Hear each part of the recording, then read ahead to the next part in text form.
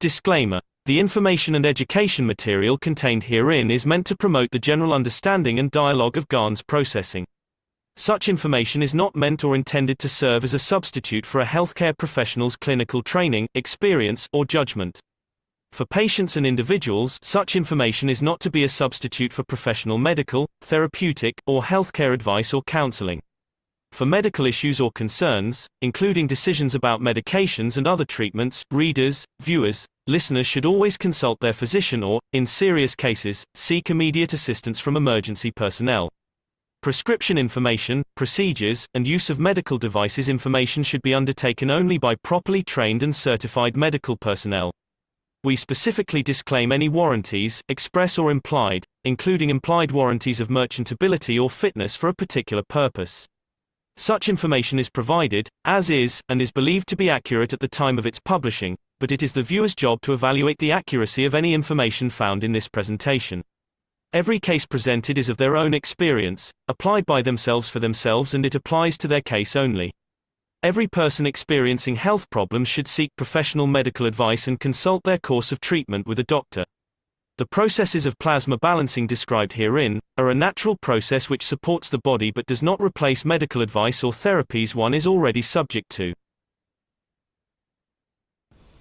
And on the other hand is the development of new energy systems, where you can produce as much energy as you need on demand with a very simple system, where it makes the human race independent of burning fuels.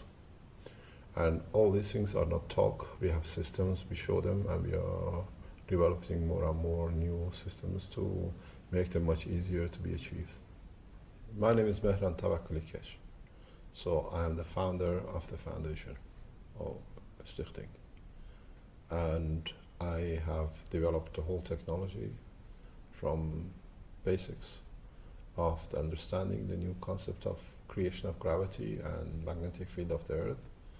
And over some 20-30 years, I found parallel applications in medical and different part of the science for the same discovery.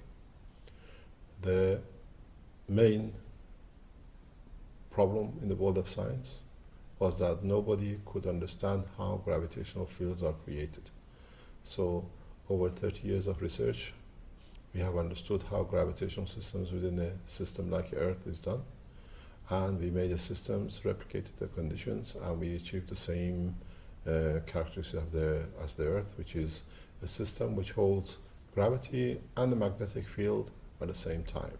So we brought the technology and the knowledge into the world of medical application, and we've seen how easily certain diseases which have been big problem for the world of science can be reversed or can be helped to be reprocessed, as we call it. We brought the same thing to the other side of material and the energy. We see the same operation.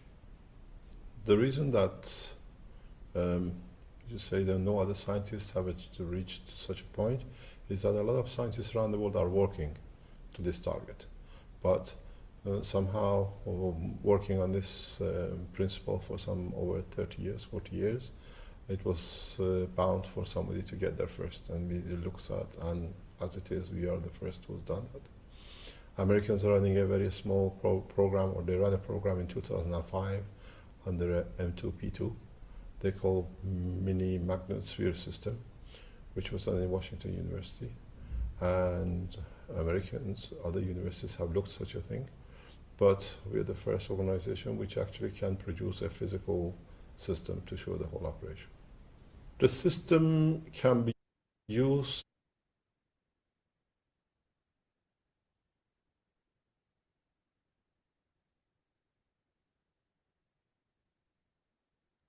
Greetings and welcome everyone to the Keshe American Knowledge Team for January 5th, 2025. Again, this is the year of a greater change, I think, than we've ever seen around the Keshe Foundation.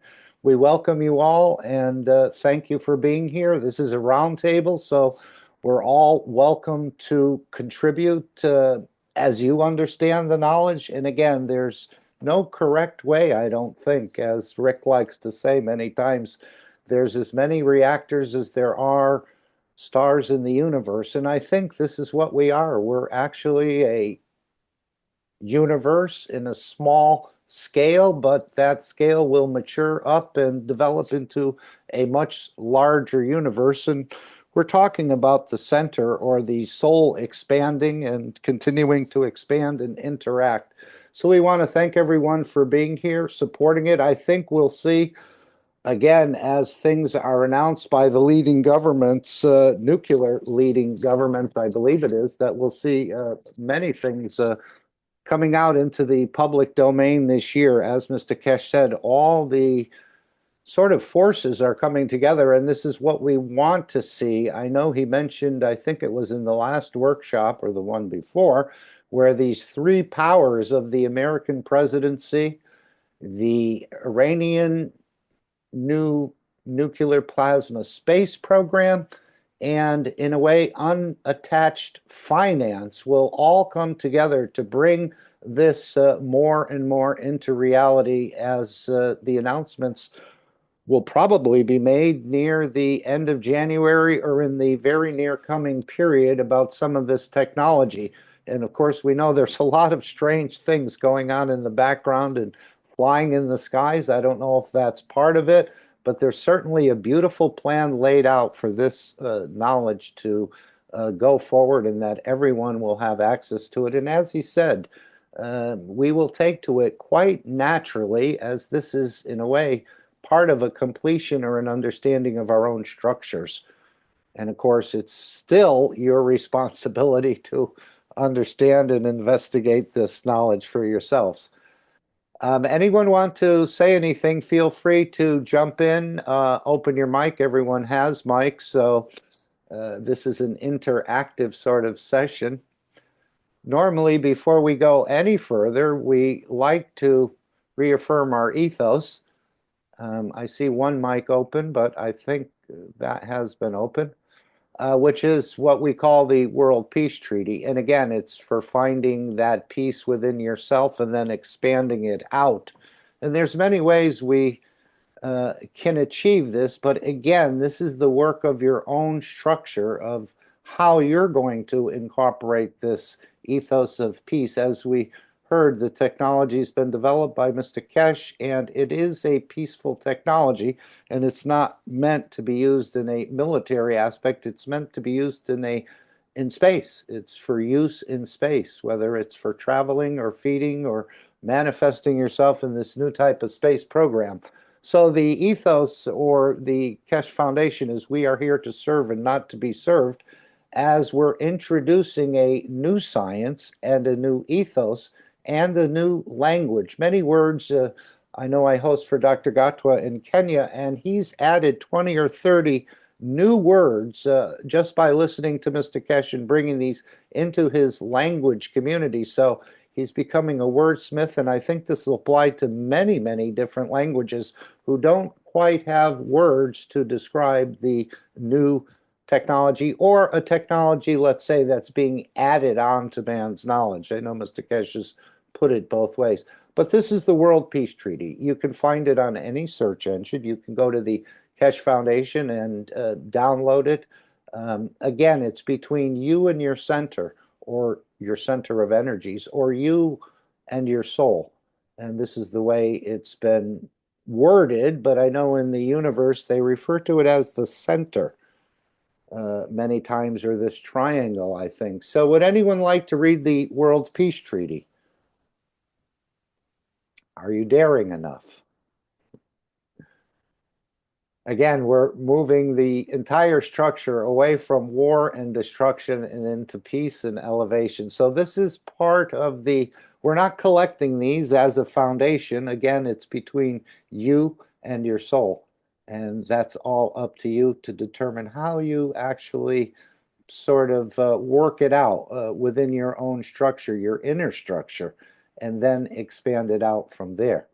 We, as citizens of the earth from this moment on, accept to lay down all tools of aggression and war.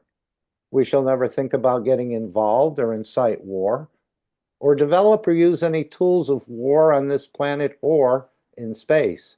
And to this we all agree and swear with our, and you can delete as appropriate, whether it's for your nation, your territory, your council, your religion, your city, your town, a body, or a soul. Simply put your name, and again, on behalf of the nation, the territory, the council, the religion, the city, the town, or an individual. Have it witnessed, and after signing this treaty, be proud to display this certificate wherever you consider being important to you, that everyone can see and know your ethos to fellow men and the mankind and other created beauties of the Creator.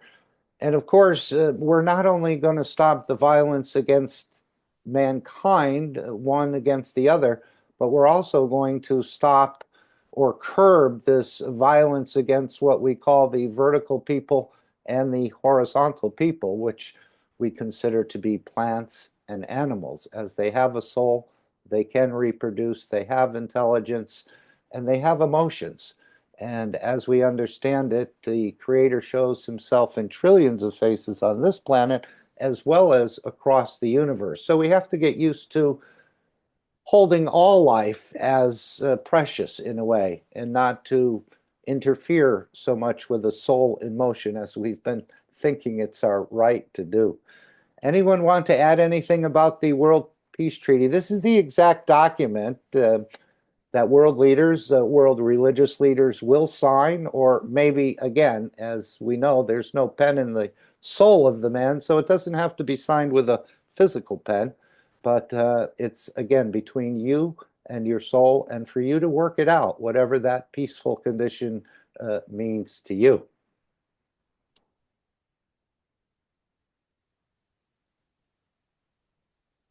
And maybe we should, at this point, again, perhaps discuss a little bit about the 571st Knowledge Seekers Workshop. Let me just, or maybe even before I go that, the video that I played here is about, this was in September of 2011, I believe it was. And of course, you can find this on the Keshe Foundation website. Or one of them, let's say, and if we can, we'll just switch over just to show you a number of different websites of the Keshe Foundation. Now, we used to do live stream, but it's gone and switched over to a platform called Vimeo. So you can see what we have here is the Knowledge Seekers workshops. We have the testimonial meetings, we have archives of the Keshe Plasma Reactor Group, and we have archives of the One Planet, One Nation, One Race for World Peace. So that's a place for you to start investigating and understanding for yourself. That's just one location, and there's many. This is the new space channel of the Keshe Foundation. There's a few videos. This is a teaching channel, so this is just getting started. If we go to our standard, let's say this one has probably, I think Alex has thousands of hours of teaching. This was part of the video that I was playing here. As you can see, it's a 2-hour, and you can see what Mr. Keshe had talked about back then is now coming into fruition. As he said, the Belgians blocked it back at that point in time, and now it's sort of coming around full circle, or the end becomes the beginning and the beginning becomes the end. But you can find, again, here all of the workshops, many of the One Planet, One Nation, One Races, and other sort of offers. There's videos, which, again, understanding the process of creation and so on. There's playlists for you to take a look at. So there's so much teaching. And as Mr. Keshe said, I can teach you as much as you can absorb. And hopefully this is the year in 2025 where we start to unravel some of these things that we haven't been fully understanding, or some of the secrets, again, have not been shared. And I think that's part of the growth of and the maturity of the man. I'm not actually sure. So we have the space plasma technology. We have Keshe Foundation as well. And this is the Keshe Foundation store, which you can, I think there's a couple hundred, or it's heading in that direction, many products within the store that you can start testing some of the plasma technology for yourselves. And there's a wide variety of offers here, from cosmic ray material to balancing out a migraine headache and many other things. But one of the most exciting things are these Soul Ray connection bundles and the Twinity MagRav connection bundles, which maybe we'll get into when we hear some of the announcements. So just to cover, it's quite a huge amount of knowledge, and for myself, I've probably absorbed less than 1% of it, but we're continuing to grow and understand more. And as Mr. Keshe reveals more of these techniques and how to trigger things in this beautiful reactor we call the body of the man, created by the soul of the man, we're going to start playing that game of the gods, or the game of creation, as he put it in the last workshop. But maybe we can go to the conclusion of the workshop, if I can just locate it, here on the 571st. And what we'll do is just to bring up our transcript. Hopefully I have that lined up around the time. But he mentioned how beautiful what's coming in 2025. We're going to start right here. As Rick said, he had a full itinerary booked out through 2025, probably through 2050. I know a lot of people are demanding Mr. Keshe respond to them and so on. He can't respond to everyone, and it's a smaller crew at this point in time. But let's see the beautiful message he's delivered here at the end of the 571st Knowledge Seekers Workshop. This year is going to be a fantastic year. It started with most beautiful message yesterday, in direct collaboration with one of the leading nuclear governments, accepting the technology as a breakthrough. Our team has been working with them very hard, and in supporting the technology to become public. It was the biggest gift we could receive as a new year. And receiving support for the first time. We were looking for this support for nearly 25 years after what the Belgians did with us in 2012. And we reached, well, in a way, confirmation of technology has brought that situation. And now we are backed by a major government in development. And all they want from us is spreading the technology, and they do the rest of it for bringing the nations into working with it. And we will see the change when it comes to knowledge seekers in the background who's done a lot of work to get to this point. It's a fantastic year for the world of science and technology. Everything has come together, the political situation, the economical situation, the socio-economic, and now the science, all has come together. It's just time to mix it and see how the game played. A lot of people would not like, a lot of cartels will go bankrupt because of there is no need for people walk away from it. And a lot of energy cartels will be destroyed. A lot of drug cartels will be destroyed by their own people not using, but there is no need for it. What we see, the financial structure will crumble under its own, what do you call it, itself, and a lot of scientific worlds will change because of the new direction. And amazing is how people will jump into it so easy. The easiness of the transfer.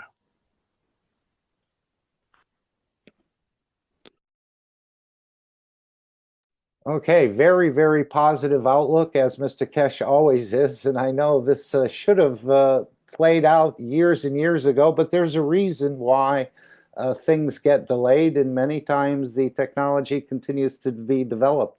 As he said with the Ubisoft, if they would have released it in 2020, it would have been 1,000. If, as they release it today, it's now 10,000 or more. So much deeper knowledge has been gained in the interim period, even though they thought things were getting blocked. They're continuing to be developed. Anyone want to make any comments on this? And of course, as he mentioned in the announcements, which I think will play next, they're going to be solving, hopefully in this winter season, the gas crisis that's seemingly or about to plague the European community. I think that's was mentioned a couple of years ago, but I think it was quite a mild winter last year. I know the tanks were not fully filled, but now in conjunction with governments and others. So it's beautiful what Mr. Keshe is talking about. And for the knowledge seekers, again, we're going to start to learn about this spectrum of fields, this plasma collection of fields where we can isolate one field within the plasma and to be able to work with it as a magnetic or gravitational line. And again, he said to be able to add to it, to take away from it, or to sustain it, or give it enough strength that it can interact with other energies, let's say. But this is part of this whole process of creation, which was hidden in the teachings for so long. That's why I think many haven't been able to achieve or to replicate some of the things, like I was working on the self-charging flashlight, but I was never able, just out of 1 meter worth of wire, to be able to allow that flashlight to instantaneously, in a very short period of time, recharge itself again, just using the interaction of the field. So maybe this will be something that we can follow up on some of the projects we haven't been able to complete in the past.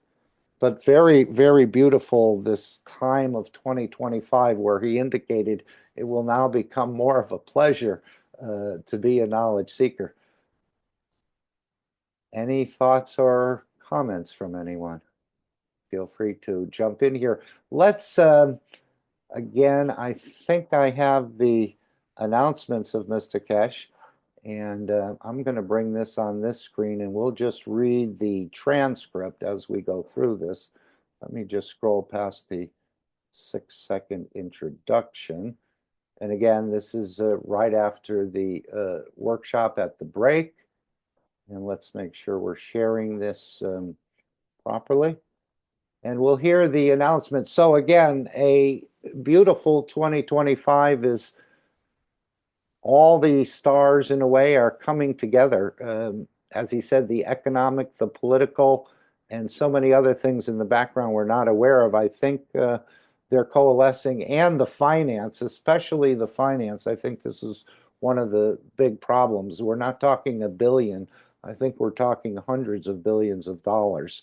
And again, some sort of independent finance that's not connected to the usual structure. So there must be much funding available, but it's sort of hidden. And I'm not sure how that's going to play out, but it's going to come together. And along with not only the Iranian government and the American government, but the Chinese government and other governments as well. As he said, it's going to take more than all of us to unravel this knowledge. And maybe we'll even see the entities from the universal community jump in as we start to become more peaceful. So let's hear the announcements. And again, we'll just go back to the store, as he mentioned a little bit about these cosmic ray bundle sort of soul connection and Twinity MagRav connection systems.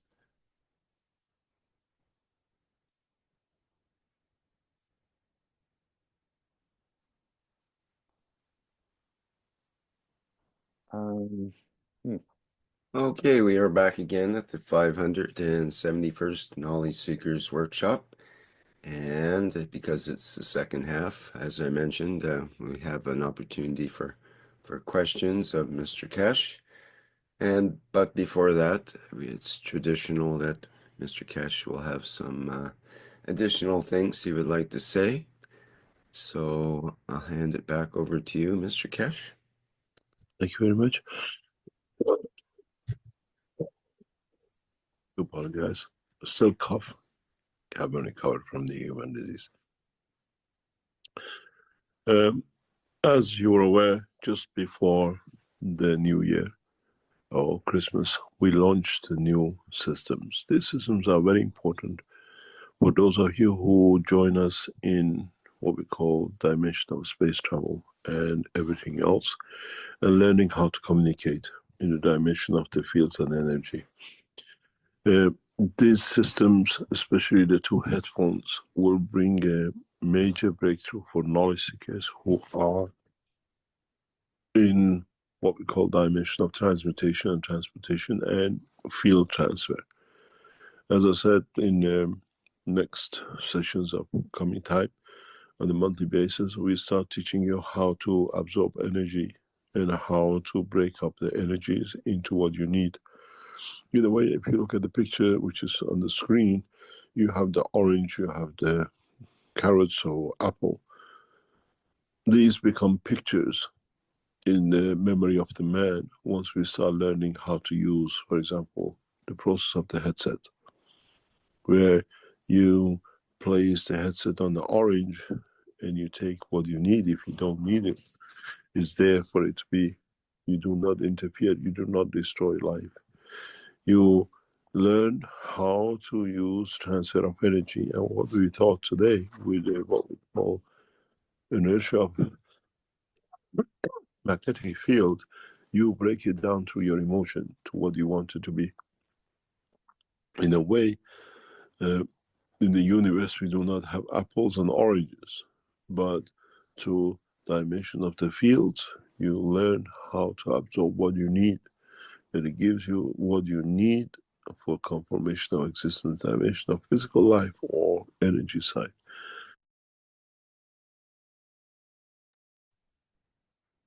Okay, and if I go to the store, what he's showing there are these, let's see if we can just find it. Yes, this is the one, what they're calling the Keshe Gans Nutra. Let's make sure we're just sharing that. Okay, here it's shared. And I've gotten these and I've been playing with these a little bit. Again, I'm training for a marathon and I haven't really jogged around the block yet, but I'm just starting to play with these. The first week I've held them in my hand, 30 minutes in the morning time, 30 minutes at the lunchtime, and 30 minutes at the dinner time. And again, there's a variety. The fruit I've been using in the morning time, and then the herbal one I'm using at lunch as a Mediterranean salad I'm envisioning. And at night, I'm using the red, what they call red, which I believe is the protein or the red meat. I haven't introduced the veggies. That will come later. So the first week I held them in my hand and definitely curb the appetite, but there's something I still want to eat at times. And again, I don't think we're getting something that's taken me all of the years of my life and then reversing it in one quick go, although it is possible. I think it'll be a step-by-step process. So the first week I held them in my hand, 30 minutes each. So I spent 90 minutes with these vials per day. The second week, I've actually stood them up one at a time, again, in the same process on the Cosmic Ray bundle, and wore the headphones. And I even drove my car and brought somebody somewhere, and the unit was at the home. So I was feeding while I was driving and waiting in the parking lot for the person to come out from their appointment. I think next week, or this week, starting tomorrow, we'll probably use, as Mr. Keshe said, the alkalizer and put them in a container and put them in some distilled water, I think. He hasn't explained it fully. As he said, some people are taking some of the GANs out of here. I don't think you need to. But as he said, there's a million apples in this vial plus 100 other things. If we learn this line of connection and communication with it, you don't have to kill the apple. And of course, I think your structure will be much healthier. And so this is what I'm doing. I'm just testing it. I'm playing with it. He hasn't fully taught how to trigger these things, and hopefully that'll some techniques will come, or maybe I'll sort of connect to it more and more. But amazing. I haven't been hungry, but I still want to eat. And my philosophy before was I only ate when I'm hungry. So I'm kind of going through a little bit of a dilemma here, wondering why. But again, this is just the initial stages. You can't go from 120 miles an hour down to 5 miles an hour. It's damaging. So we're going the other way, hopefully, from or eating a lot to down to not eating so much or not needing so much or more of the work the way the creator works of absorbing fields.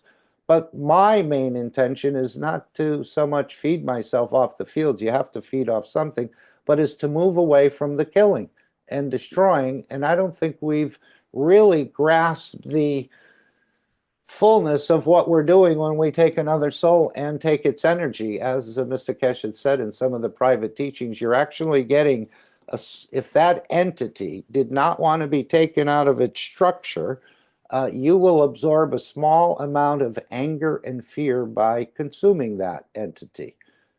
As you catch a beautiful fish and everybody compliments you, how big it is and how nice it is and how great it tastes, but that fish was part of a structure. And just like you would not want to be taken out of your structure, I think it's the same. So if that fish feels fear and anger by consuming it, you will embed, I think, some of that fear and anger within your own, and then just spread that across how many souls we're eating.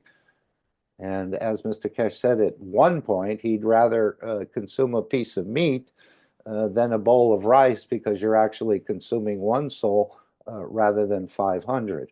So this is just something I'm playing with. And again, hopefully we'll understand a little bit more about this process as this year goes on. But it also affects direct communications, I think, too, when we can understand this process more and more. But the main point for me is to move away from the killing other entities when if you're made in the image of the creator, you don't really have to do that. And again, it's not a practice that's acceptable in the universe as we understand it.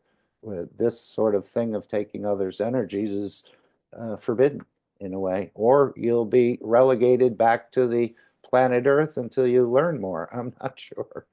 So, but let's hear Mr. Keshe explain this one, how there are millions of apples in this tube, what he's showing here.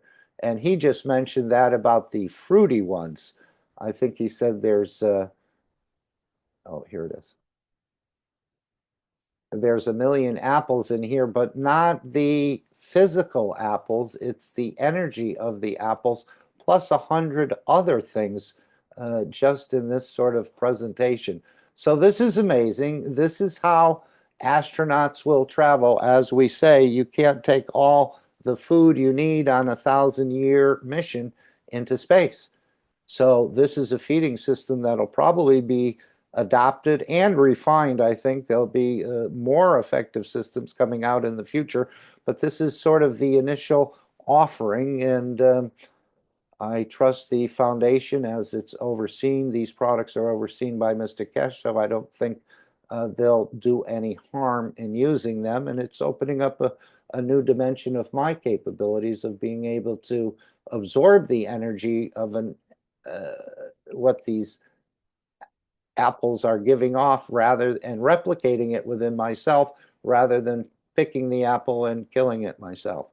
So it's a beautiful understanding, and I never thought you could feed yourself without eating, and now I'm actually part of a test in a way. I think these will all be made into applications, again, where you just connect your phone with headphones if need be. I'm not sure. There's probably multiple ways to do it.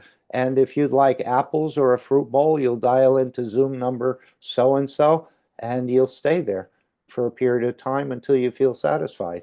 And if you need more later in the day, you go back into the same Zoom room, and it will not be expensive. It'll be very affordable for everyone, and that no one goes to bed cold or hungry. Any comments? Any thoughts? Well, let's Or you hear. could dial, or Yes. you could dial directly to the apple. Yes, this is what I think it'll lead to. Remember, we use the matter state, even though he said there's energy, these tubes are energy, no matter what you call it. But yes, we use the matter state to reach the level of understanding of the soul of the man. And as Mr. Keshe said in the past, if you uh, go next to a sheep and you become more humble than the sheep, you'll be able to enjoy the lamb without having to kill it. And this is why I think you're right, Mosfeq, that it will lead into a full understanding of doing it directly. But these are tools, training tools in a way, and also to build confidence in this. And perhaps also, as I was thinking, maybe there's a time for these fields to build up because we're not used to really feeding this way. So there could be a culmination. Something simpler, really. You can, go to a fruit and, stand next to it and just focus on it and say, I would like to exchange energy with you. You take from me what I need, and you give what I give you what you need. Give me what you need. Do you need any intermediaries? Right. So the head, you're going to just bypass the headphone, the whole concept of the headphone. Well, I'm not bypassing it, but see, it's not bypassing or it's experimenting. I mean, we have to conduct our experiment. Whether we do it through an instrument or not, that's not the important part, But the thing is that doing the experiment is the important part. What's the objective of the experiments? You can do the experiments in different ways, and different people will take their own way depending on their ease of their understanding, ease of approach, and everything else. Yeah, depending how much physicality you're depending on. If you're not depending on any physicality, then you should be able to transmute or, as you say, just absorb that field of the apple. But for us who are a little bit in the physicality, let's say, these are training systems to help most of us. Actually, what I'm mentioning is that it's kind of like the same thing when we attempt to communicate with people. Mr. Keshe said that we can use their face as the telephone number. So use the physical apple as the telephone number to reach to its soul. It's the same process, but with the apple. So you look at the apple and use that physicality as the telephone number to the soul, because it's an expression of the soul. So use that, and then you can reach it. It's not that difficult. We're still using physical means because we are physically attached to this planet and the environment. It's still a physical process, but you're using, he mentioned memories, using our memories of the food. Yeah, but the first thing is, connecting with an apple, you look at the apple. The apple is a manifestation of the soul of that. And then you use that to further go connect with the soul. Once you connect with the soul, you have a different interaction that we can remember, and we can then do direct connection. That's later. You have to physically look at the apple first. There are several ways. It depends on the person. You can physically look at the apple. You can even remember the taste of the apple and use that as that's the physical way of connecting. So there are multiple ways of, we can imagine the face of a person. We can focus on their voice. There are all sorts of ways. Yeah, that's what he said about that picture is like if someone has passed and you sort of want to get in touch with them. I know you don't need a picture, but Mr. Keshe said somehow that is a telephone number to connect to that individual. There's a trace of, would you say, Mosfeq, there's a trace of their soul in that picture? The soul created the physicality, so it has the signature in it. So it's the bridge. Physicality is a bridge to the soul. So that's all. Right, and I'm sure the creator doesn't go through a book of creations to see which one he wanted to connect to, and he had to look at a picture of it first. That once we connect soul to soul, then we know the interaction. But before that, we can go take this easy approach. But once we know the soul to soul interaction, then we don't have to go through the intermediate. Then it becomes very fast. It's the same thing like when we do meditation. You know, people do meditation to go to come to a calm state so that you can do other things. But if we have the emotion of the calm state plugged in, then we can do it it doesn't even take a second. Same thing. It's And kind of like what he said about these headphones, these Cosmic Ray Soul Connect in bundles and communication bundles and the rest, I think when they embed the Cosmic Ray material, he was indicating that these will be more addictive in a way than to the computer games the children play with. So people are going to have a lot of fun with these sort of devices, I think. And as he said, they can be used in detecting falsehoods where someone wouldn't need to be injected with a sodium pentothal or whatever for them to fess up, let's say. You can just put on these headphones and ask a question and you'll receive the answer. Let me just share that. Yeah, he's talking about these here, this Cosmic Ray Soul Connect and the Twinity one. I think this is down here. I'm not fully clear on the difference, but he did spell it out. Okay, let's go back to the other video again on how, I think this is a beautiful, again, instruction on how the creator feeds. And since we're made in the image of the creator, we should be able to replicate the process without any devices. But in the interim, depending on how much physicality you're depending on, you may need these for a training and to build confidence, as I see it.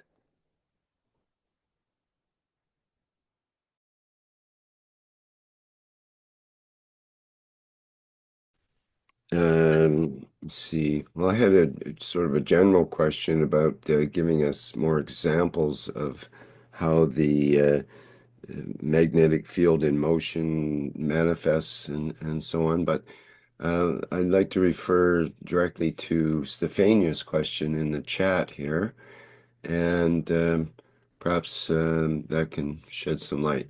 So she says she's asking if the line of the magnetic field to travel is similar to how the meridians of the body operate. She makes the example in the foot. You can decide which organs of the body to treat by touching a specific point of the foot. So we know that if we can learn the position of each point, we can decide where to go to have an effect.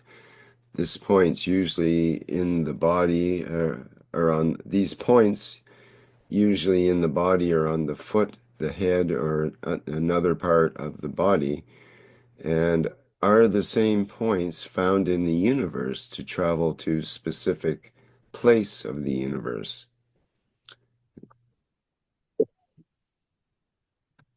According to or trying to understand what she says, I used to have long discussions with one of the knowledge seekers who's a doctor and worked on this meridians and a point. And she always said, you give me any part of your body, I'll work it to work with your kidney or liver or whatever. It's you who decides in your emotion. It's not just the foot. She says you can do it on your tip of your fingers. Each section of the finger will have the same characteristics. Where I touch, you'll touch your liver. Where I touch another point, touch your, what do you call it, kidneys. Because I decide through the field emotion of my body, that's the field strength I produce, and that field strength is equal or parallel or in power with the liver. So I can pinpoint your forehead and pressurize it or touch it, and because I create the emotion of I want to reach your kidney, that's your kidney point on your forehead or on your tip of finger or your toes. So this philosophy of your replication is everywhere. It's you who decides what it is, and if you can produce with true emotion the field strength of that organ, you get in touch with it. You don't need arm. You can even do it in the air. In On the other hand, you need to understand. If you look at the picture on the screen, it's fantastic. It's when it was taken, and when I looked at these pictures when they were doing them and putting them up, I said, when would people understand? This picture, you take the writings away and look at the background, look at the actual picture.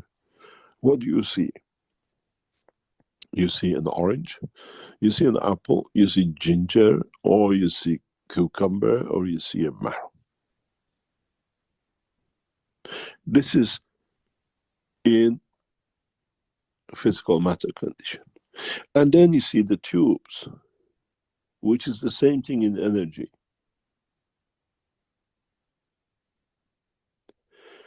We look at the fruits, but we have not understood that what's in the tube is the energy of that fruit.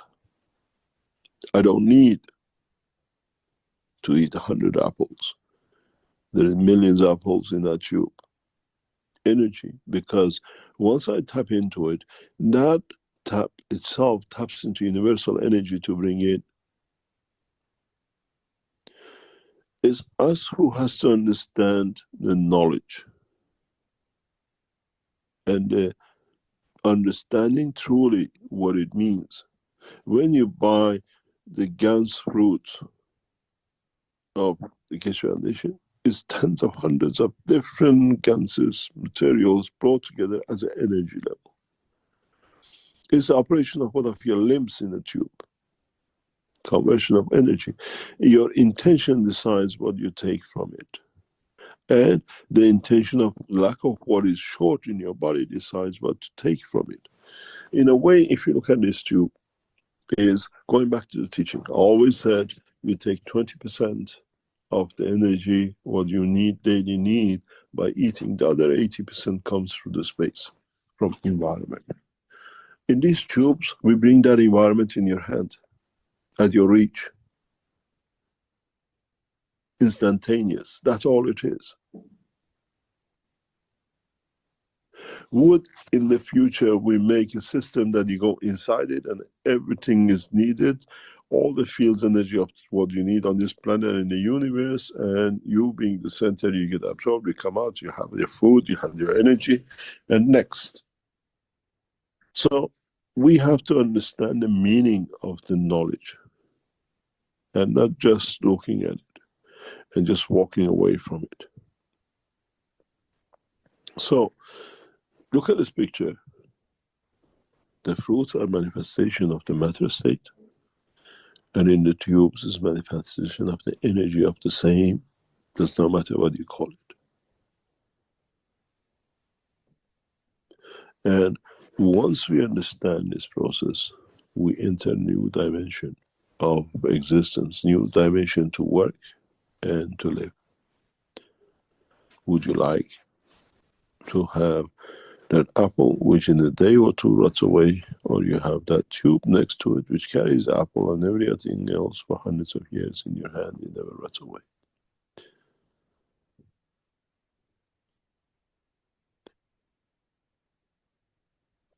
Is understanding the knowledge. This is what I said, the new twin headsets.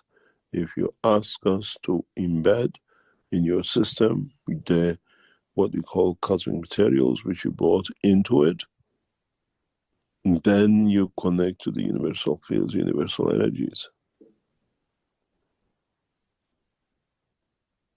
You connect it to an apple, you get an apple. You connect yourself to the universal fields, you receive through the soul, which feeds the body. And our data shows this clearly. We take from a space and we bring back in and we give to our physicality through the soul of the man. And I showed that picture to you last week. How directly in one dimension, and we always feed the dimension of the heart where it carries the soul of physicality. If you looked at the picture of last week, you should have seen that. It'll come in from a space, feeds the soul, and through it, in another dimension, directly connects to the left side where the heart is. Feels the soul of physicality, and the soul of physicality feeds the physicality where it's needed.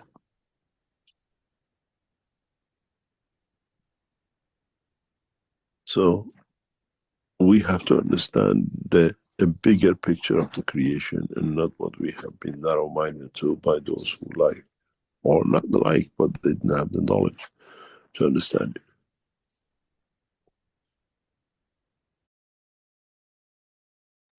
Okay, so that's what I'm playing with. And again, the first week I held them in my hand, 30 minutes in the morning, 30 minutes in the afternoon, and 30 minutes in the evening.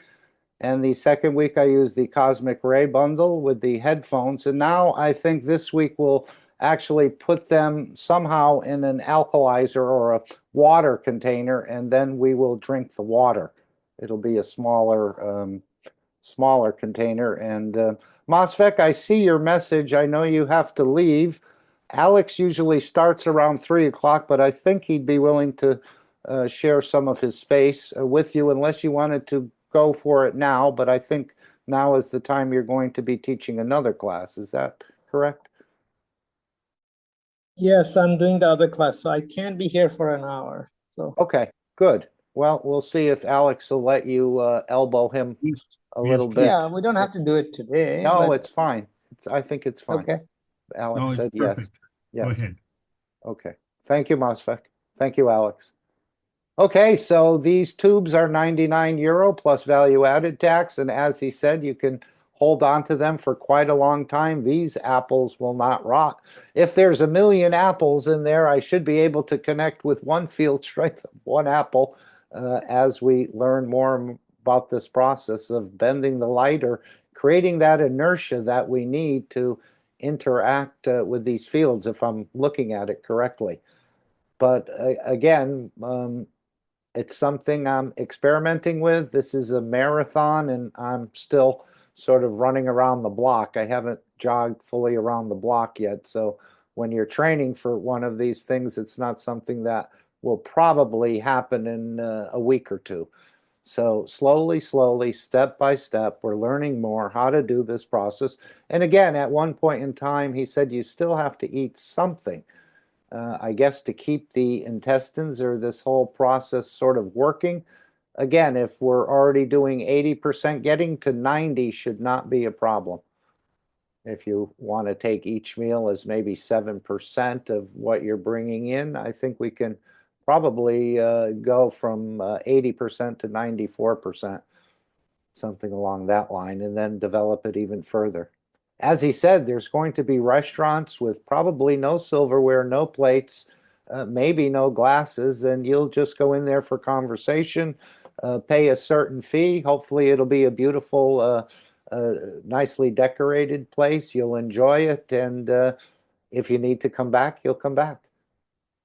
And this will be the new type of feeding. And as Mosfek said, and as Mr. Keshe indicated, once we learn some of these things, we can just basically walk through a supermarket and absorb what you would like to absorb and leave the supermarket without paying anything. Maybe you can even bring your whole family, but I think they could get wise to that after a while.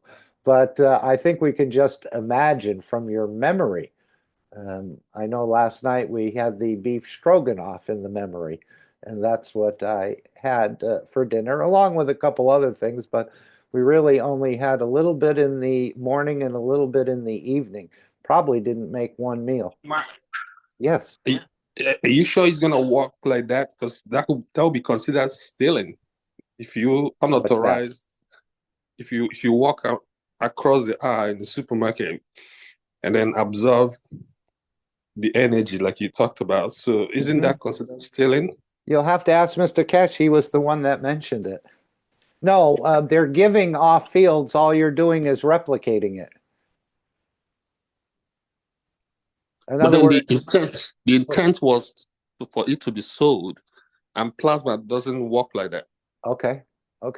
Yeah, I know when he talked about the cup and the orange, and I asked him that we were killing the orange, he said, no, you're not killing the orange. You're replicating the fields that the orange is giving off into the environment. That's all we're doing. We're not killing the orange. We're just replicating the fields that it's giving off. As he said with the lamb, if you can become more humble than the lamb, you don't have to kill the lamb and you can feed on the energy of the lamb, as I understand it. So is that stealing if it's freely given? Or you ask permission, as he said, and if you're granted permission, then it's yours. But you'll have to ask Mr. Keshe to clarify that point. But he did bring that up, that you'll be able to walk through a supermarket and absorb what you need without killing. Anyone want to make a comment on that? Well, you may be right.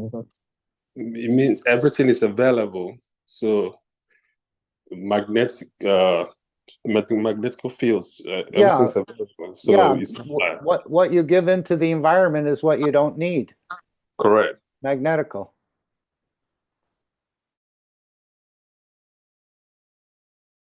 But I'm sure you can ask permission as well. Okay, any other thoughts or questions on this? I thought maybe MOSFEC was ready to, and that's where I was going to go next, but maybe we can look at something that Alex has been covering about these colors, or we can go to the teaching. Again, it was a very, very beautiful teaching about unraveling these, isolating these magnetic fields and being able to take, add to it, to sustain it, to give it enough energy. But again, this is a mystery to me, how it's actually done. And as he said, there's techniques to doing this, and this will be shared in this year of 2025. But it's a whole new insight on understanding this puzzle of creation and how to bend the light and to create that certain inertia you need to allow it to bend. But they're going to go into more of the details of the work in the 2025 period. And then we'll be able, as he said, to create the gas or the walls or the bricks without any sort of radiation. And again, these are processes that's going on in your body on a regular basis. So if you think it's far out, your body is actually doing many of these. He said this tube is like a lymph of your body in a way, if you can connect to it, but it's doing the same sort of work.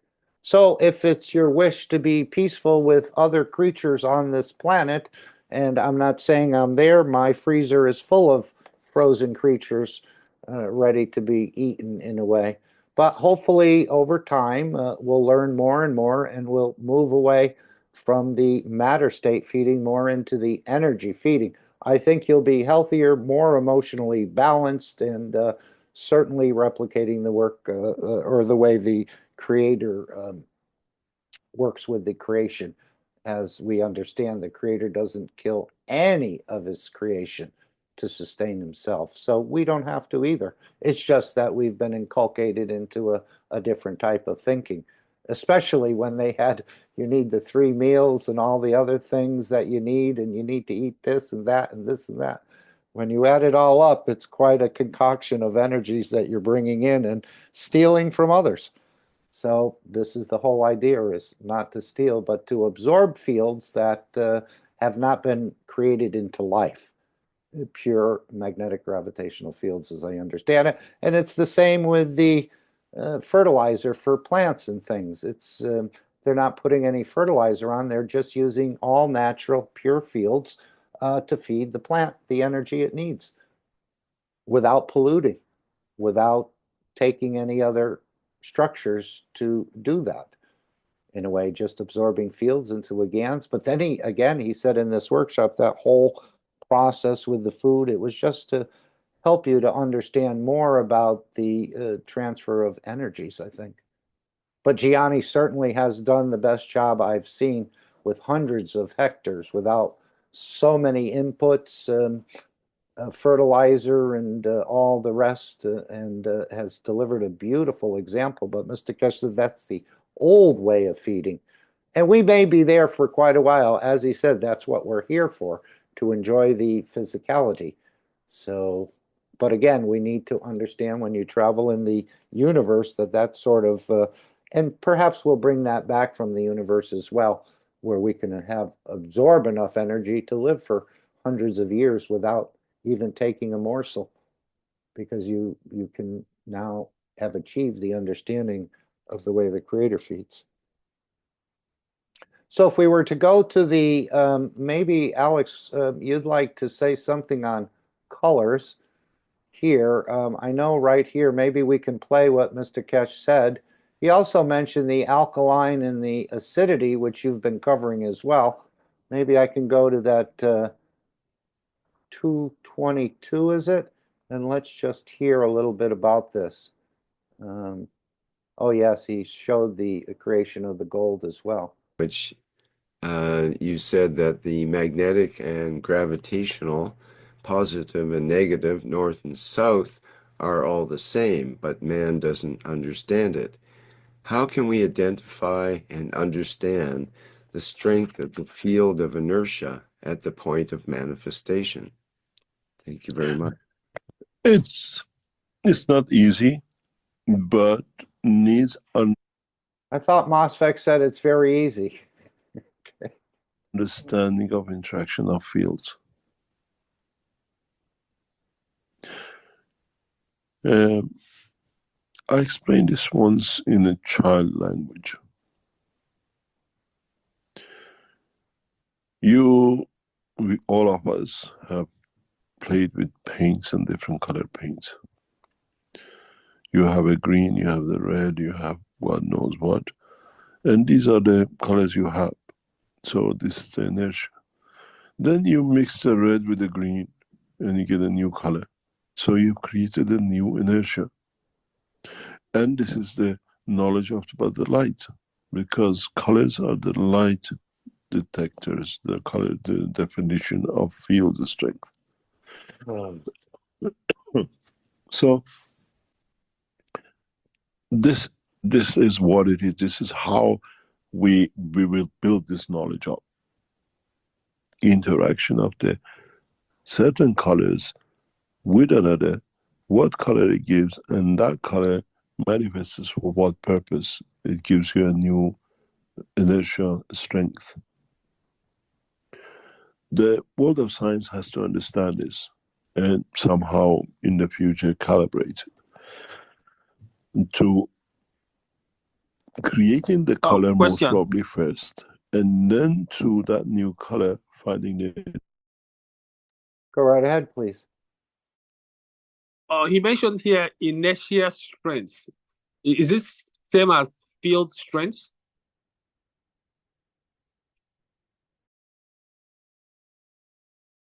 Well, inertia, I think he said, is the same as salinity, and its inertia is more with a smaller structure, where with a planet we call it gravity, but it's all the same. So is it a field strength? We need to, I would say it is some sort of field strength, but if you can, the only way to bend something, I think, is with matching the inertia of that particular strength. Anyone else? And I don't have a big clue how to do that.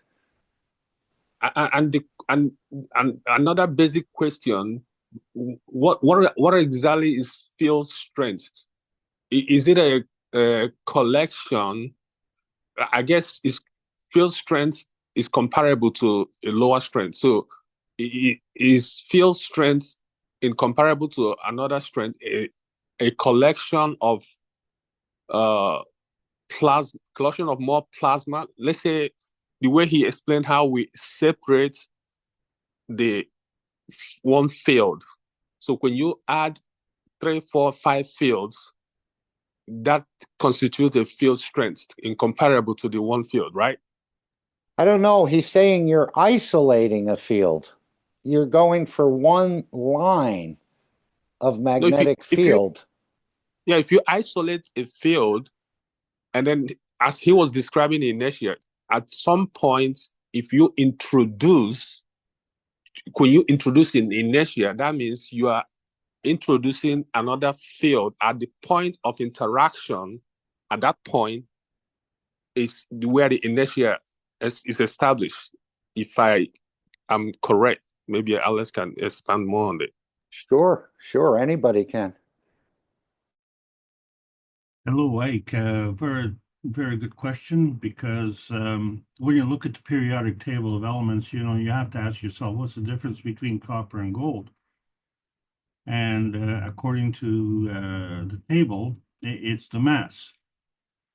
But when you look at the atomic structure of the uncut element, it consists of electrons, protons, and neutrons. And they all consist of electrons, protons, and neutrons. So what's the difference? But that's the matter state when you're counting or working with electrons, protons, and neutrons. When you're working in the energy state, you work on a strength, I thought. Well, that is the pivotal point.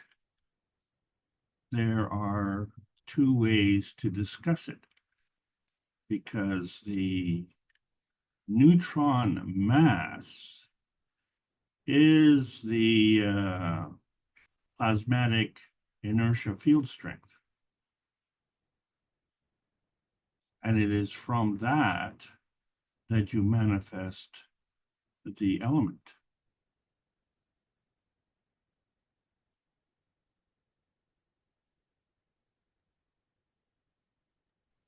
Okay.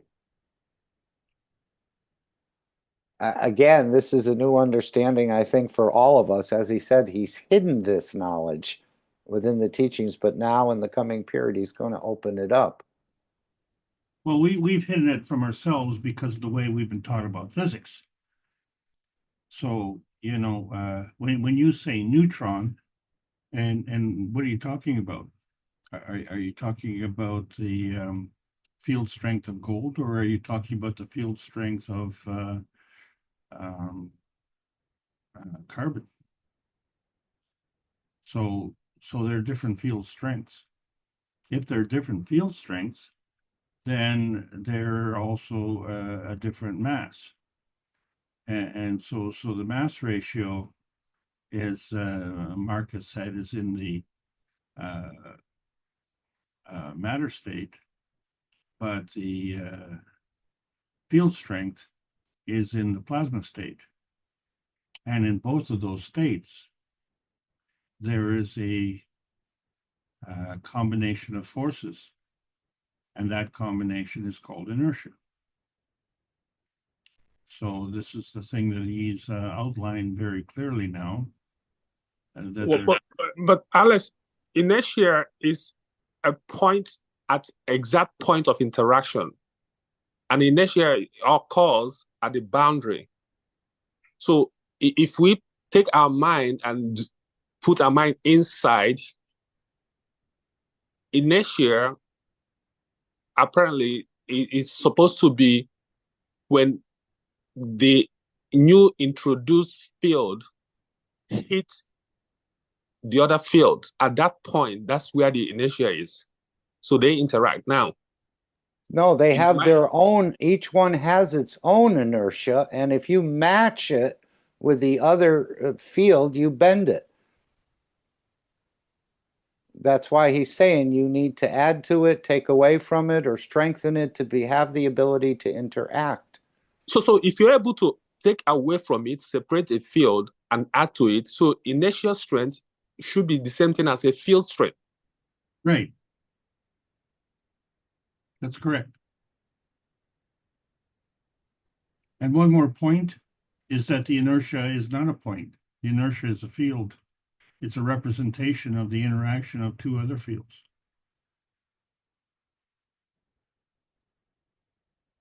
Yeah, he said the way it works in our body with the inertia, we call it salinity. And then I thought of that video where you voiced over on that, Alex. He said where we change the salinity within the kidney, that the stones melt within a few sessions from thousands of kilometers away. So the salinity, again, the inertia in the small is the atomic. In the larger things, we refer to gravity, but it's all the same. Oh, no, no, no, no. You have the if you do not have a MAGRAV condition, which is a combination of the magnetic and gravitational forces, you don't exist. So you can change the magnetical strength of the force field. You can change the gravitational strength of the force field. What is confounding to conventional science is they don't know where this change went, because they can't see it, they can't account for it. The only way that we can account for a change in field strength is in chemistry. But when it comes to non-tangibles, we don't know where it went, because we don't really understand the rules. And so once we see how the rules play out, and we understand that regardless of the energy state that you're playing in, whether it's the lowest energy state or the highest energy state, the exchange of energy is the same. So the rules of the transfer energy state are the same, but they don't tell you where that energy goes. And this is the thing that we have to learn is what is governing the motion of that energy, the addition and subtraction of the energy, if you will, and what is changing the force field, and what is changing the field strength. So what we've done is we've sometimes used multiple words to describe the same thing, and we treat it as different things. So to your question, the inertia field strength is involving the mass and is involving the energy. And so the problem that we have is that the energy and the mass are operating in two different environments. Well, that's right. Remember he said inertia of matter states is at the point of observation, and inertia of energy is at point of interaction. So inertia occurs inside and outside. And also he described that light has inertia as it travels inside, and then outside you still have inertia. So my description of my saying that inertia occurs at the point, I'm looking at the energy states, the interaction. Okay, let me just be right there, please. Go ahead. Okay, so the point that you talk about, the point of interaction, is your interaction. And so your interaction is your point of view. But the point of interaction is the vanishing point. It's the point of the crossover. The crossover from one energy state to another energy state.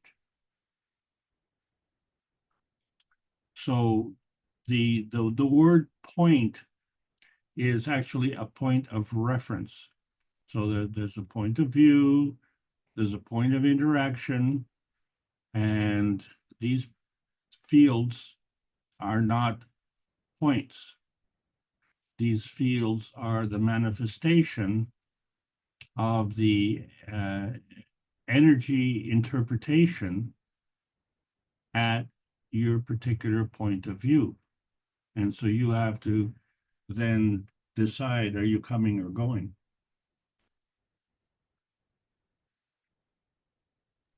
And there it is right there. Inertia is another word, salinity. Inertia is a given specific field strength of gravity. Ike?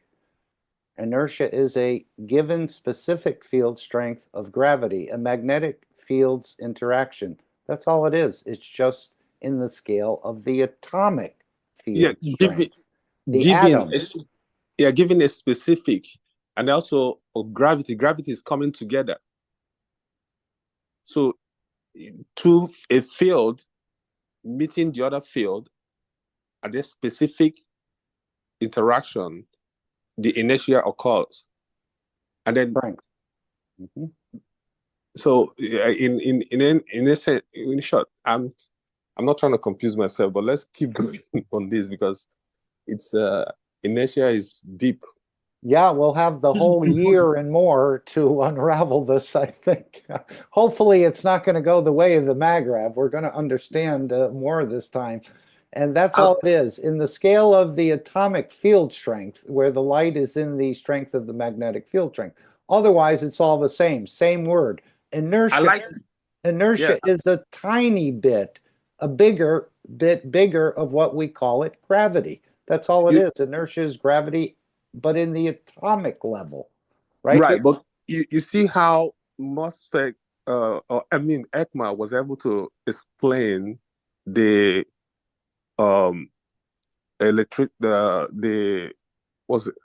escaped my mind when we talked about when we talked to him about electricity when Tesla and Edison. Tesla was on DC,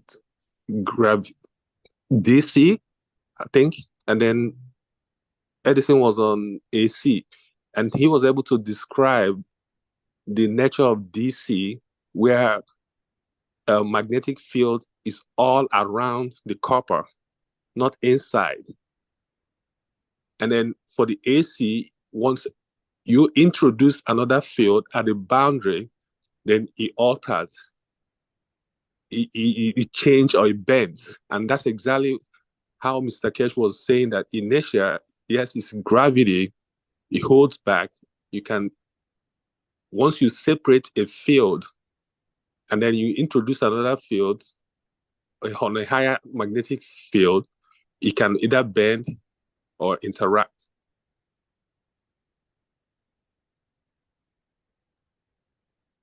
Well, I would say inertia is a field of plasma within a gravitational field within, like the Earth, that creates the matter. It's a plasma field. One hydrogen atom is a plasma field, but it's only a plasma field in the environment of the Earth or any other planet. Right. As he said, to become a master at this takes a long, long time. Hopefully we're going to short circuit that a little bit, but maybe you need to take a long time to fully understand it as well. Yeah. Let me ask you another question. Go right ahead. What is stronger, a neutron or a neutrino?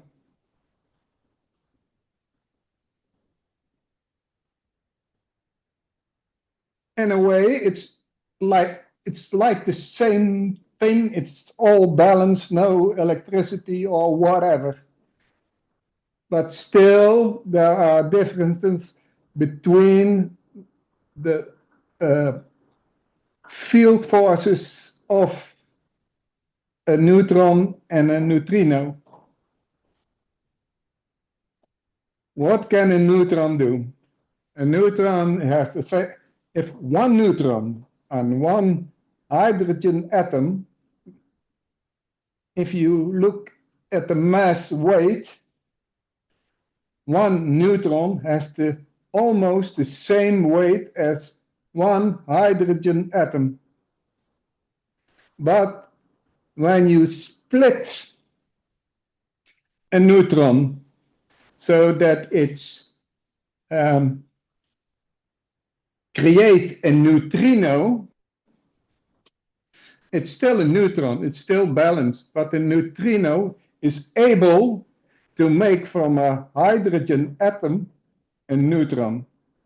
So which is stronger? A neutron does not feed a neutrino, because in fact, the stronger feeds the weaker. But although the neutrino is smaller in size and in its own environment, it's still on the matter field, not on the energy field, able to change a hydrogen atom into a neutrino or into a neutron. So what you call strength and what you call field interaction, that you have to think in two levels. That's why I called the question from the cosmic ray matter. On the battery, I recall that. Yeah, because when I saw the tube, and then all that is in the past, you know, Mr. Keshe was in Chernobyl. You know that the reactor blew up. But Chernobyl is a reactor made with graphite.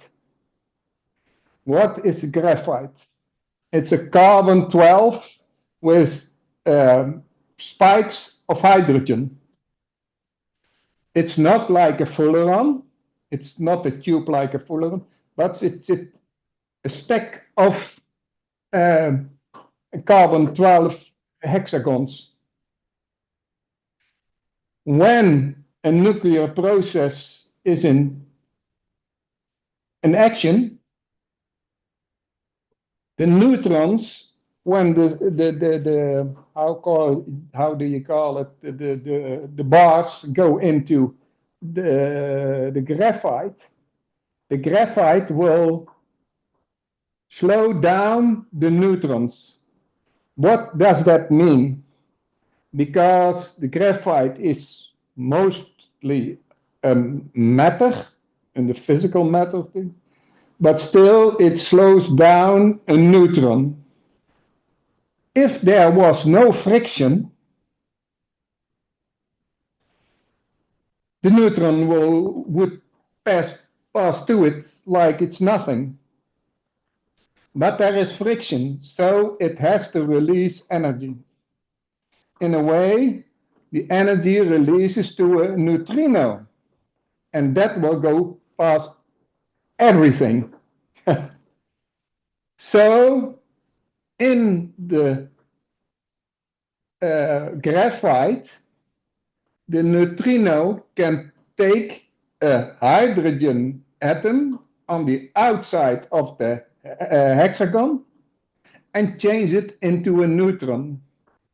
So it's not 6 times 12, but 5 times 12 and 113.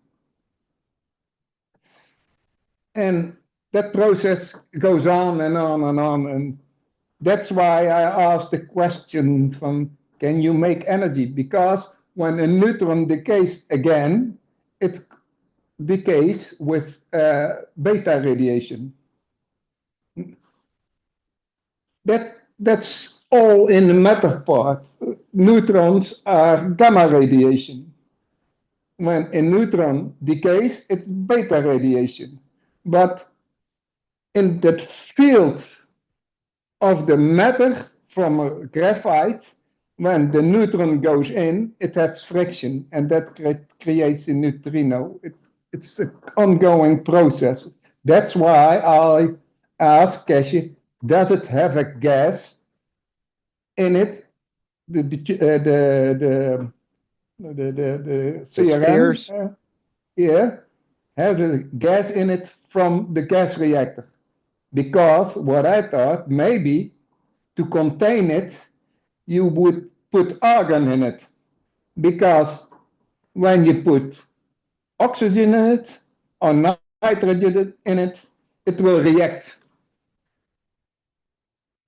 But it has to be in the same condition so that you can use the magnetic fields of the headphones to create a wave. So create a wave from left to right or right to left. That's what he does. He gives it not a sound, but a magnetic field, and that creates, when going up and down, like matter and sound and anti-sound, it going from left to right and right to left, it creates a balance. And that's how I think he uses the C14 that is made in the Chernobyl reactor to lose like neutrinos. It's just a neutrino can do so much, change hydrogen, and it can change nitrogen into helium, or even in carbon-12 again. That's the process. It's the tiniest of force field create the biggest change. In fact, that's why can you do that? And then, like when I asked, can you make a battery out of it? He plays the Kobayashi Mura game. It's a nebula, and he said, okay, you cannot take it out because it's shielded. I didn't say that I want to use the cosmic ray matter, but I said, if there is, in effect, you can take 1 square millimeter or 1/10 of a square millimeter, that's a lot of atoms. Yeah. And can you create a new battery from it because of the beta decay in the process of a magnetic field? But I think he wants to use it in the process of protein, change the protein. And that is a dimension when sickness is like cancer, or like me, MS, is change the environment. And that's why a neutrino can change it back into another field. Would you make a neutron of it, or would you make a hydrogen atom of it? And we're doing this within our own structure. Aren't we splitting neutrons on a regular, constant basis, 24 hours a day? But it's all, in fact, happened because of a neutrino level.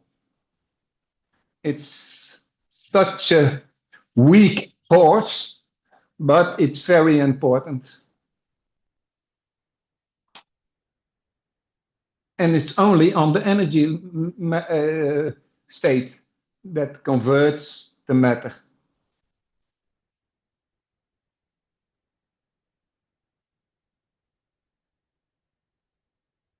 So with these colors and creating colors not out of the matter state, but out of the inertia, is this going to improve our what's the reason for this? He talked about food a number of times, but of course he's talked about hair as well.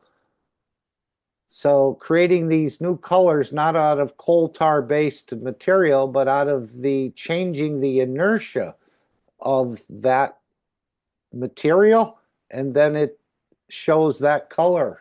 Alex, anything you want to add here? Thank you, Fo. Or did you want to continue? Please go ahead. Yeah, just remember what's the color. Its color is an electromagnetic field.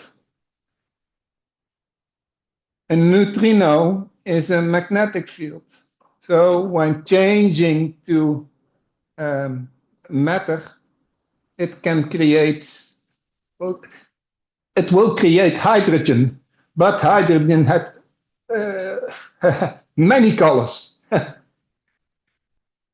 That's what, and even if it didn't have, Keshe mentioned it all the time, it's in the field strength of an extreme ultraviolet.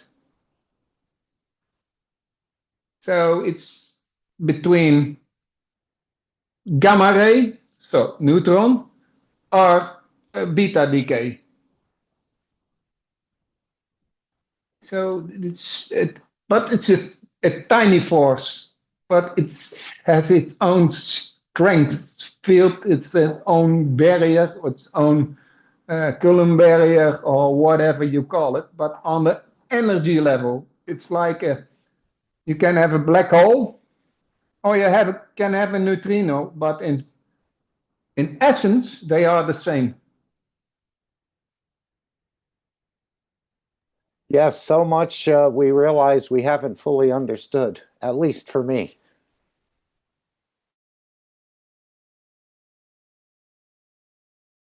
Anyone else want to add anything else? Anything on these colors? Apparently science needs to learn a little bit more about this, but yeah, that's how you get all the juices to look the same.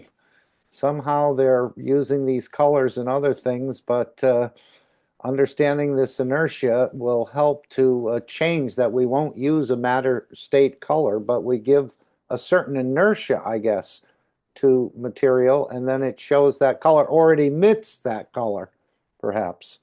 And this is will lead us into understanding more about the zero-time communication, I think, and the transmutation process.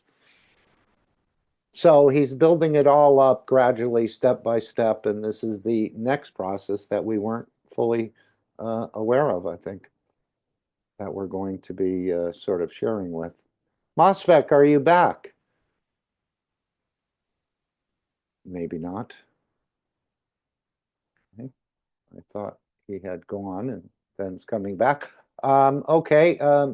Any other thoughts or questions on this? Again, this workshop is so full, as he said, it may take us quite a long time to unravel all of it, but we're going step by step and hopefully bringing in some of the scientific community as well as converting some of these weapons makers into peacemakers and space travel technology providers in so many ways. And this will have an impact across the society. They said when Kennedy ran that space program, every dollar he put in returned $10 back into the economy with new technologies like Teflon, which I guess ended up not being so great, but many new industries came out of the space technology in the matter state with rockets and burning fuel. So we can imagine how many things will come out of the new space technology. Again, things that we probably can't even imagine as of yet will be manifested in time as more and more gets developed. Anyone else?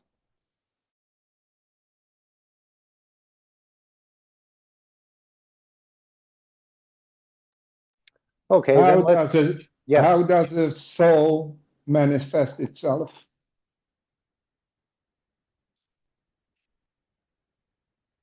Let's say you're in a plasma condition and you want to meet your deceased grandmother.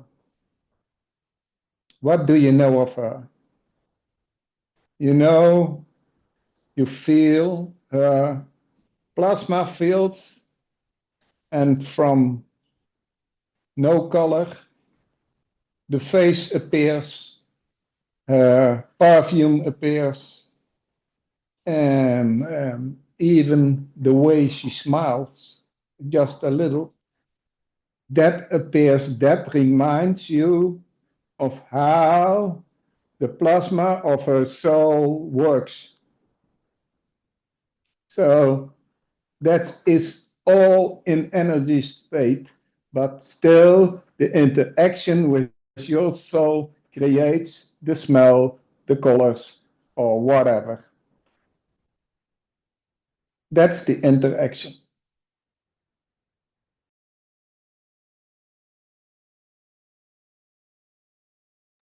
Agree. We have a lot to learn. At least I do. I mean, theoretically, we're starting to understand it, but to put it into practice is another step that we need to sort of graduate into, I think. And obviously, this process of understanding the inertia and bending the fields is all part of that. That's why Keshe said, if you want to taste an apple, even if you don't know what the exact taste of that apple is, take a picture and you will know it. I know it from the Aboriginals in Uluru. They don't want their pictures of their grandparents be shown to other people near the rock. So Ayers Rock is a sanctuary for the souls of the people of that tribe. And so then you can understand why they don't want any pictures shown to other people so they can have their own memories. And otherwise, other people that didn't have anything to do with their grandparents will share that memory. They don't want that. See, that's the difference. It's still the same interaction, but they decide what will happen with it. And also, well, you will decide what with your memories will happen to it. Yes, I think this new space program is all in the dimension of energy unless you want to manifest yourself, which is a definite possibility, but I think we can explore the whole universe on the energy level. And it's exactly the same as Fo said. You smell the perfume, you see the smile, the face takes shape, and it's all done in the energy dimension. Physicality is not involved. And that's the new space program. Although I think there will be matter state craft, as he said, this tourism industry will be quite large in the future, but he's also said that once we understand this work of the soul, do you need a UFO? Do you need any sort of craft? Does the creator, charter a jet plane to go from one place to another, or a UFO? No. And so we're made in that image. We can replicate the same. But it does seem like that is a bit far off. But once we start doing it, we'll all get it. As he said, we're going to work into this knowledge quite naturally. Remember Lynch when he said some people will go to the moon and feel the sand between their toes? I also, years ago, asked the question, how can I feel the emotions of another planet?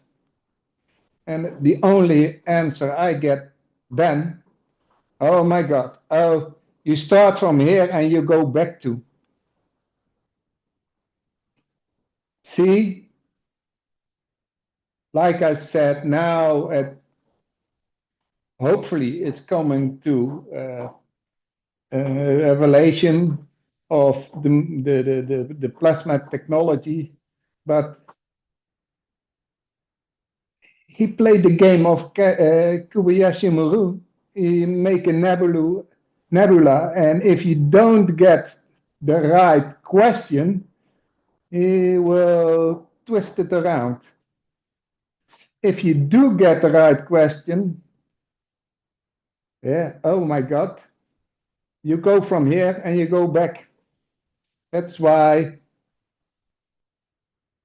with the head units, he said it's a wave. So a magnetical wave, you go from here and you go back to. He repeats his words. over and over again, but you have to understand it. And it's fun. In fact, it's fun playing a game like that. Yes, as he said, we're just playing with you. But it's a gift from the creator as well, though. So it's going to be opened up, and man is going to become more elevated in understanding his creation and the process of creation. I think this is what it's all leading to. And that'll branch into every area of our lives over a certain amount of time. So things are coming together. 2025 is shaping up, but we still, even though the Chinese have been spreading GAN's waters for a decade or longer, obviously the process has not completed yet, but it's in the process of being completed. So shall we go to the Dome of Peace? And this is a process of creating a peaceful soul on this planet, and as well as all its inhabitants. And the first step is to something for our physicality to do, and then that is to release GAN's waters into the environment as they know where to go, what to do, and how to balance out fields. And this is the first step in creating the Dome of Peace. And as we see here, or as Mr. Keshe will read, this goes on Sunday, but it's not limited to Sunday. You can release GAN's waters at any time, but collectively we're doing it on Sundays. And this is sort of the instruction. Great. I don't know if anyone want to read this Dome of Peace. Anyone want to offer? I With will a nice read it voice. for you. Okay. This is what came in and what is now become a pattern. This from a guy, I don't know him, but he says, please remember this Sunday and every Sunday from now on, till we raise the soul of this planet to a peaceful planet. Keshe Foundation knowledge seekers worldwide will spread the gas waters around the world at 12 p.m. Central European Time and or 18 p.m. Central European Time every Sunday at the same time as they choose which time to suit them. Thank you for participating in this greatest movement by the soul of the man to bring about the peace on this planet as the permanent feature of the life of this planet.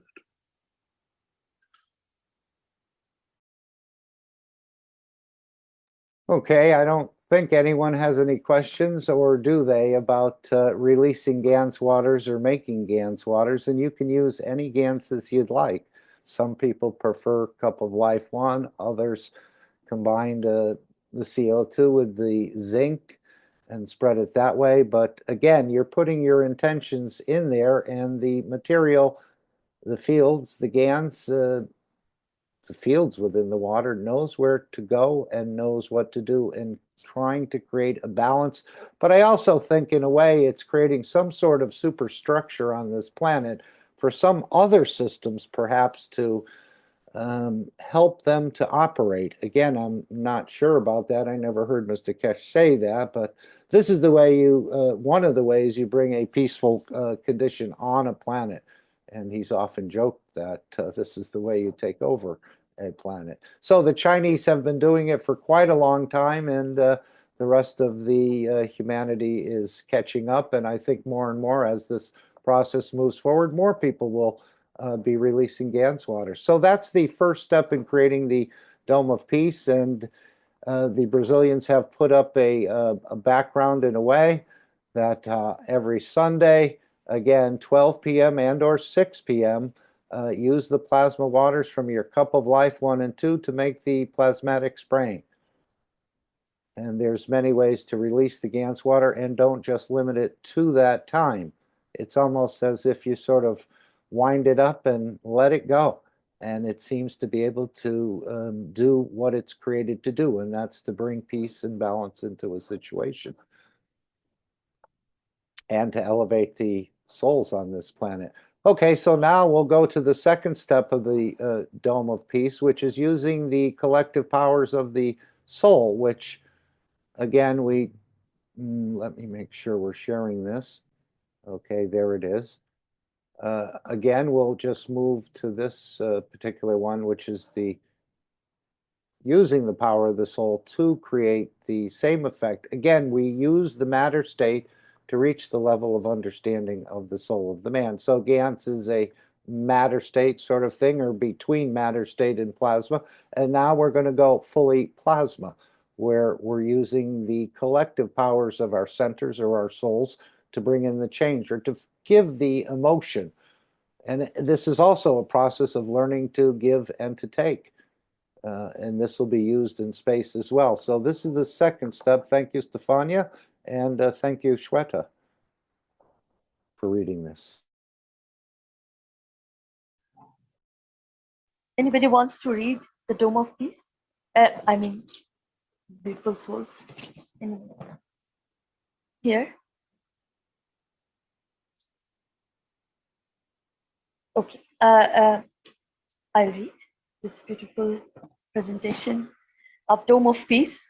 And the Dome of Peace is already here. All the knowledge seekers, truth seekers, lovers of humanity has built it in a way, spreading the guns, loving each other as shareholders.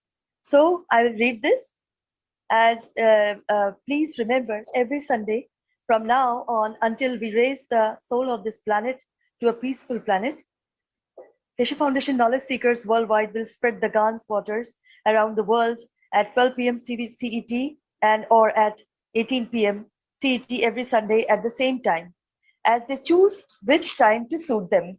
Thank you for the participation in this greatest movement by the soul of man to bring about the peace on this planet as a permanent feature of the life of this planet.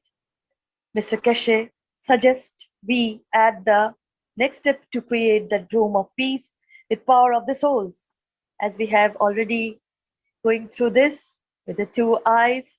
And we ask you to spread the Gans waters each Sunday. Now we give you a new path. Now try to unite each other's souls. Try to elevate the souls of humanity, soul of humanity, through your own soul to a level that no one can touch, the embodiment of the human race. So beautiful. Choose a time where all of you come together on the soul level in a state of inner calmness. At that time, don't spread the water of Gans, but spread your soul. Unite, and in time, we will make a new race out of the soul of man. And then, instead of doing it once a week, do it all the time. M.T. Keshe. Okay, thank you again, Shweta. So that's the second step of the Dome of Peace. And of course, the daily intentions, if you'd like to join with the Brazilian language community, every Wednesday you can do that at 6 p.m. Central European Time or Central European Summer Time. And there's a formal meeting on the Telegram or on the YouTube, I think it is, and you can join them in this process. It's a short meeting, but if you can't make the physical meeting, you can join on the energy level. And this is what we've been talking about, this energy dimension, where the Universal Council invites the Keshe family and the Universal Council family in unifying at the soul level every day at 9 p.m. Central European Summertime or Central European Time for the elevation of all the souls of all leaders and soul of the totality of the Keshe Foundation, creating peace in everything that exists. So we're learning again to use our reactors, our structures, our soul, our center to bring the change. And I think at this point in time, this is the most important tool we have to help to bring the change and support that change going forward.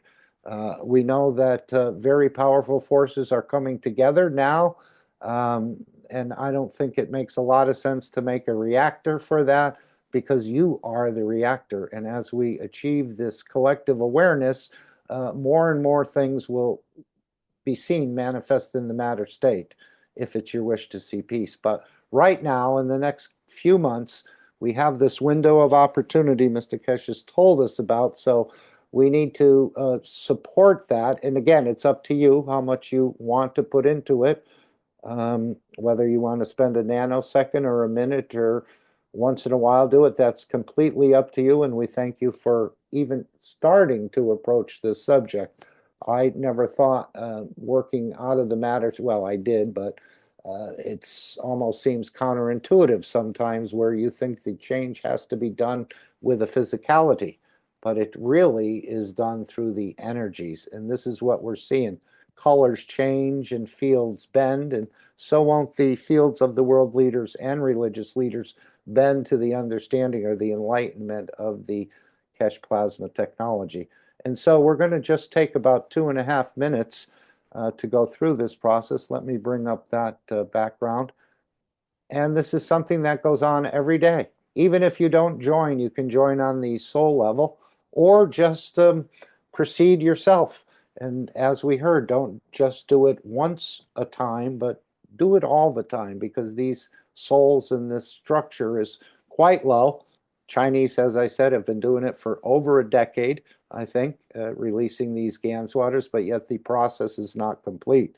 So as we know, this is not a day job, but I think we're getting more and more well-suited to see it through, as the Brazilians give us so much hope and encouragement as they do the daily intentions and the elevation of the souls on Wednesday. So it's a beautiful process. Feel free to join them. They're all beautiful people, and some great interactions there, especially if you're in the speak Portuguese. But most of them are English and Portuguese, so that's a beautiful addition there. So let's just take 2.5 minutes, use our energy dimension, this new toy that we're getting exposed to, and each one of us contains different strengths of fields. Perhaps you contain the exact field, or with combination of other fields that is needed to move this process along. Okay, MOSFEC, we're just going to take 2.5 minutes of, I see your message, for elevation of the souls, and then perhaps we can go to your presentation, if that's okay, with the others, and especially Alex. So let's just take a couple minutes now. It's a process we're replicating on a daily basis until we see that permanent peaceful soul on this planet manifest itself more and more. So thank you all, and let's begin now.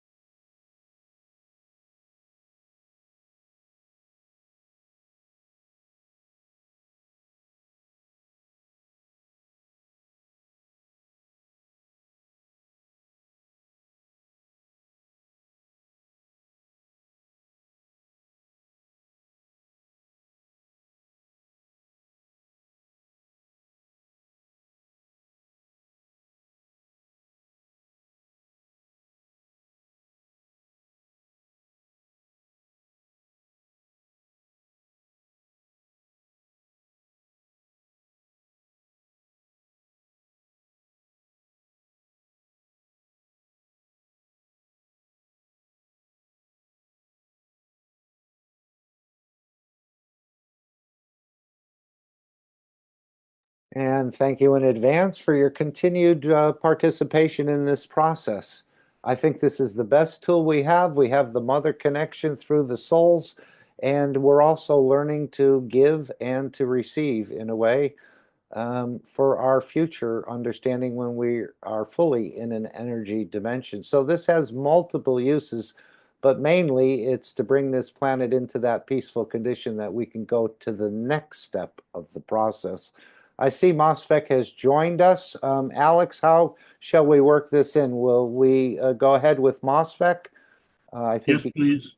Okay, and then we'll play the disclaimer before Alex starts. So, Mosfek, if you're ready, willing, and able to take over the screen and give us a short teaching of the, I'm not sure which one. Is it going to be on the magnets or the rope?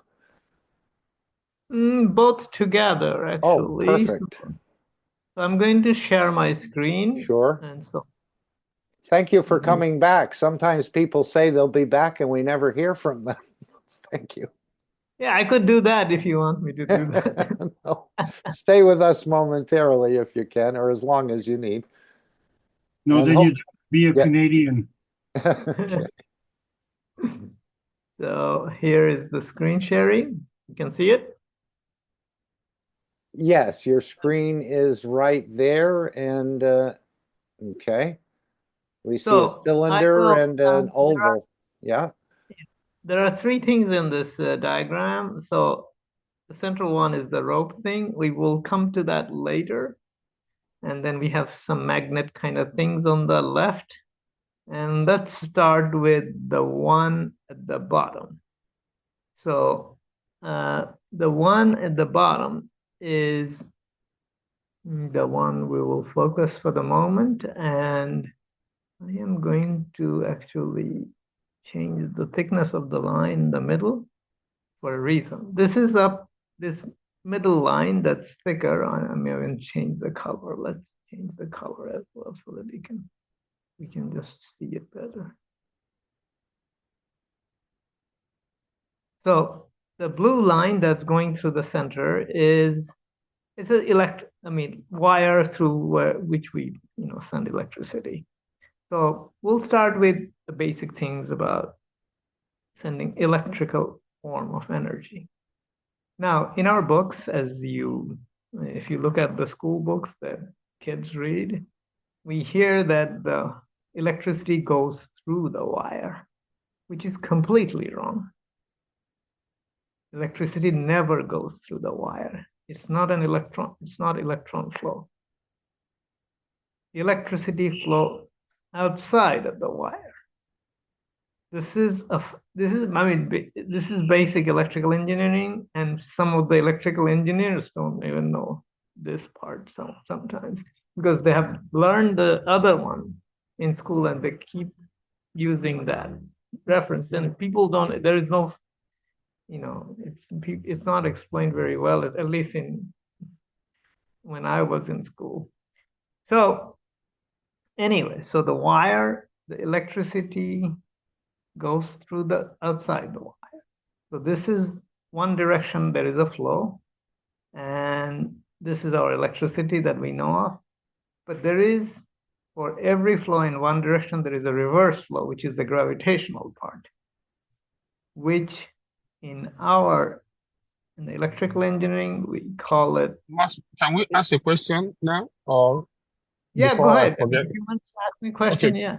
Yeah, he Okay, was just asking about this field and the way it goes around the wire and how Ekmar had explained it. But I was hoping you would come in, Ike, and maybe Mosfek can provide a clearer understanding of your question if you're going to ask the similar question. Yeah, yes, it's similar. So when you said electricity goes around outside the wire, I Yeah. assume the wire is the one in the middle. Yes. Okay, so if it goes outside the wire, would you say it's the same way we have aura around our body? It's a field flow. Think of it as a field flow. Field does not, the surface has the least amount of resistance inside the wire. you have more resistance because of the molecular structure or the structure of the wire. So you see, you know, when you open up electrical wires, you see lots of little strands. What does the little strands, thin strands of lots of thin strands, not a single piece of wire. I mean, copper. The thin strands are there to increase the surface area or the current capacity of the wire. So once you have when you have many thin strands, the surface is a lot bigger, and so the transfer capacity goes up. So that's the basic. It's a very basic thing. I mean, but our school books still they're wrong. And then we have so that flows outside the wire because of that, because it wants a path that's easy to flow on. So essentially the wire gives it, think of it as a, you know, I don't want to go into microwave, but the wire acts as a guide for the field to flow. It's not like no electron is flowing when the electricity flows. This is fundamental, I mean, You know, a question I had, MOSFEC, was how come if I put my hand around this wire, I don't get a shock, but if I touch the wire, I get a shock? You're saying no electricity flows through the wire. So do you touch inside the wire or outside the wire? Where do you touch the wire? Well, I'm just saying if I put my hand on the electrical wire that's connecting the plug, I'll probably get a shock. But if I put my hand outside, you're saying this magnetic field is traveling. I don't. No. I'm talking about the electricity flowing. I haven't come to the magnetic field yet. Okay. Thank you. Basic flow. And then, you know, that comes later. And I mean, I'm talking about the flow that's magnetical going away from the origin point, which is the plug, let's say.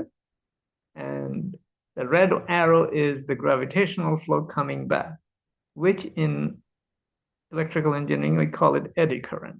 Are they both equal? No. Okay. We don't really know because our formulas don't have it, because they ignore it. It's too little. Actually, it's not too little, but this is the thing. So even, you know, in the lab, the experiments we do, our results don't match the formulas we're given because of this eddy current. In electrical engineering, we call it eddy current. In mechanical engineering, we call it back EMF or back electromotive force. So this is the gravitational component which is ignored, which is also ignored in the Maxwell's equation on electromagnetics. So, you know, it goes everywhere. This is one of the, you know, things that have been left out of our teachings in schools. It doesn't matter which university you go to, it doesn't exist. So was this knowledge purposely left out, or is it because they didn't understand? It is purposely left out.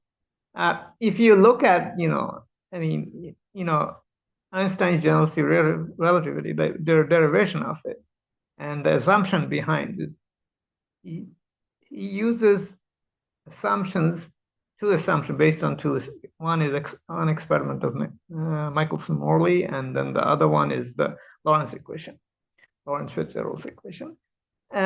But one assumes that ether exists or a fluidic medium exists. The other one says that it doesn't exist.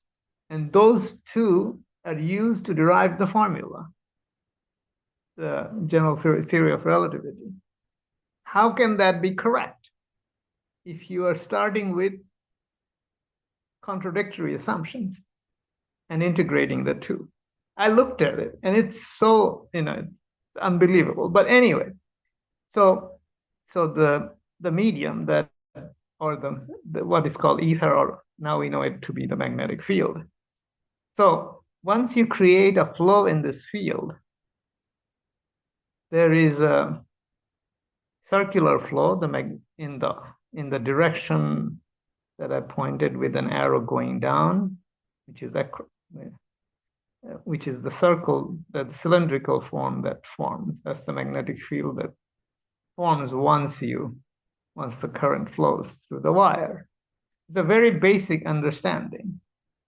And this is known. This is known that the magnetic field forms around the wire. What is unknown is the gravitational component. What does that do? Actually, gravitational component creates, I'll also draw something else here. The gravitational field creates the other component, which is, I don't know, one square, I want a circle. Sorry. It actually creates an opposite motion, which would be, let's make it red.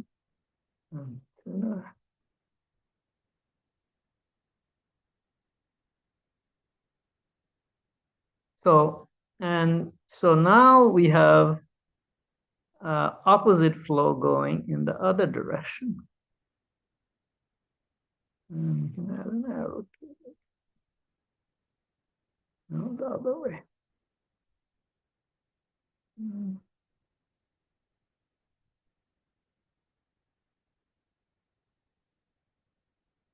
No. Why am I getting the wrong one? Sorry about that. No rush, no rush. You just take your time. We Just appreciate you being here. Okay, all right. Let's see. I'll fix it in a different way. So,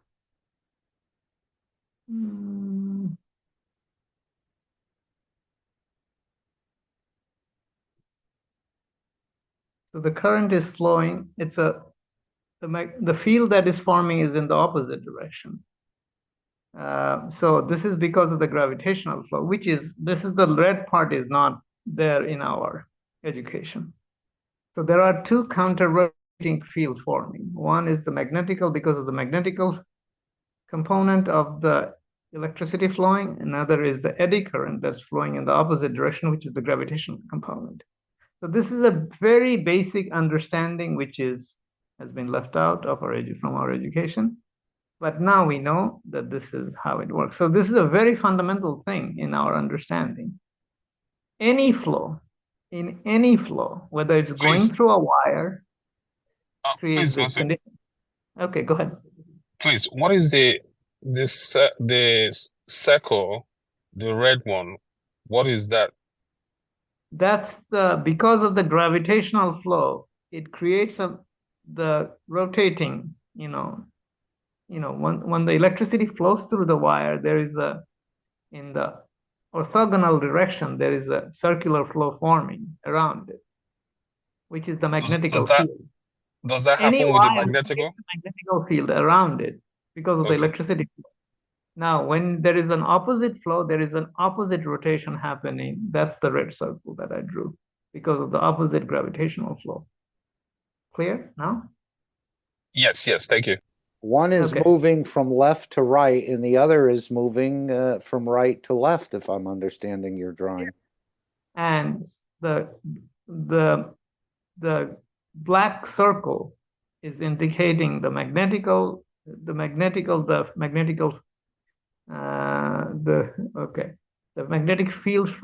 forming because of the magnetical flow, and the red circle is the opposite direction flow, creating the magnetic field because of the gravitational flow.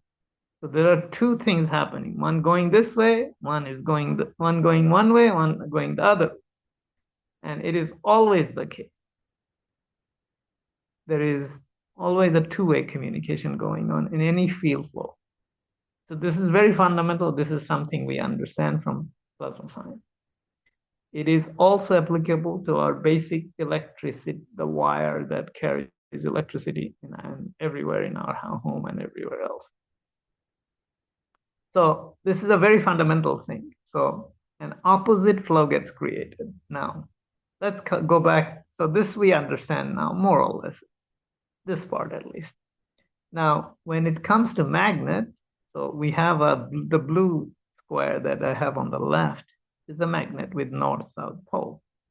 Now, the gray one is just a piece of iron. So what does this magnet do? It induces the opposite pole, which is the opposite flow in a way.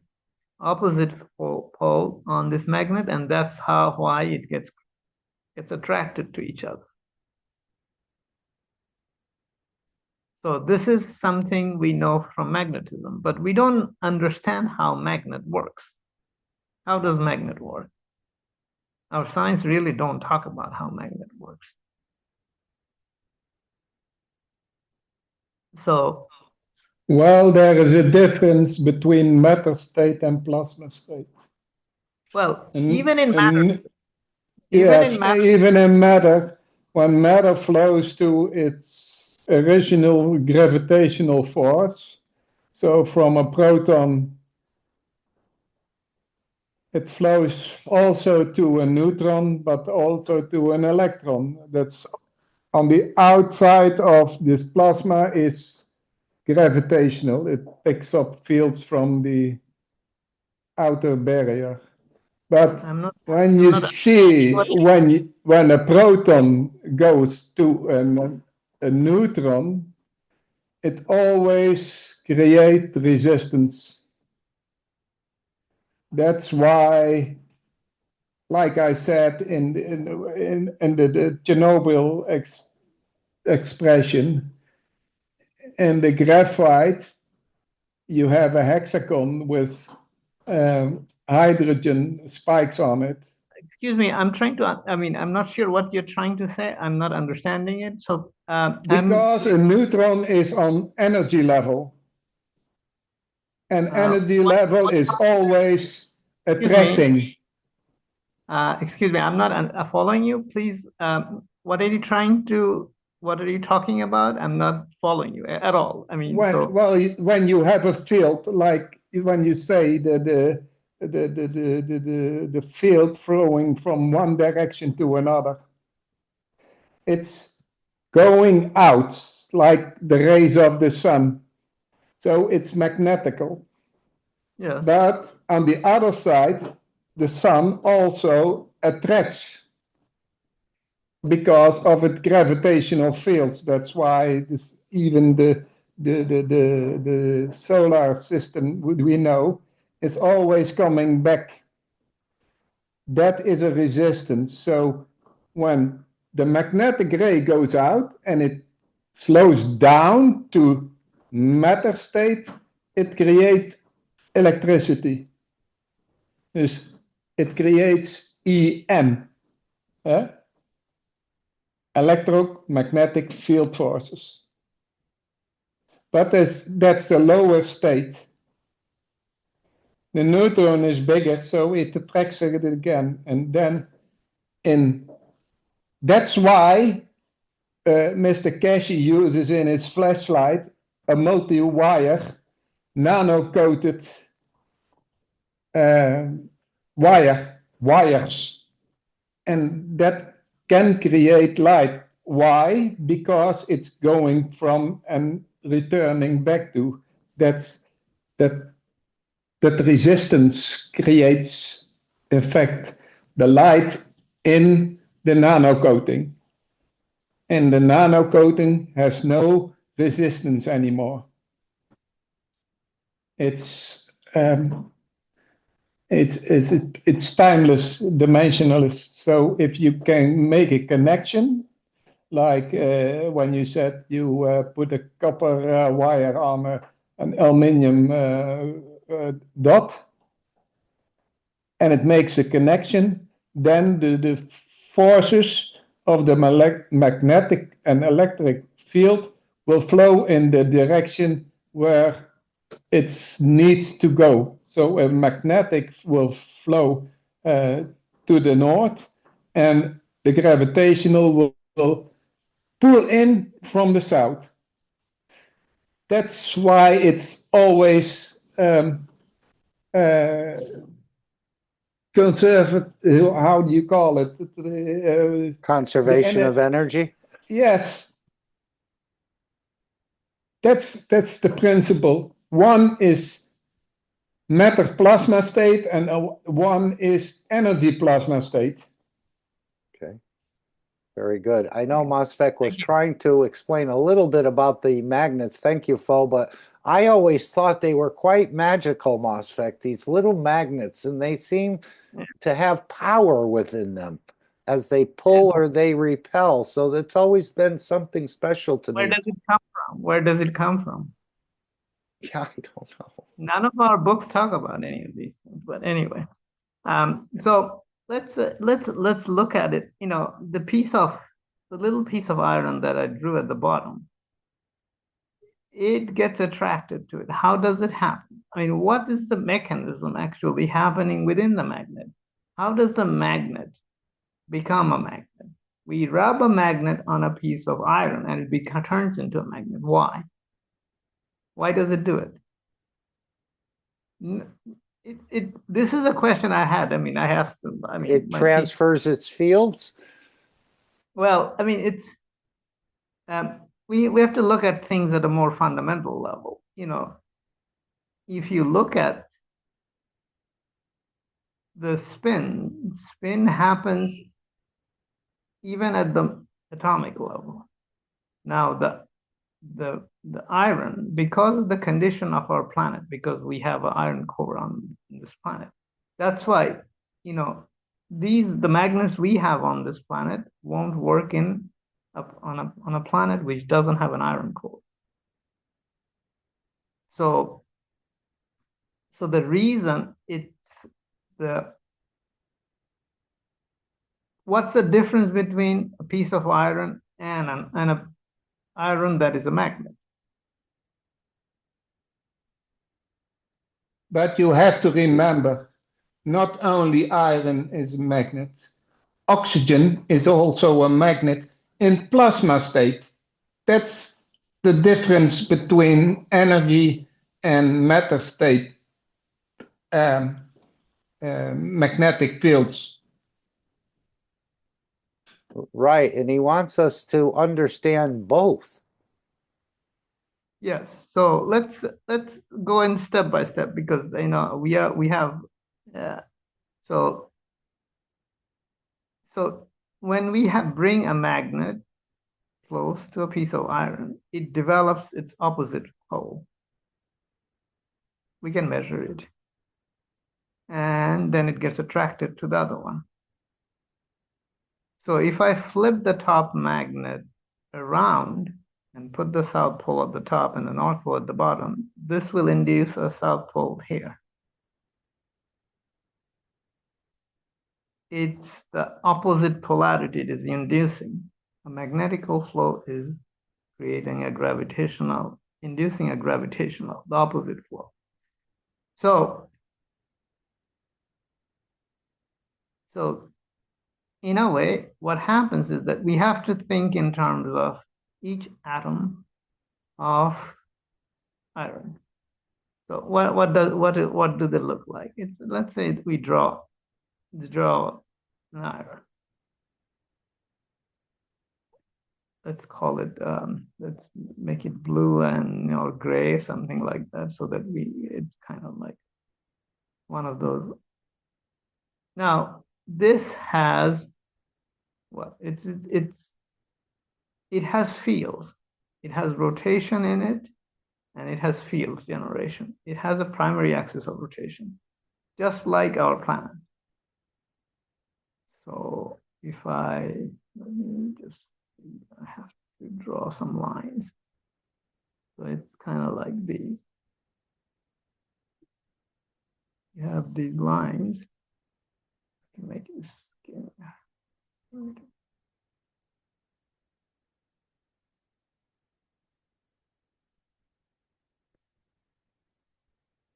So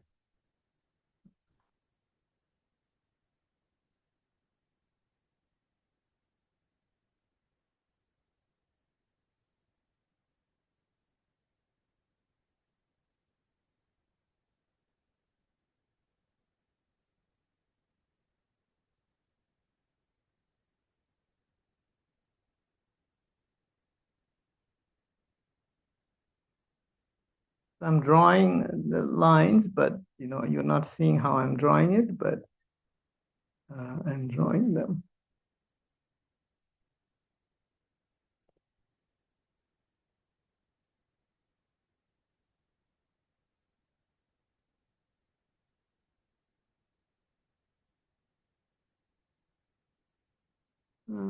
Let's not draw this.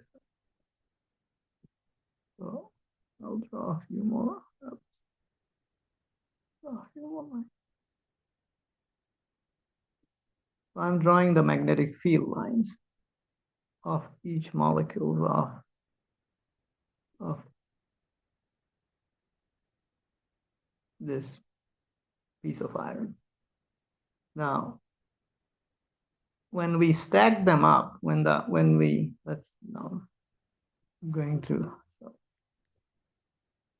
oops.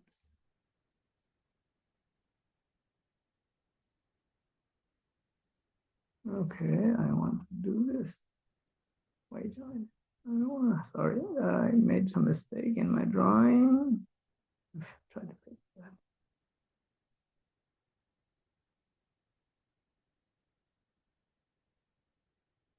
All right.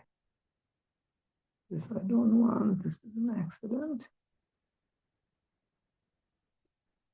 So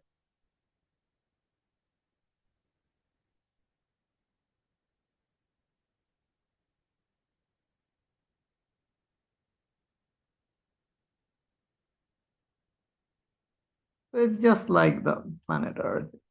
We have each molecule has the same kind of attributes, a magnetic field, North Pole, and all that. Now, what I'm going to do is copy a whole bunch of them together and stack them up. So when they're magnets, they're all aligned. When it's not a magnet or a piece of iron, what happens is that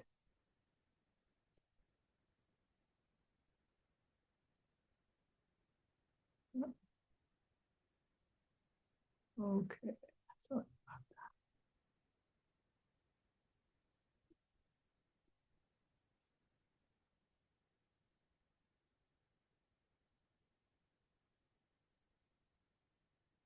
So I'm going to change. So all of these, I'm doing it only in 2 dimensions, but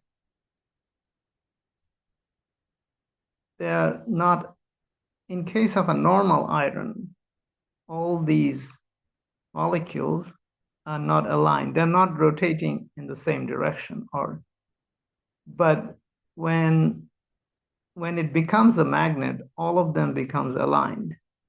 So there is in case of one atom, it's, let's say if I take the top one, the flow from south to north is in this direction, from bottom to top. Here, because of the tilt, the flow is in this direction. And in this case, because of the tilt, it's flowing in this direction. When we create magnet, we align all of them together so that the south pole of all of these things, all of these atoms get aligned. So in the end, when we align all of these things, I'm just going to move the other piece of the other thing because I can't draw here.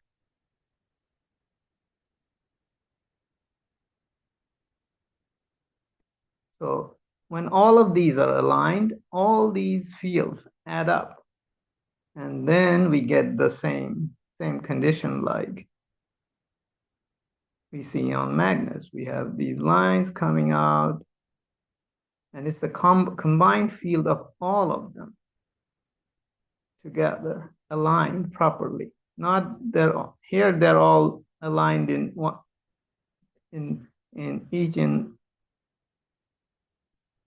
way, one this way, one that. is this at all similar to what we're doing when we're elevating the souls, when we all are aligning our fields together collectively?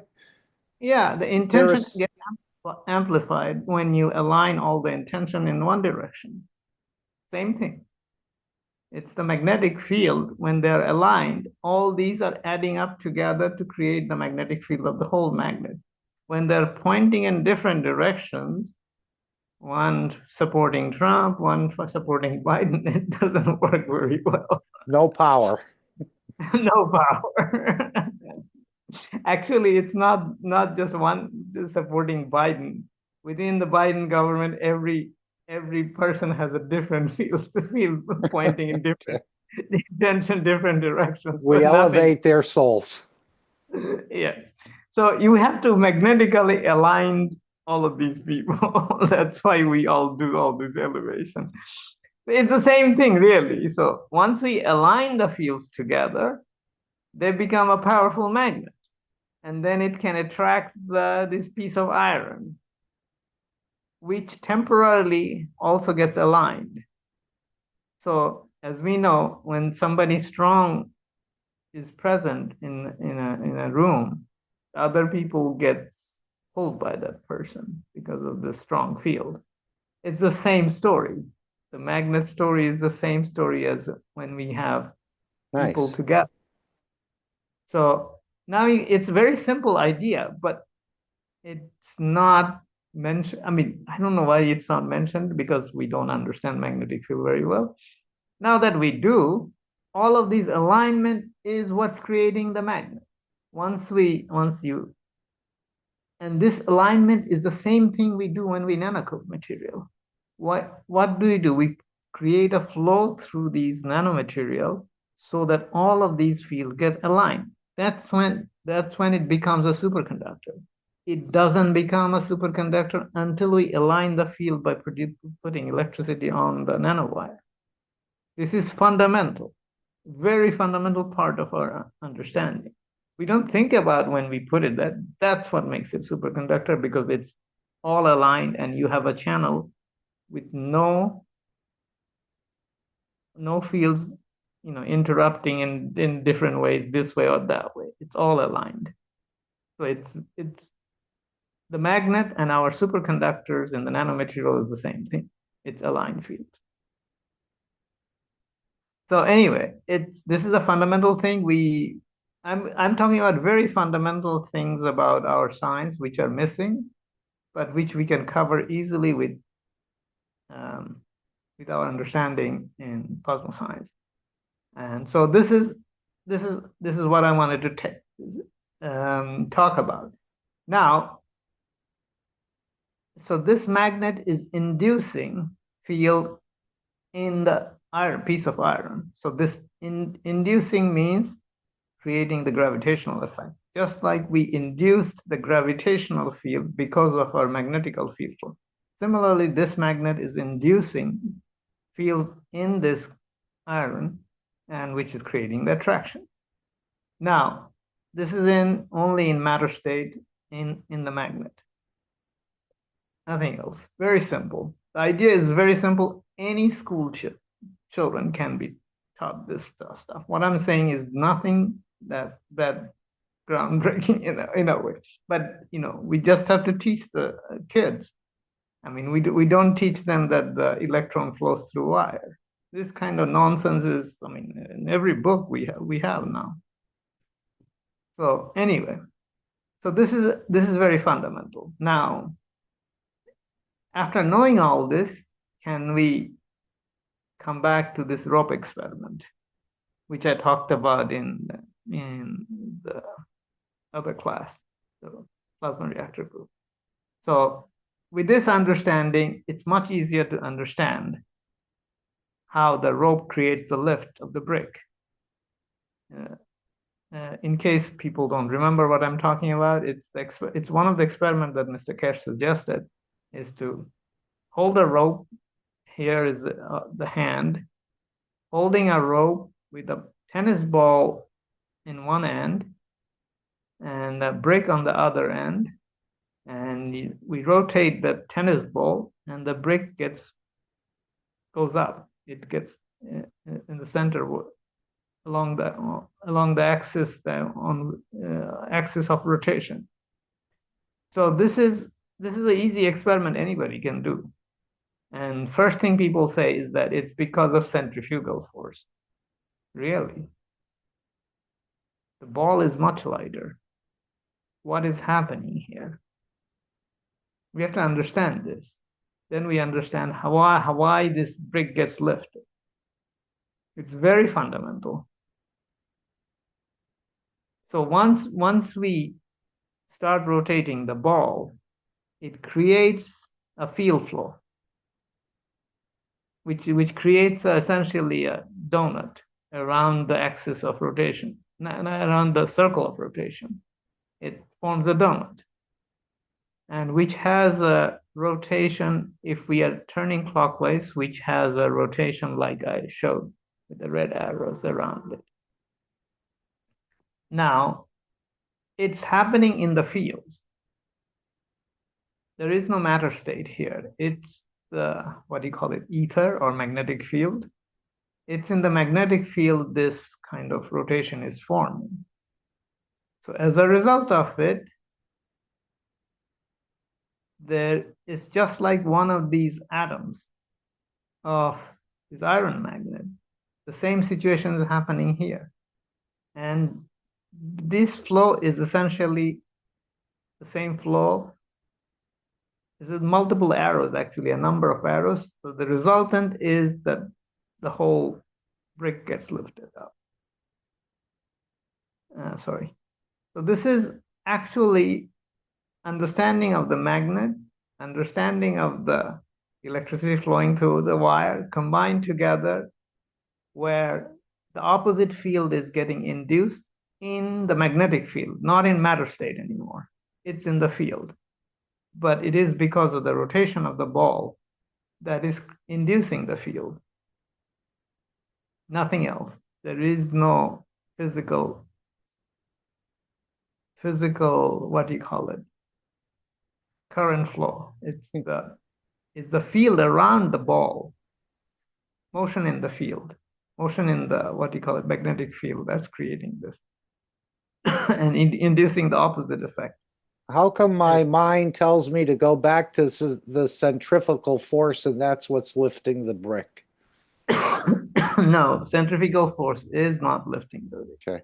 This is what, you know, so you are, think of this circle rotating. I drew this donut. So the donut is a rotating donut. Now, what is happening? There is it's all around that line of travel, correct? Yeah, but the ball is traveling around this circle, but the donut is also rotating. The lift is because of the donut, not the centrifugal force. It's in the field. The donut is the field that is in empty space, getting created. Just like think of this wire at the bottom. Make it circular. You have this same condition. And that's what's doing the lift. It's not the centrifugal force. It's the field that is getting generated here. This is, and we always come to the centrifugal force. Centrifugal force, it's not centrifugal force at all. So the thing is that we don't believe in ether because Michael Morley's experiment in 1890-something, 96, I think, proved that there is no ether, which was disproved in 1915 by another guy, and Michelson and some other guy in 1925 did an elegant experiment using, what do you call it, the rotation of the planet in one direction or in the opposite direction, and they showed that, yes, the velocity of the light varies.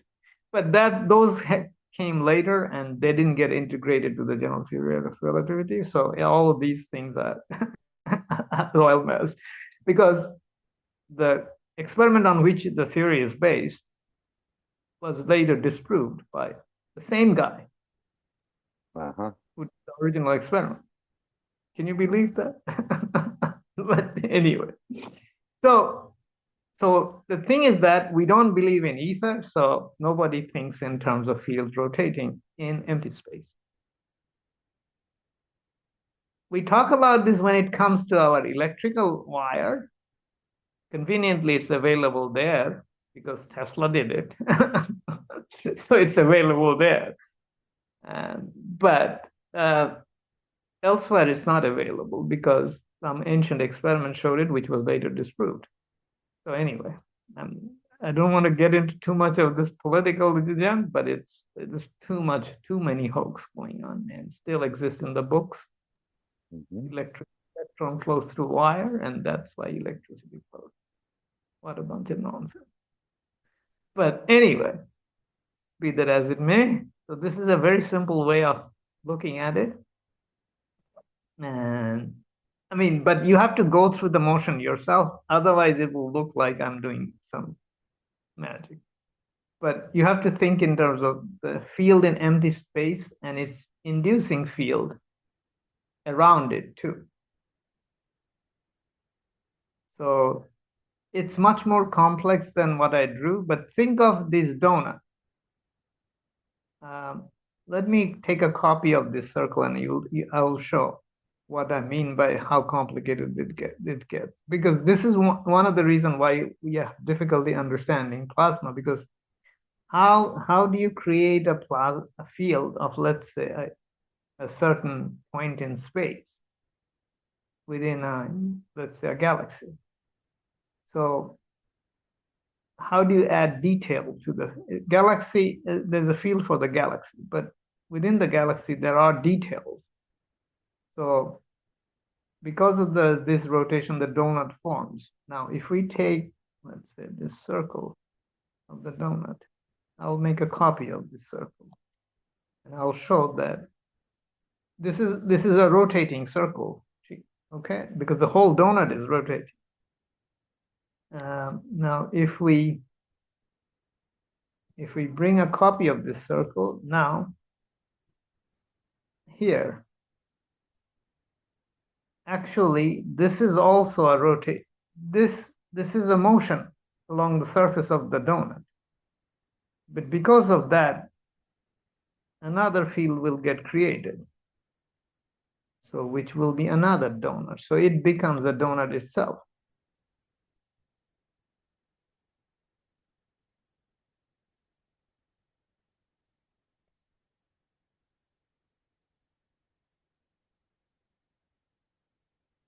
I'll change the color in which it will get obvious.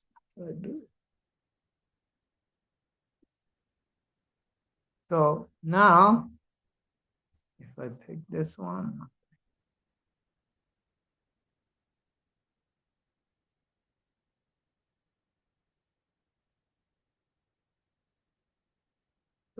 do it in a different color. And I'll also make this one blue. So this blue thing is a donut, and at the center of this, there is the flow that's on the surface of this donut. So this circle also creates another donut.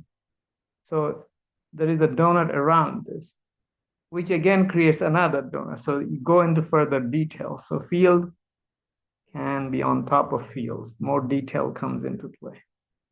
I'm not sure I'm making it understandable, but you have to think in terms of field within field within field within field. Right. We haven't thought this way. Yeah. So that's why, we have detail. You have the galaxy. Within galaxy, there is smaller system like, star cluster. Beyond star clusters, there are solar systems, then there are planets and people and all that. So field within field within field. And all of these are in motion. And at every level, the motion gets reduced. And Mr. Keshe talked about this motion at universal level. The motion gets faster and faster as you scale up. The motion gets faster and faster. Anyway, so as we understand these things, we can actually control the fields to our heart's content. And so anyway, I'll leave it at that. I will entertain some questions, although, especially the last part requires our individual exercise of our mind to understand. I mean, I covered the basic, but all of us have to go through this whole material in their own way, because my language is not the way everybody thinks. I can only give you the sort of like the basic idea, but then you have to work through all the details. And it's not that difficult to understand. For example, magnet was easier to understand, but now think of this magnet, all the things I talk regarding magnets is also think in terms of circular motion or spherical motion, and then it will get cleared up. So, and donuts and all that kind of things. So I hope things make sense, at least a little bit. Definitely a new perspective in a way. Who's going to rewrite all these books? I mean, this is going to be a monumental task in itself, and I'm sure there's going to be a lot of resistance, especially the bestsellers. I don't think we're going to rewrite books. It will be on YouTube, and everybody will listen to YouTube videos. I mean, so one of these meetings and done in a more, I mean, sort of like in a measured way, I think. I mean, I can explain these to kids more readily than, people who are trained in our universities, because they think ether does not exist, and they always quote Michelson-Morley's experiment. But, you can always show them reference that here is this Michelson-Morley's experiment is incorrect. So is general theory of relativity. All these So it may make them more arrogant initially, but in the end, they become more humble when they start to understand the process of creation. Experimental evidence are there. I mean, thing is that it's there. The velocity of light is not constant, period.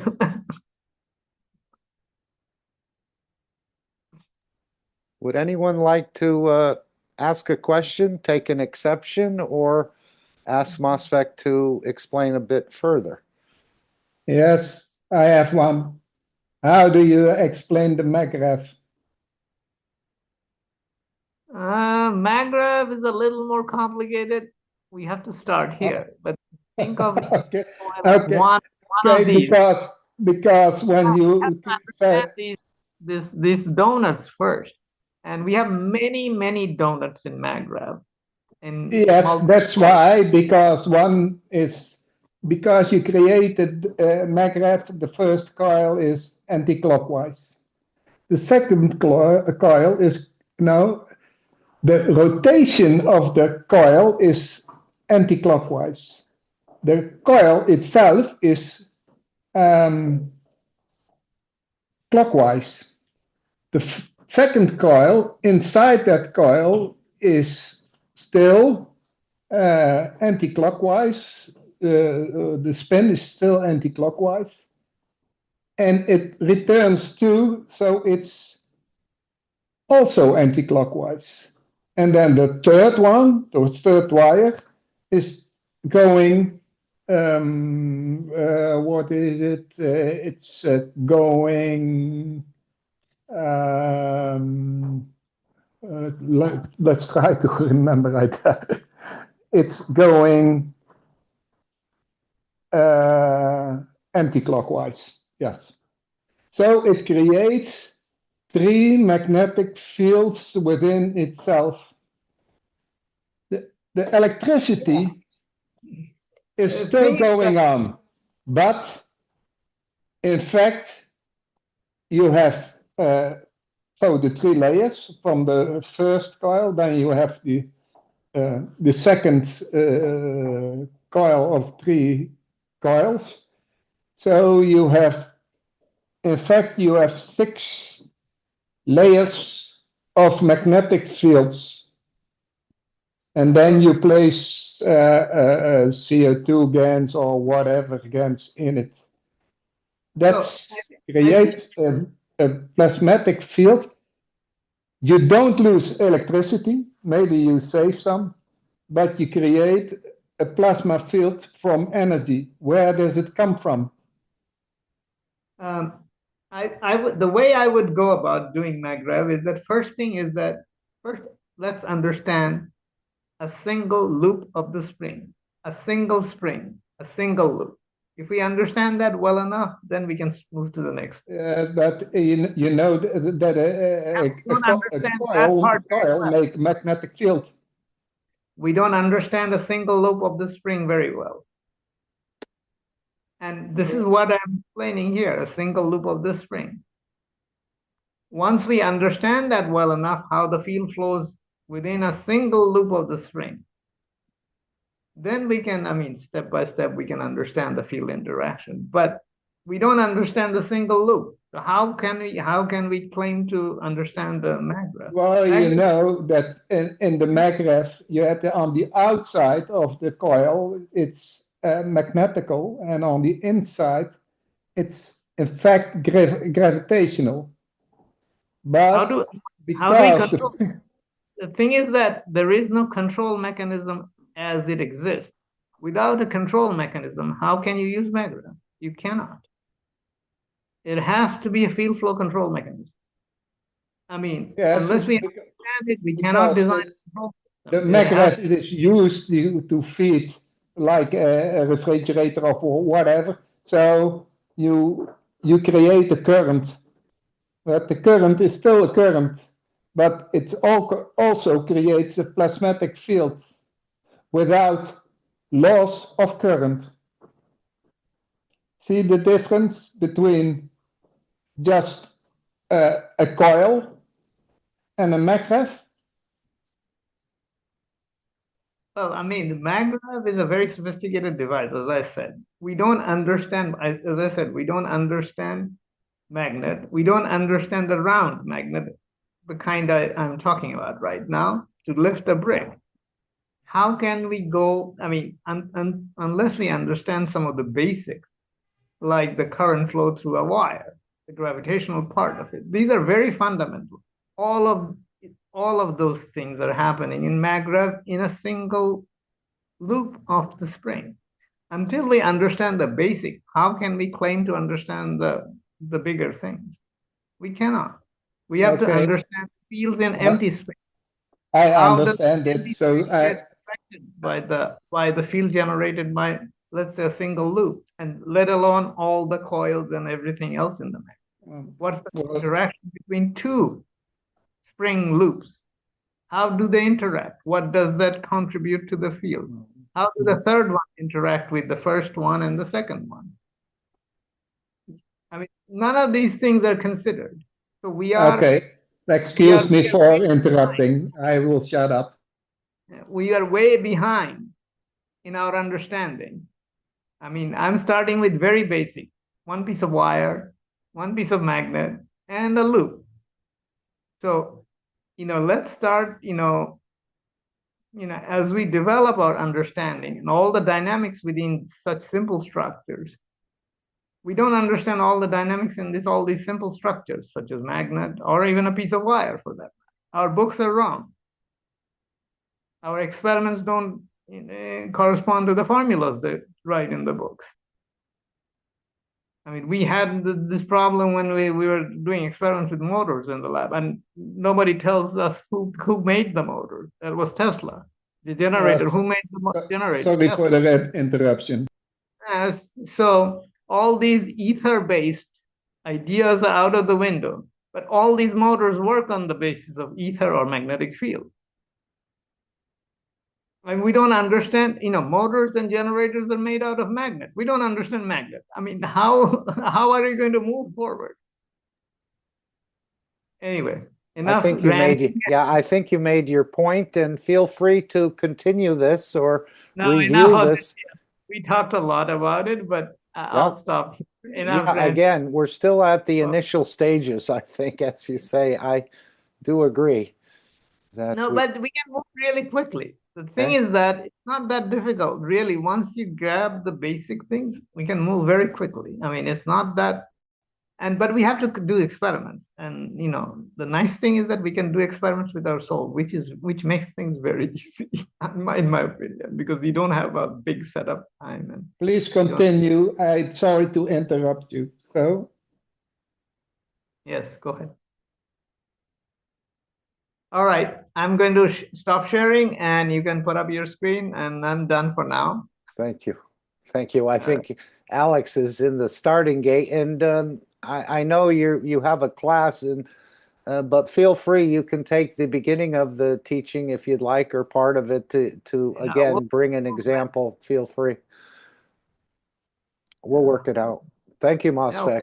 Again, as Rick said, as Mr. Keshe said, go back to basics. Mm-hmm. Yeah, really, it's in the basics. All right. Thank you again. Thank you. Unless anyone else has a question for Mosfek, I think we're about to go into Alex's portion here. He's been in the starting gate for a while. Okay. Alex, welcome, and please take over the screen, and if you're ready.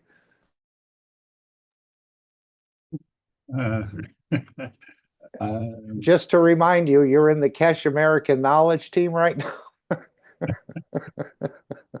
I don't know if you got lost in the fields for a moment. Just a moment here. Okay, so I'm going to have to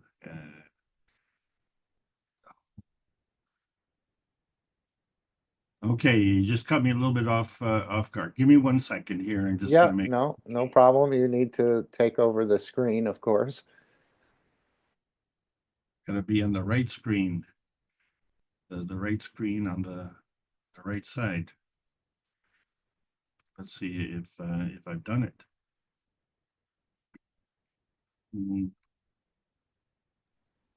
Okay, we're seeing that presentation now with the foils on the left and the main picture on the center. Oh, we are? Yeah. And I know you made some adjustment or pressed something, and it made all that go away where we just see the center picture. And I'm not sure. I'm not sure how you did that. I don't know either. But let's try this.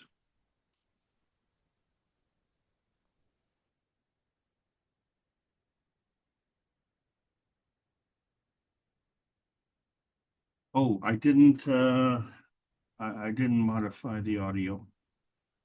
Okay. No problem. We're very patient.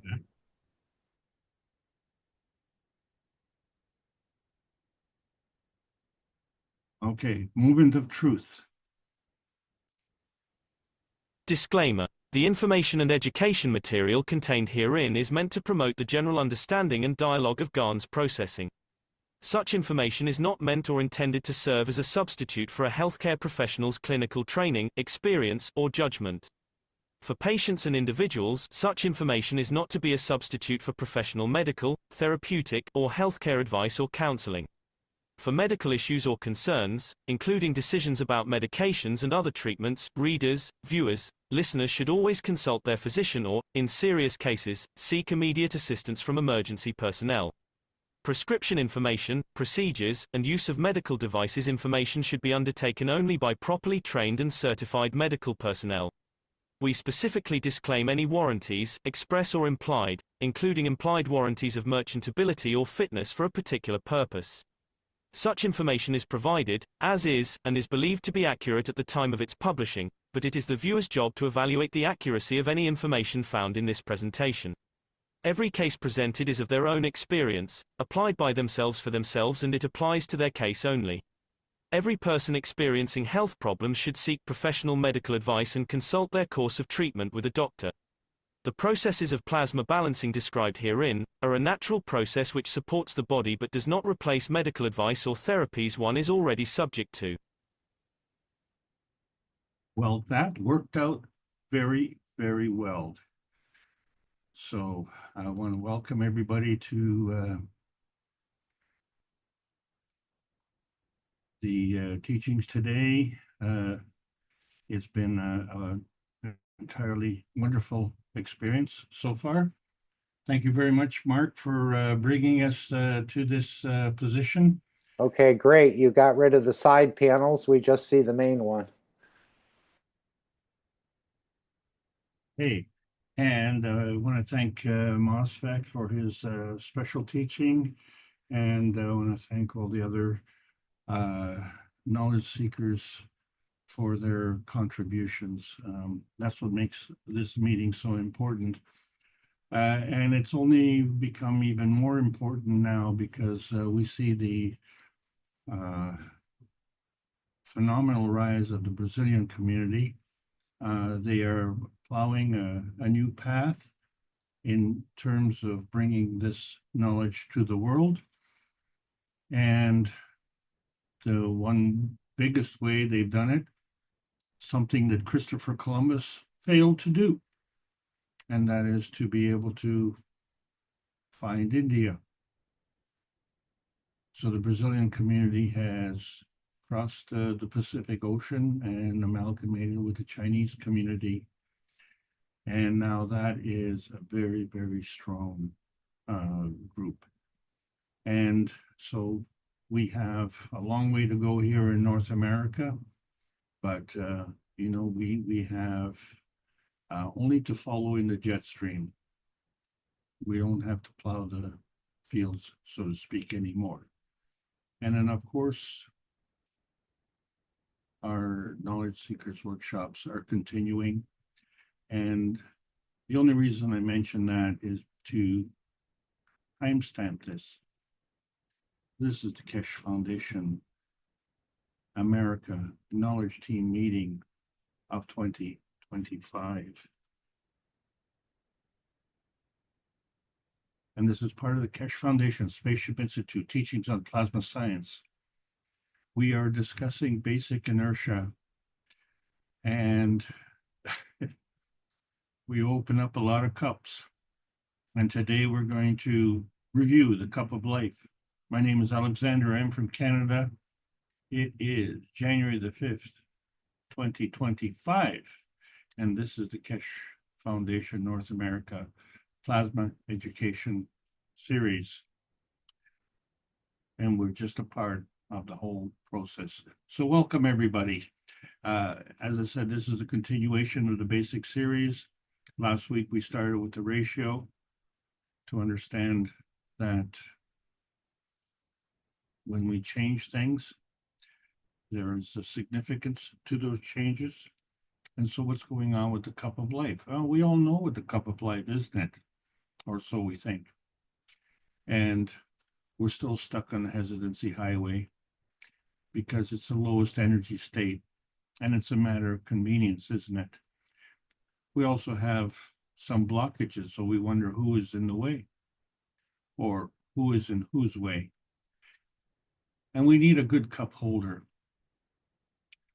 for our cups of life, don't we? So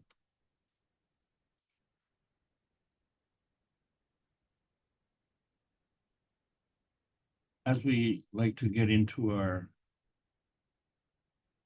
vehicles, we see the new transmutation process taking shape. And we try and shine the light on our cup holders of life, because it's going to be a bumpy plasma highway. And these lights will illuminate your path. And as we can see, there are different cups of life, different sizes of cups of life.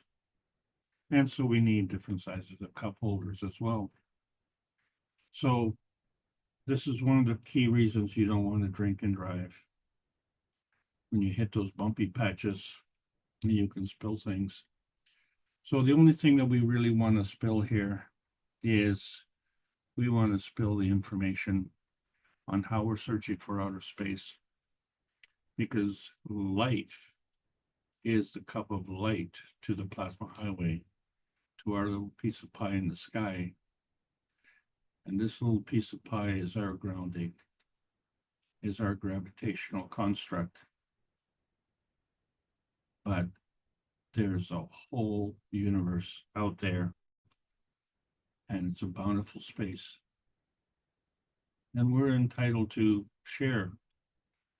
We're not entitled to own it. We're entitled to share in it, all of us, because for some reason, when we look at the universe, we see this zodiac reference. It's a round pie, 12 pieces in the pie, each one is 30 degrees. So we have 360 degrees in a circle. And that divides nicely by 3. But the problem, of course, is that our little pie is 3 and a bit. So we're always fudging things. And so what we're seeing is a captured field. And we see that with our eyes. But some people, when they're blind, they can't see with their eyes. They have to see something else. Which means, interestingly enough, we have the whites of our eyes, we have a colored iris, and we have a black pupil. But the fact of the matter is, we have to look at it if we want to see it. And this becomes one of the biggest problems. I thought that was easy when I was young. But now, as I say, in hindsight, it's clearly very difficult. And that's because we can manipulate the light. So there's various ways to do that through diffraction, scattering, converging, focusing, refraction, reflection, and bending. And as we investigate these things, we have a greater knowledge of the books of Merentevakoli Keshe, like in book number 1, how the universal order of creation of matter came together.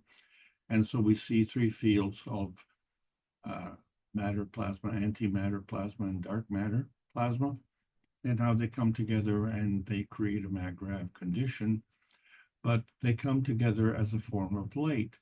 And interestingly, in book number 2, we discussed the structure of the light. And since we have a structure, and if we have a connection with a light, that means there's a coming from and a going to. And interestingly, in book number 3, the origin of the universe, not only do we come to, but we come to split into 2. And how does that happen? Well, it's part of the creation, isn't it? So there's something missing here, because the coming together and splitting into 2 is opposite to the way we were born, because it's the coming together of 2 and then being born. And so the difference between the singularity and the duality, and of course, there's always the Trinity, and we try and put this together because for 359 weeks, Rick Cramen and the Universal Council have been trying to bring together the one planet, one nation, and one race for justice and world peace. And who is the judge and who is the jury, and who makes the rules, and what are the rules? And most of us have grown up with only 10 commandments. And now we realize that it's actually a case of 24 commandments, which is kind of interesting in numbers, because when we look at the plasma highway and we see it's a higher energy state, and the problem, as we said, we're in the lowest energy state. It's very comfortable. It's part of our transmission highway, and we have some phenomenal technology to be able to communicate on this transmission highway.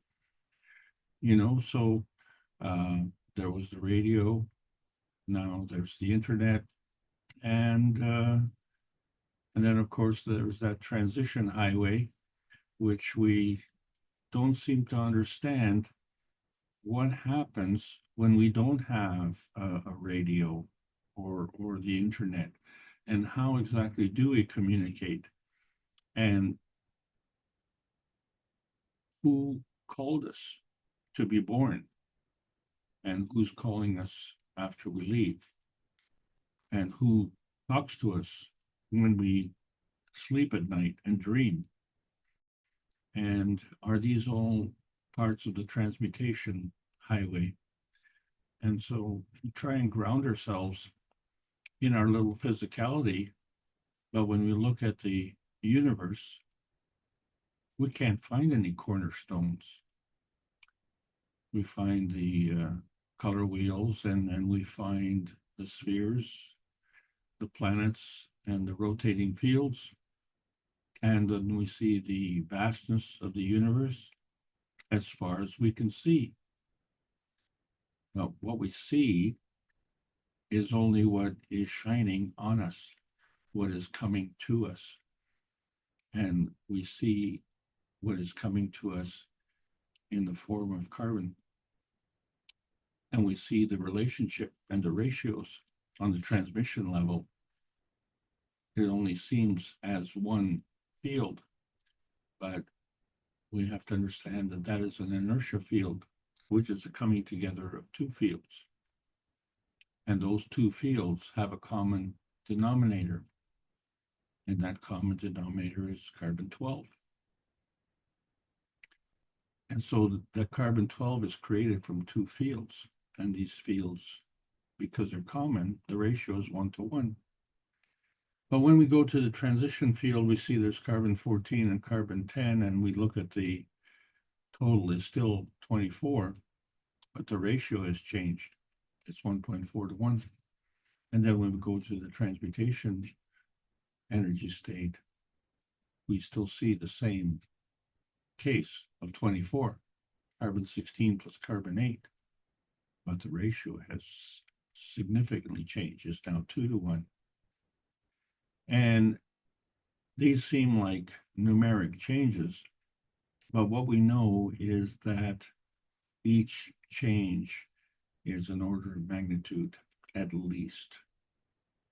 So the ratios indicate a change in orders of magnitude, and therefore it's hard to see the difference. So we have to make these choices to see the relationship choices and how they work together. And we find that in the common understanding of the X, Y, and Z axis as being part of our transmission dimension, if we want to elevate into a higher dimension, we have to go through a transition. But that transition also has 3 dimensions of the X, Y, and Z axis to make it complete. And then when it goes somewhere, it goes to a transmutation dimension, which also has to have 3 dimensions, the X, Y, and Z axis. And so this only counts for the duality between the transmission and the transmutation. But we have to understand, as we said, that there are 3 dimensions, the transmission, transition, and transmutation dimension. And so when we look at the matter state and we see the dark matter and the antimatter and the matter state and how they come together, and these are all different energy levels.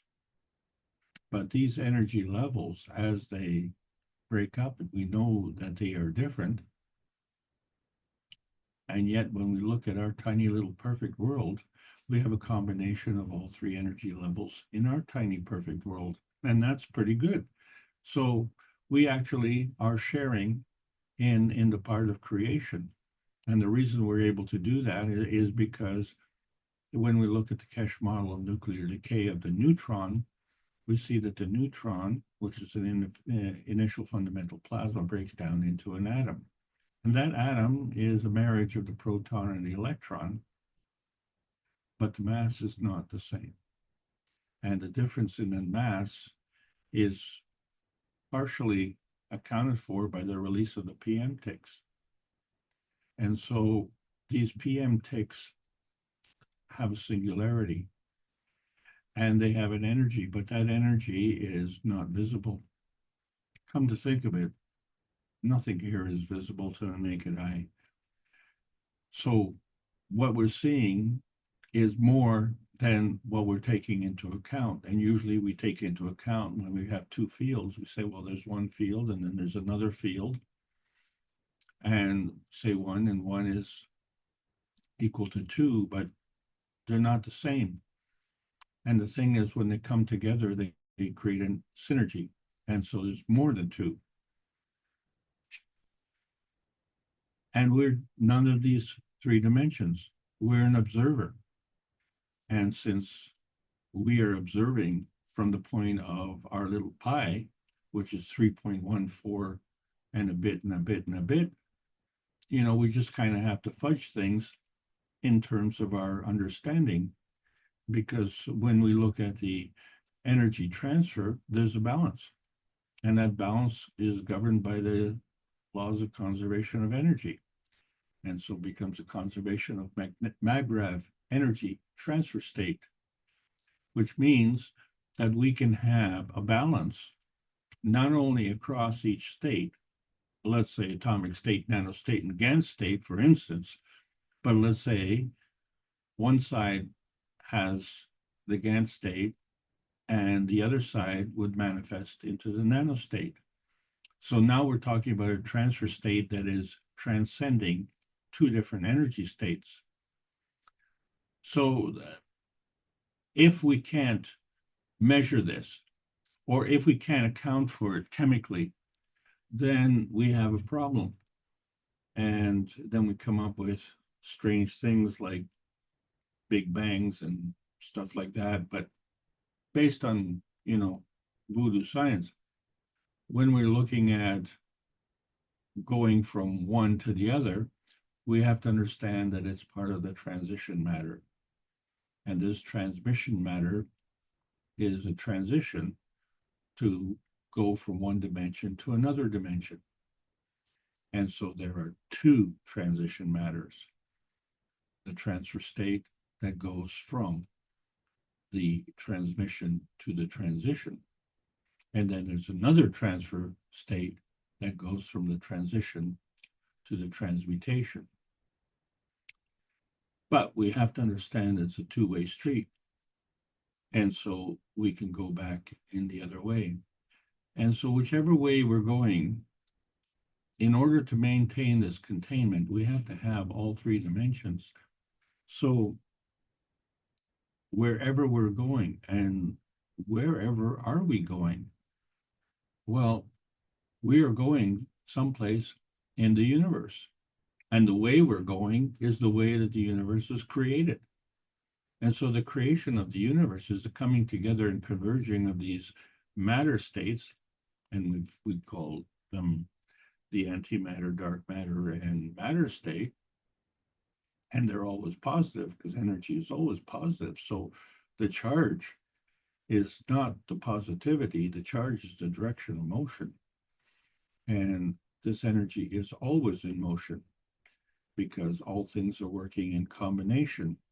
And if that energy were suddenly to stop and not be in motion, then either you would drop down in an energy state because the energy for that motion would drop down, and you would basically freeze in position. That's one option, which would make you exist. Or you could disappear, at which point you wouldn't exist. And so there's this range, and it's extreme. And when we bring these extreme ranges together, and if we only bring them together within our tiny perfect world, we find that we can create a conflict point, not understanding that this is a binding zone. And the reason it's a binding zone is because it follows the plasma rule, where the higher strength feeds the weaker strength. And so we don't like that rule as a rule. We like to have a point of conflict. Some people really enjoy it, but there are many of us who would prefer conflict resolution. And so this point of conflict only becomes a point of containment. And it's an important point because it's an energy binding point. And this binding point is a self-serving point. But we have grown accustomed to doing it at the expense of others. And I keep bringing this point up because it's a flaw in our society. We are getting this energy binding that we need for our self-serving purpose from the universe. Why do we need to steal it from others who likewise are also depending on this energy binding coming from the universe for self-serving purpose. And, you know, our society has really changed. And I don't want to talk about the ugly side of our society, but some of you may remember the music of decades ago, where we didn't have so-called knowledge seekers as we have today. We really had knowledge searchers. And the searchers wrote songs like Love Potion Number 9. And why is that? It was something that everybody wanted. It was something that was missing. This is the result of the emotion that was manifest through 2 world wars. And we were tired of it. And we're still tired of it, because we are made up of GANs. We are made of bags of GANs. And that GANs is in a field. And when you look in the middle of the field, you see there's a hole in our GANs. And we wonder, is there a hole in our soul? Or is there a soul in the hole?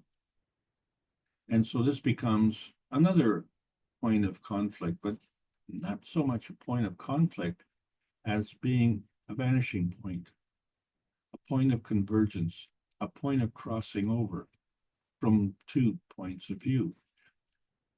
And so we have these relationship ratios between the scientific community and the spiritual community.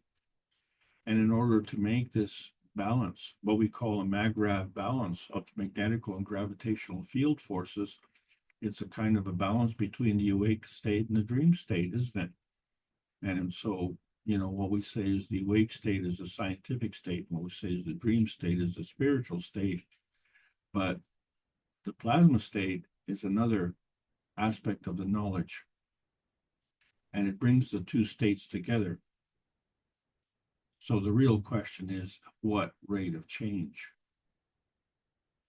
And so when we talk about bringing states together, and we talk about the cups of life, this is what we have to understand, that we created a gradient change.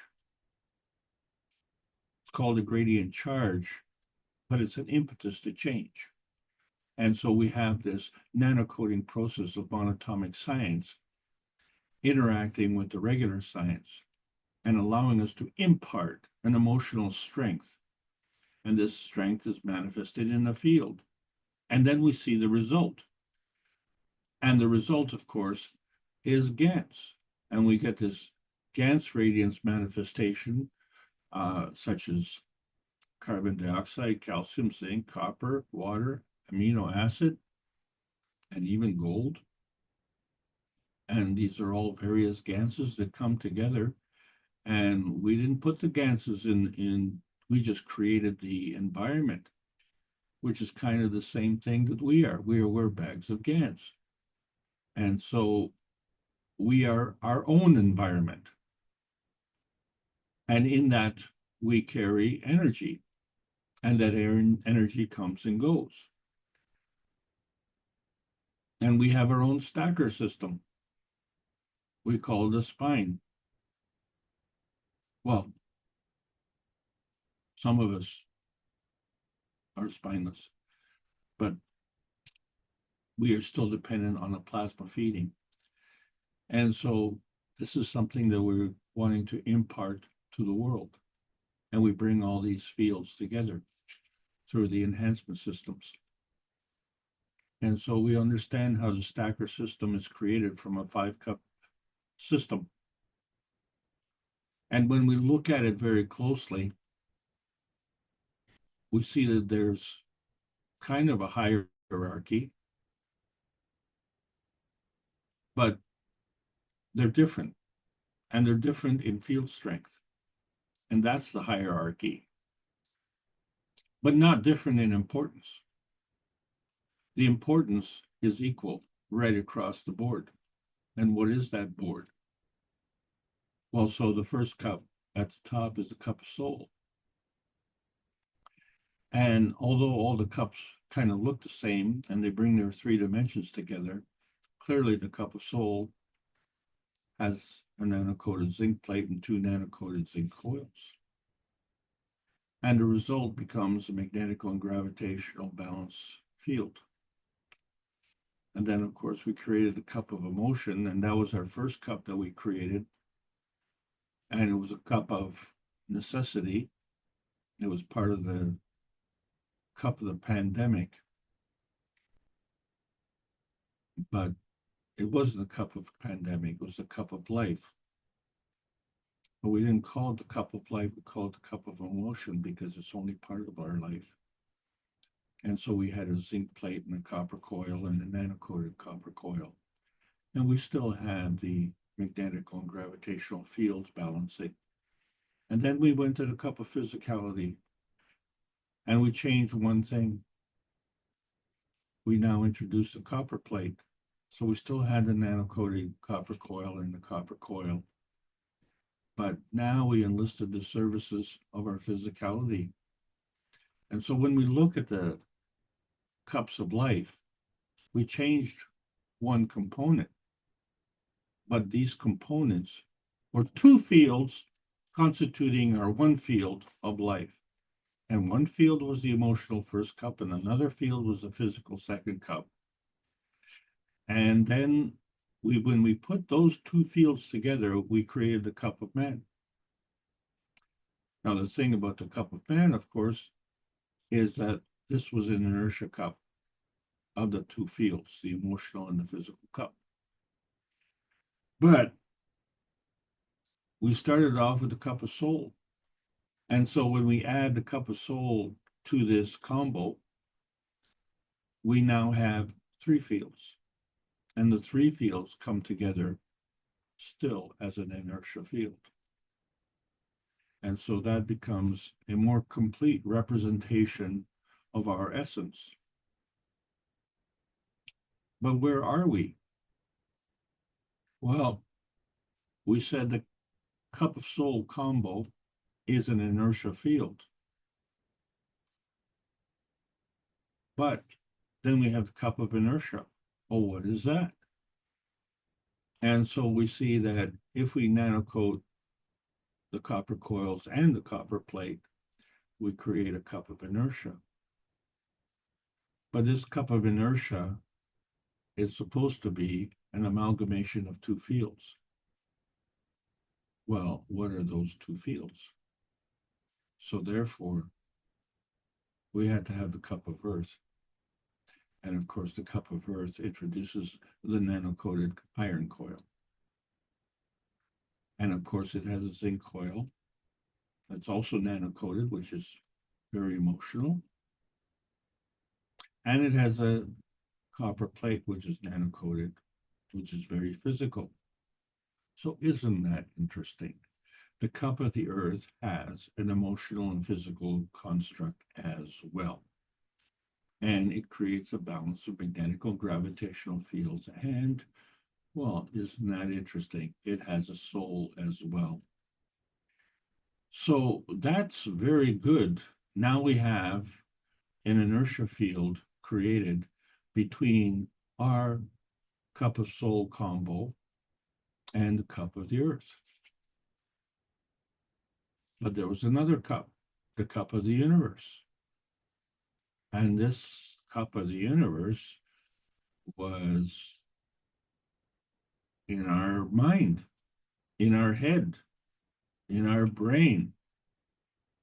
And one cup of the universe created from two parts of the brain. So really, the cup of the universe, as we were taught, is an inertia field of the left and right side of the brain. And so we see that we were able to create the zinc GANs, which is part of the emotional construct, the copper GANs, which is part of our physical construct, And then, of course, the carbogen, which is part of our amino acid construct, which is not only the construct of our physicality, but at the same time, it produces water. And of course, the key component of water is oxygen. And that becomes a very key component in all the ganses. So the oxygen being highly gravitational and the hydrogen being highly magnetical, we are able to create the ganses of the Earth. And each of these ganses has the same characteristic. So we find that the ganses are actually one field created from two fields. So the cups of life, or call them the cups of the ganses, are all the cups of inertia. And these cups of inertia are based on Earth. But they're not all blended together. They're not all messed up. They're all in specific places. They can all be isolated. And when you isolate something, then you have to be very prejudicial in your selection. And so there was a determination that we could see by the number of protons. And that's how we organized our Earth space range details. But the thing about these ranges is that it doesn't account for where they came from. It only accounts for how they came together. In other words, they converged with the combination of the principal transition and convergence matter into a plasmagen, which at that point created a field. And then, of course, the Earth did the same thing. And then we have the field of the Earth and the field of ourselves and the field of the elements. And through field interaction, which we call inertia, the amalgamation of all of these fields creates an inertia field.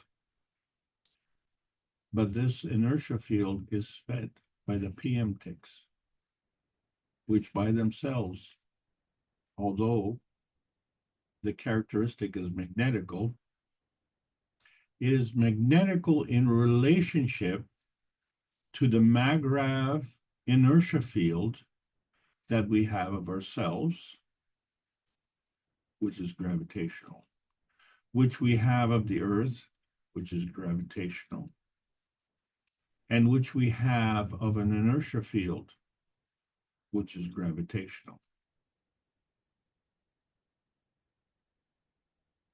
And so if these PM ticks are magnetical,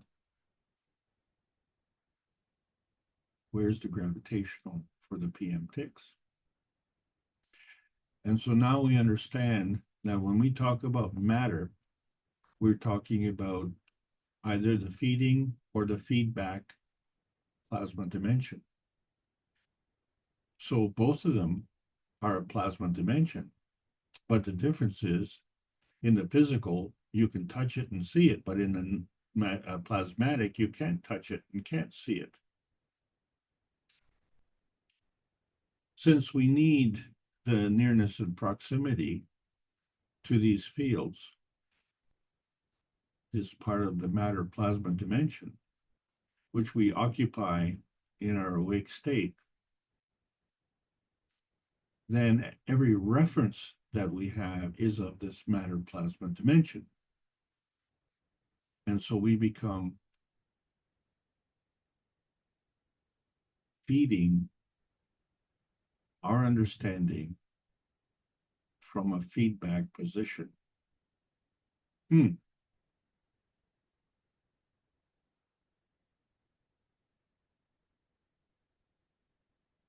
So our feedback position is really nothing more than a regurgitation, which means that when we look at our matter state and how we're linked up with everything, and we say, well, with our knowledge, we can affirm our life. But if we're only looking at our matter state existence, and it's only looking at our tiny little perfect world, our little tiny piece of the pie, which really doesn't even add up because we always have to fudge things. So we're kind of denying life because it's not complete. It's like being satisfied with a finger when you know that you have a whole body. So it's not being greedy that you need your whole body. This is the affirmation of life. You do need your whole body because that's what you came with. So when we look at the color wheel and we see the various colors, we find that these colors come together on our computer screens and our TV screens, coming from the emission from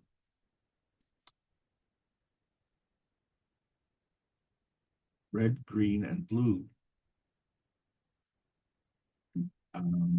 light gun, if you will. And so all these colors come together, and they're brilliant colors. But we ran into a problem because I'm not really sure how we got white.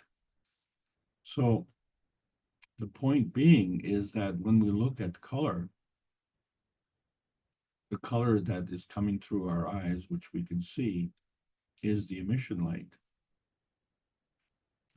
And the color that we see in our physicality is the manifestation light.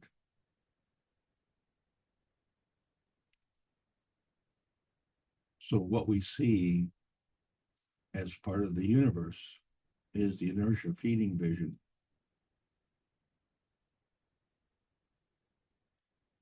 And our soul is positioned at that crossroad. That crossroad is a crossover point, and it's the point of vanishing, because all the light coming together disappears and manifests itself in a physical reality. And this is the difference between our plasmatic reality and our physical reality, and it becomes a point of competition. And so we have a manifestation of a brain. And that brain is somehow interpreting all of this light that's coming in. Is the light only coming through the eyes? Or is it coming through a super granular layer that encapsulates our brain? And this layer is only 3 cells thick. And it has the ability to interpret the light coming from the universe and the light manifesting on this planet as an inertia field. And this super granular layer is not visible. And another thing that's not visible to most of us, of course, is the aura. Because the aura is a representation of the soul of physicality. And so when we look at the color wheel, we see that our emotions are encapsulated, but our emotions run a gamut of different emotions. And so these could be overlapping fields. So the couple of questions come up. If we can't see them, do they exist? Well, people who are clairvoyant can actually see them. So there is a skill set within the eyes that makes it capable to see them. And when you see them, of course, if we're talking physicality, then there has to be a color. And so the question then is, are we the same color all around? kind of like our skin color, you know. We have different skin colors. And generally speaking, it's the same color all around. Is our aura the same way?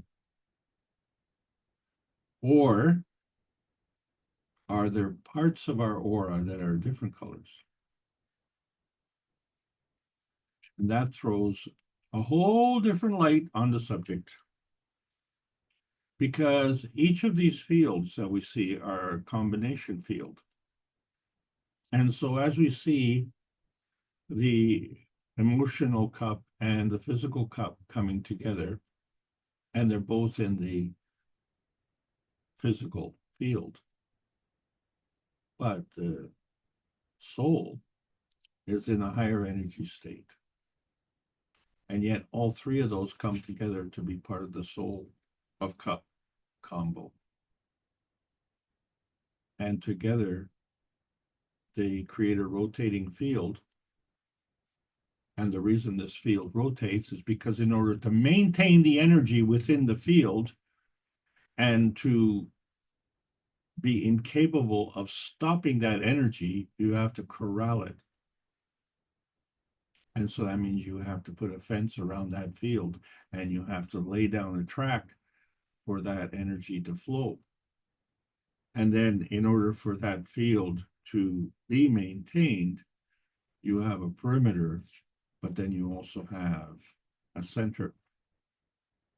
And then you have a balance between what's inside the field and the perimeter of the field.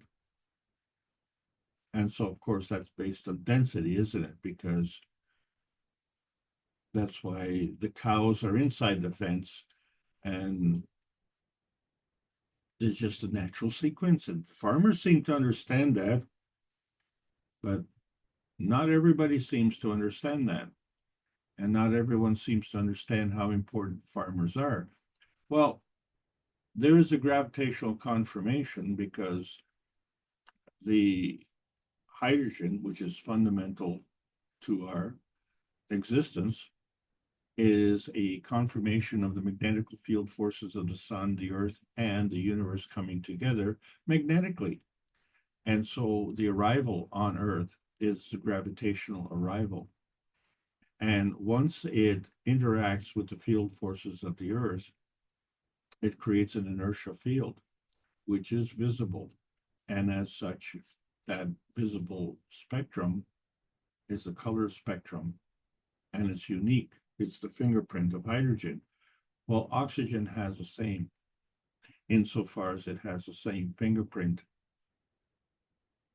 but it's different from hydrogen. It's a unique fingerprint, and it too is a gravitational confirmation. And so these two have to come together, and they produce the water, and that's why we are the water planet. But when we see light passing from the air into the water, we see a refraction, what we call a change in direction. And the change in direction is caused by the wave of the light passing from one medium to another, causing a change in the speed of the wave. So, for example, waves travel faster in deep water than in shallow water, which accounts for the curvature. But the light is constant. What changes is the wavelength to frequency ratio. And it is this change which allows the variability of the colors. So not only do we have the specific colors going from the infrared to the ultraviolet, but we also have a combination of colors. And so getting back to the RGB light that is emitted, we can see that when all the colors intermingle uniformly, that we actually get a white color. Well, that's not what we got when we blended all the paint together. And so we understand that this white color comes from the emission and the dark color comes from the absorption. And so we have to understand our point of view. And so it's the same thing like when we talk about a white collar. And we used to talk about the dirty ring around the collar. So, when it's time to wash the laundry, isn't it? And we really have to pay attention because it was really hard to get that ring around the collar clean. So one of the ways, of course, is to change the color. Well, even though we kept the white color, we created a green tie. Green is the midpoint between the black and the white. It's the midpoint between the blue and the red as well. Well, we could change the color. Now we have a blue color. Okay. So what is the blue color? If the white color is the amalgamation of all the light, what is the blue color? And so we find it's the same with our blue jeans, because that color is a reflection. It's an emission field. But that emission field is not blue. The blue jeans reflect blue. So they're every color except blue. And they're not green jeans either. So if we have a green collar, what color is that? Well, like the blue jeans, they're not green jeans either. The color is a reflection. And so that reflection is what is not absorbed. So every color other than green is absorbed. And so what is absorbed becomes emitted. And so when we look at the vertical people and we see that the most common color of the vertical people is green, it means that they're not green. They're every color except green.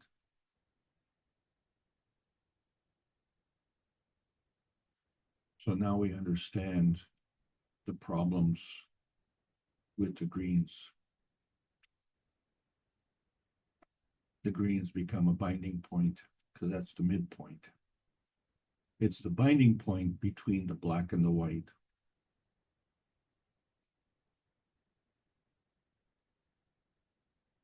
So, what is the intention? Well, it's not the crossover point, because the crossover point is the vanishing point.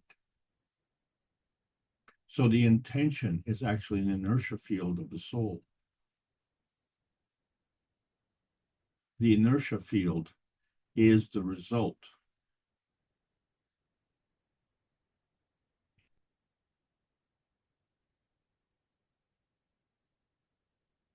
That's one inertia field. How do we manifest that inertia field into our physicality? So we have to understand what it means to have an agenda, because an agenda is based on intention. So what we hope is to have an objective conclusion of our intention. But the inertia field is a manifestation that is based on intention. And so that objective conclusion is now a subjective conclusion. So you have two opposite views. And when they come together, they cancel themselves. And that's why that crossover point is the vanishing point. So a lot of people like to go to a masquerade party? Well, humanity likes to masquerade in life as well. And it's not a party. So in Murtaugh's general practice, he identifies 7 masquerades. And they're identified as diagnoses that are commonly missed. And they include things like, oh yeah, depression, diabetes, drugs, anema, thyroid disorders, spinal dysfunction, and a urinary tract infection, for instance. And so we end up with this altered reality where we look at something and we bait and switch. Some people are very proud to have mastered this technique, but it creates a modified conclusion because it fabricates an altered inertia.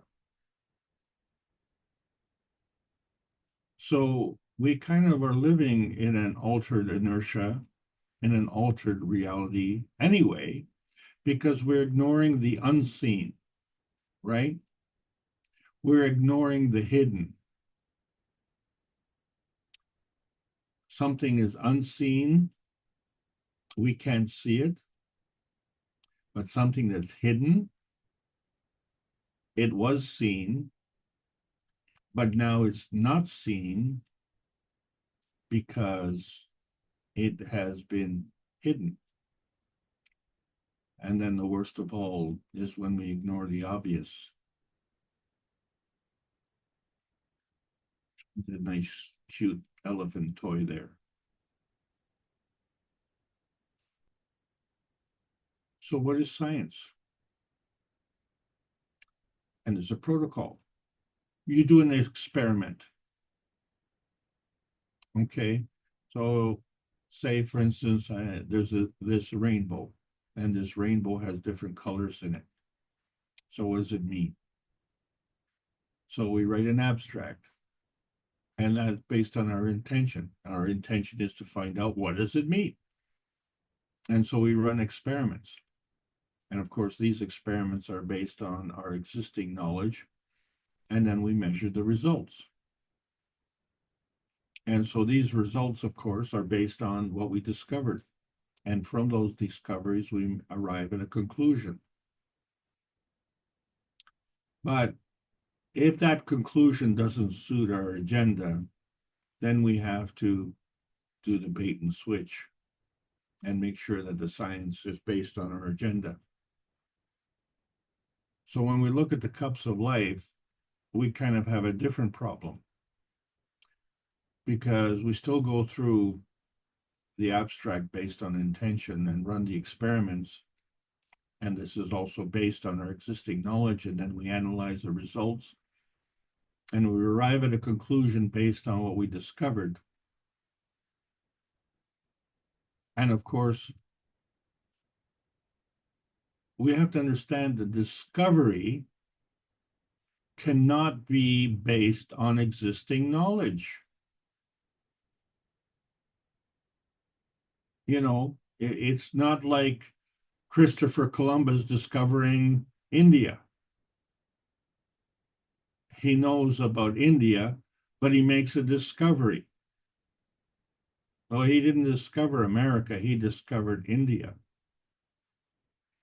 So if you want to bait and switch your knowledge for discovery, then that's the conclusion you arrive at.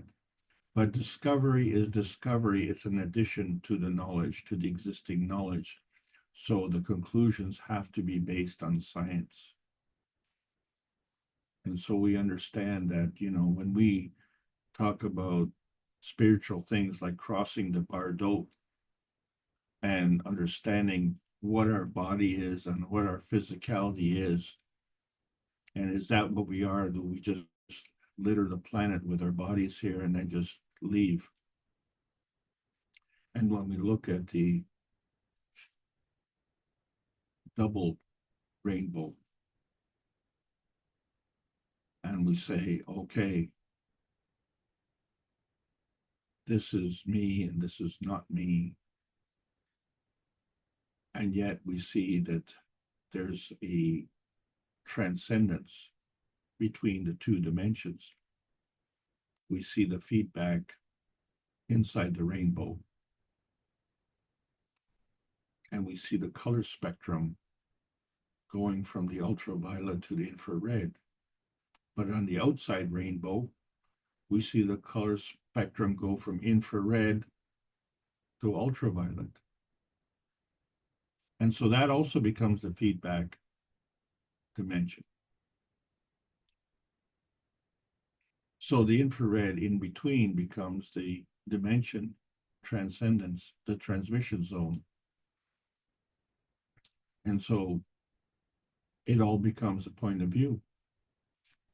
And that point of view is the difference between whether we are seeing a rainbow, which is the emission of light coming to the planet and interacting in an inertia field, or it's a reflection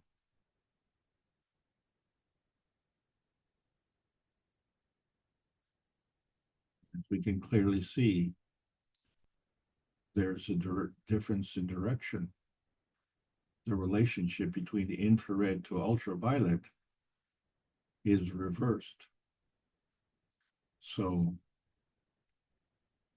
dear scientists, what is your conclusion? Or are you just seeing things? So is it an affirmation of life or is it a denial of life? So are you seeing the real picture or are you seeing a hologram? Is that what life is? It's just an illusion, right? And so when you're looking at these double rainbows, make sure you know what you're looking at. And you can see the difference in the color, can't you, in between the rainbow. It's much darker than it is on both sides of the rainbow. So that convergence field becomes the matter plasma dimension. So that conversion field is a bringing together of two fields, the outside of the rainbow and the inside of the rainbow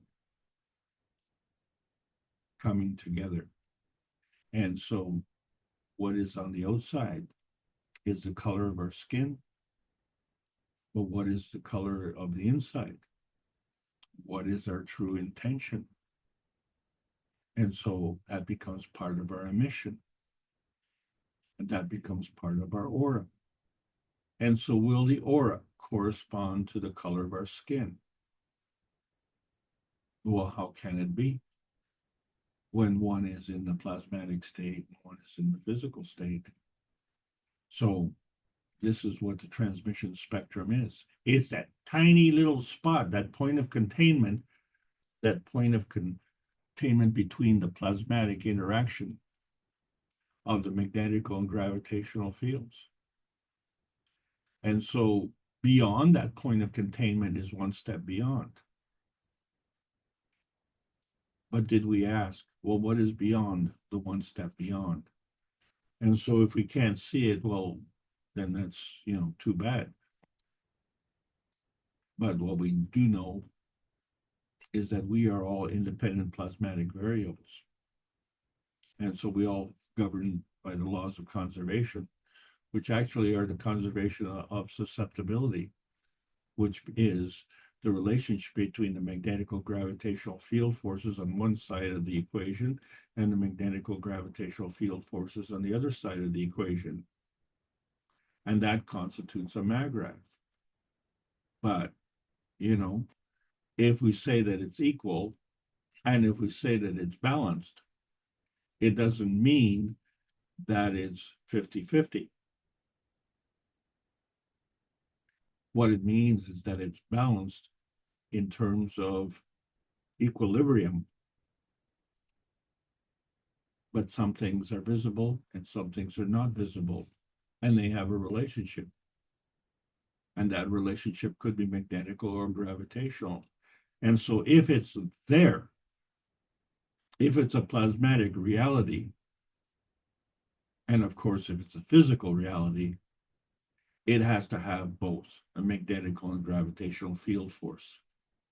So when we look at the transmutation ratio quadrants, and we say, okay, well, the left side, which is acidic, and the right side, which is alkaline, and the upside, which is plasmatic, and the downside, which is physical.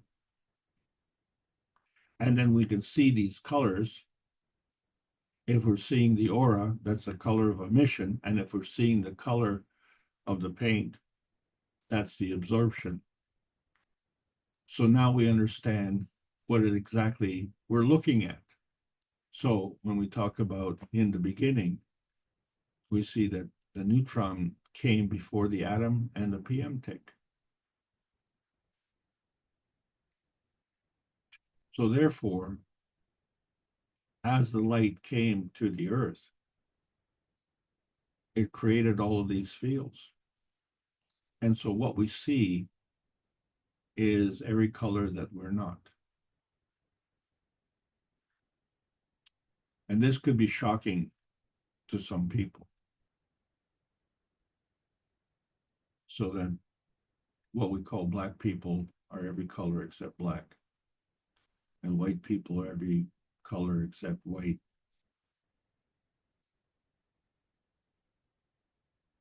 But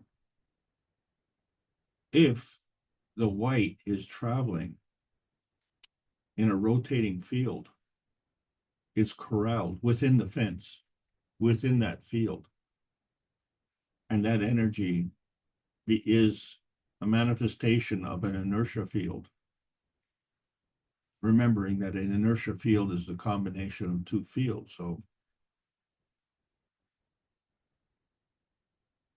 what if that light has to take a different path, a convoluted path? So that light is still magnetical.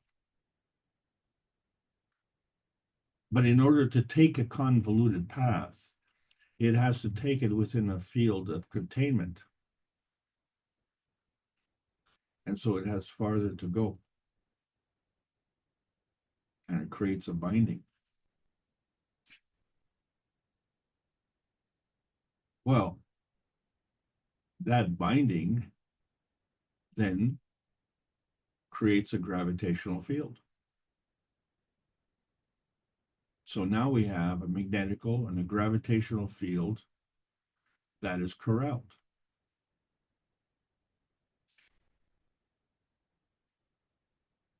Now that area starts to be a little bit painful. And because it's now gravitational, and because it drew the energy to create this field, which we know is an inertia field, starts to create a throbbing pain.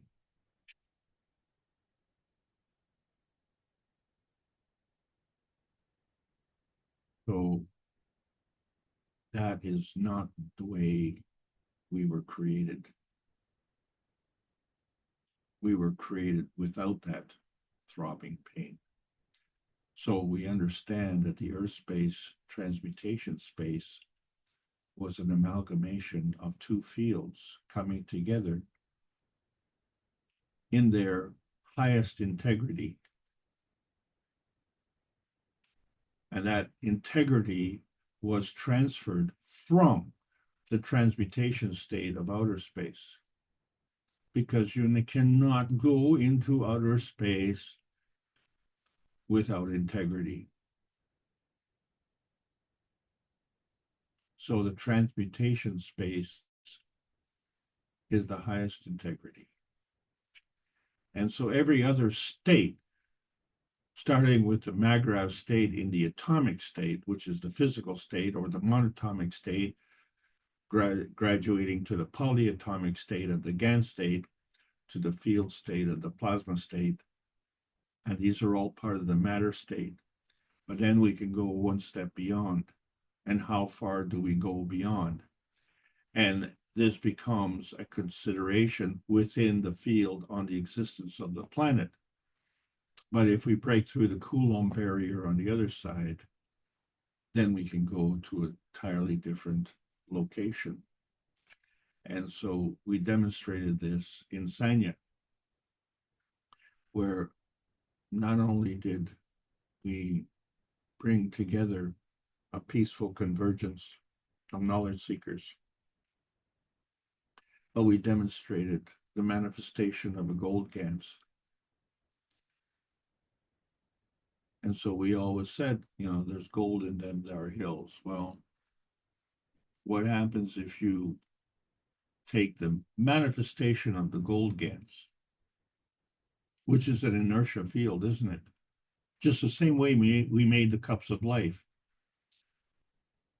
So the GANs and the cups of life is an inertia field from what we did the construct. And so here we have the gold GANs, and that is a plasmatic inertia field. And then we created the gold itself, which is another inertia field. But this is an inertia field in the physical state. And you can see that there's a difference in the color.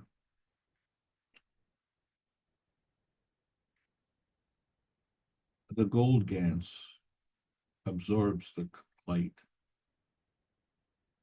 The gold itself reflects the light. So we have choices. We can make our paths based on the path link and susceptibility. And so to understand that what we emit is our focal point of attention. And so through that focal point of attention, we then become an inertia field of retention. And it is that inertia field that becomes part of our emission. So our emission is everything that we are.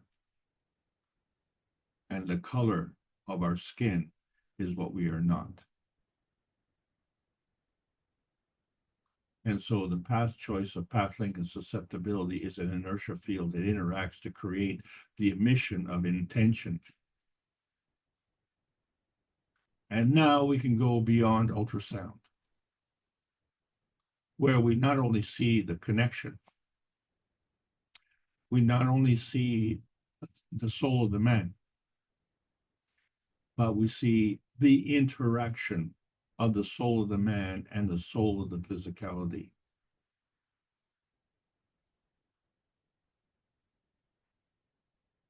And isn't it interesting that we can see a fingerprint of the gravitational conformation of the emission spectrum? So now we understand that we have an antenna that is corresponding between whatever message is being feeding us and whatever message we are feeding back. And so we can tune this so that we can transcend where we have the selection of one force, which is magnetical and is balanced by the force selection of another gravitational force, right? So that results in the Magrav manifestation. So the emission of intention follows a standard folding deviation that leaves no room for war. The only way that we can do this is by cleaving this standard folding deviation. And that violates the universal laws. So the transmutation manifests in balance with the peace stone. And now we understand between the plasma perception balance, where we talk about knowing and wisdom, how it can give you a deeper insight and the experience. Well, of course, that's going to change your perspective, isn't it? So it allows us to reflect on life.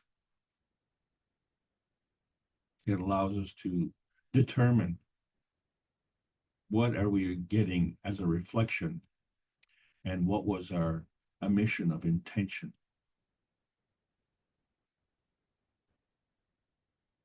And is it art? Is it organization? Or is it cooperation? Or is it just a hodgepodge? A discord, a betrayal? Yeah, we have choices. And so we have acidic and alkaline conditions, but we have to understand that the speed of rotation affects the transmutation transition. Regardless if it's in the physical state or the plasmatic state, because these are all overlapping fields and they follow the rules of the conservation of energy. And so we see the blue planet, right? So the speed of rotation transmutes in the micro and the macro. Why do they call us the blue planet?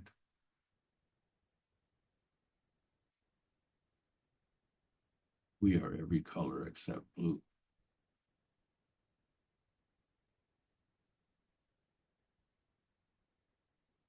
That's what we reflect.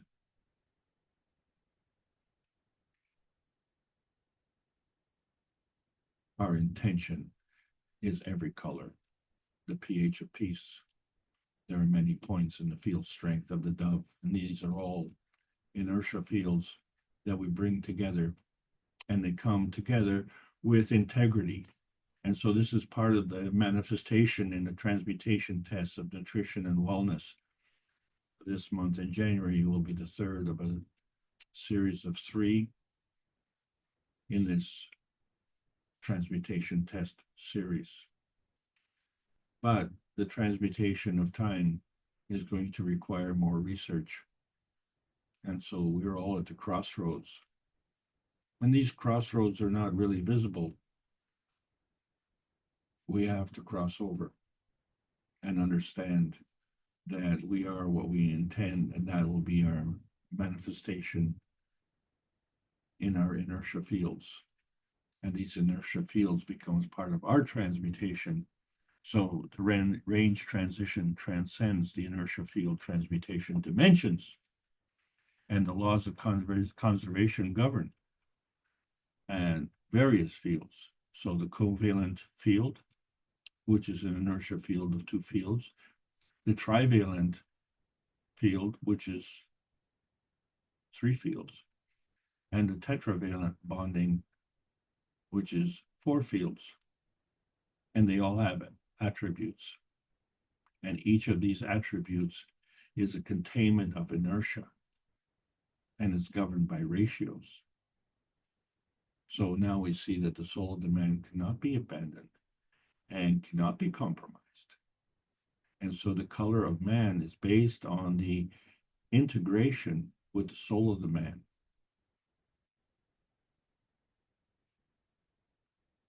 So the color of the man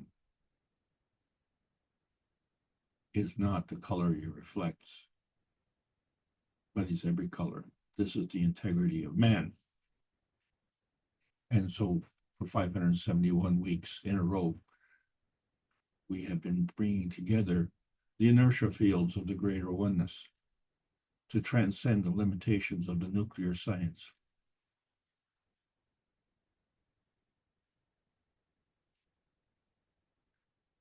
This is the Keshe Foundation Spaceship Institute teachings on plasma science. And so we're still welcoming all the beautiful knowledge seekers, and there's more and more coming every day, eager to learn about the new solution and the new selection process of the new plasma science. It's not really new. It's new to us. And there's a world peace treaty.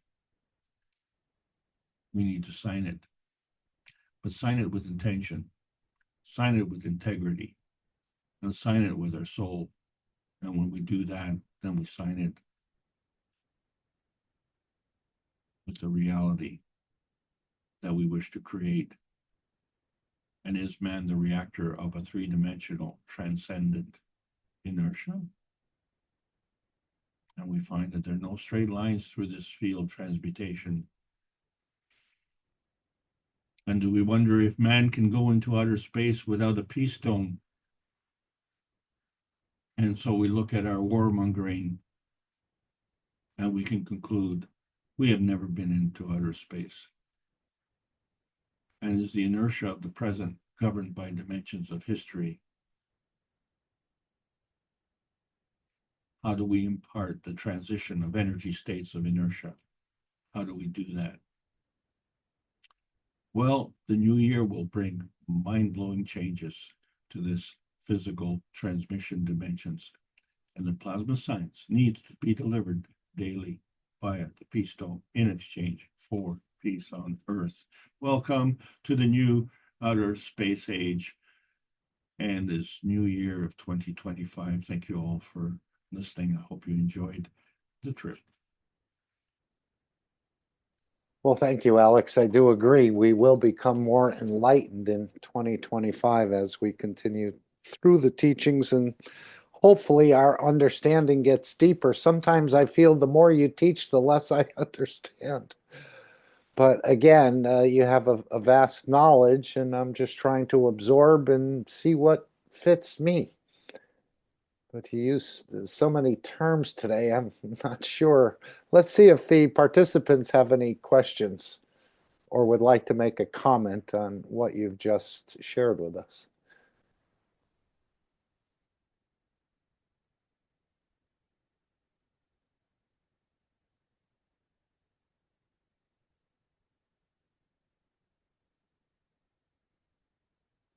Well, it's getting late in the day. It is.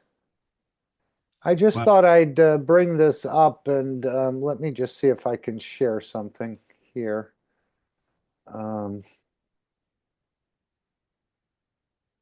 There on the transcription.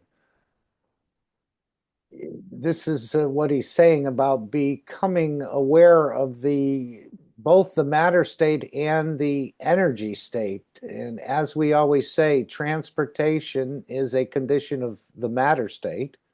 Transmutation is a condition of the energy state, and both are right. And man has to decide to understand both knowledge, energy, and matter state. And here's the sentence. This is one of the biggest problems of today for man who cannot understand the science of plasma, because they cannot distinguish between the matter state, which is the same fields, but in the point of observation, and the energy state are the same. Is there anything, is this sort of dovetail into what you were trying to share, at least an aspect of it? Well, yes, of course, Mark, because every time we look at a field, and if it exists, which of course it has to, if we're looking at a field and we're seeing a field, then that field is a manifestation which we call inertia. Every field. If it doesn't have a magnetical gravitational balance, in other words, it's either going to be growing or decaying, then eventually it's going to come to its endpoint. And that endpoint will be one of two endpoints. Number one, if it's decaying, eventually it'll decay to nothing. But if it's growing, it'll grow to the point where the tensity of the magnetical field will be stretched to the point of breaking. And then either, like a neutron, it'll break into an electron proton, or it will bypass the electron proton stage and go directly to the PM tick, at which point it will be gone. It will cease to exist. So the answer really is, whether it's a creation or whether it's a decay, eventually it gets to nothing. But that's not what energy is. That's not what the universe is. In the universe, nothing is nothing. Something is always something, as opposed to being something else. The question is, what is it? And if you don't want to look at it, then you won't see it. And that's our problem. And we need to overcome this problem and understand that there are forces that are unseen, but sometimes these unseen forces are actually just hidden. So not all the forces are hidden. The forces that we can see may be hidden, but the forces that are unseen are always unseen, and they're not hidden. They are just in a plasmatic inertia field that has not arrived into a physical inertia field, which means what we're seeing in our physical inertia field is all the forces that are seen. But the question then comes is, if we were to transmute into an energy state that is higher and comparable to those unseen forces, would we then see them?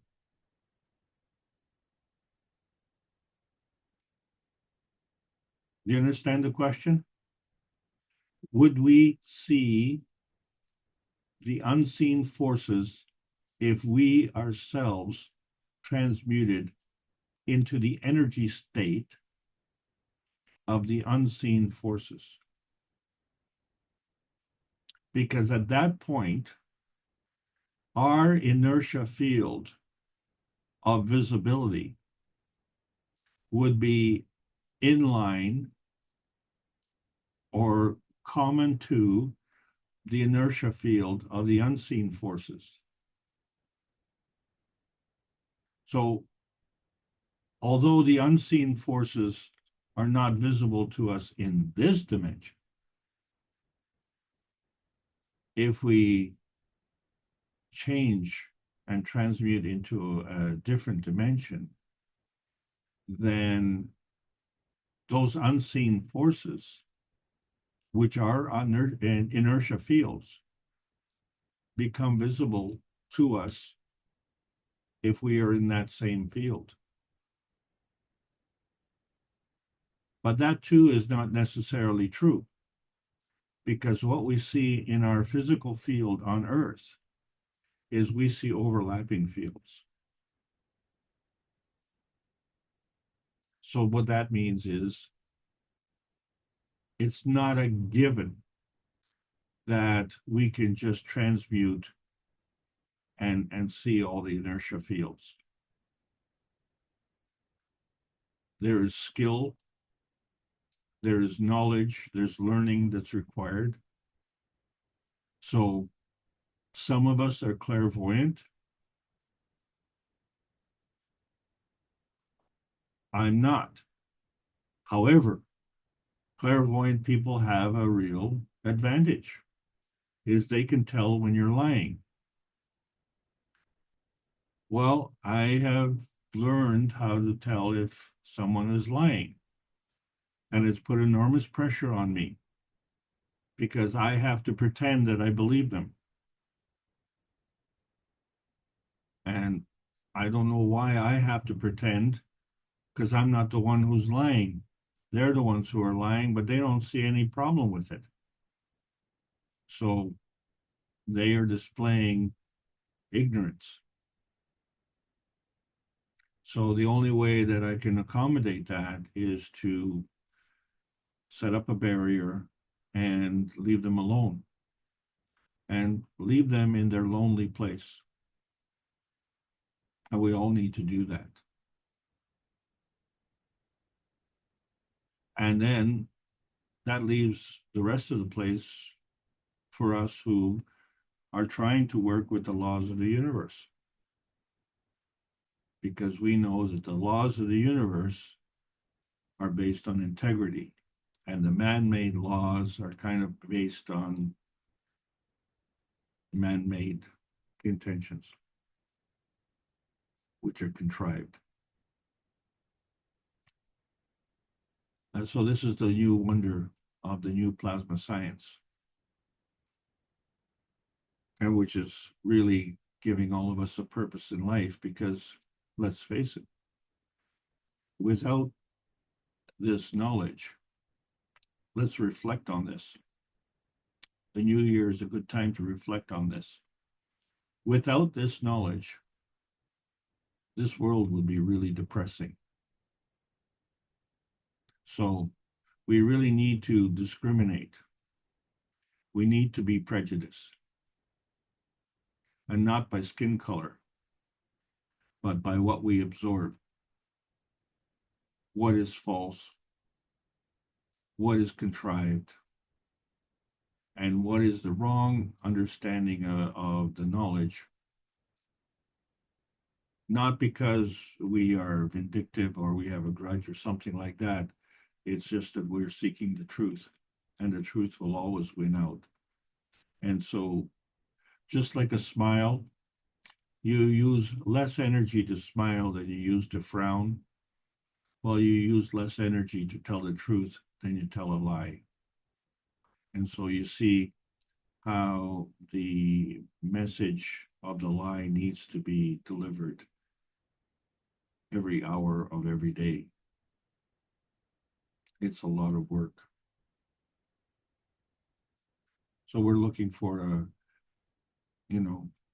much more relaxing time. But, we need to assume our responsibility, because we know the difference and we need to be able to teach that. So each of us as a knowledge seeker also becomes a knowledge teacher in our own way. And that's what's important. What is our contribution? Because without that contribution, which is magnetical, we cannot receive, which is gravitational. And balancing the magnetical and gravitational is fundamental to our existence, because that is our inertia field. Back to you, Mark. Okay, if you'd like to take the screen back, Alex, and let's see No, if carry on. I want to thank everybody for allowing me to present. It's getting late in the day, and it was a wonderful session. It's really nice to hear other voices. That's what we need. Definitely, yes. And it's truly wonderful. We can all contribute, and we've seen how after, well, we started. When do we start? 4 years ago, and that's nothing compared to what Rick Crammond has done and what Mr. Keshe has done, right? So, and the conventional inertia means that an energy and a force will continue until it's met by an equal and opposite energy force. That's the conventional knowledge of inertia. And for me, it's been 34 years that inertia has been flowing. And now we have a new meaning of the word inertia, the combination of fields coming together. And as we all come together, that inertia field is going to get stronger. Thank you very much. Okay, anyone else? Randy says today's teaching is a lot to absorb. Oh, Randy. So if we were, go ahead. You know more than you know.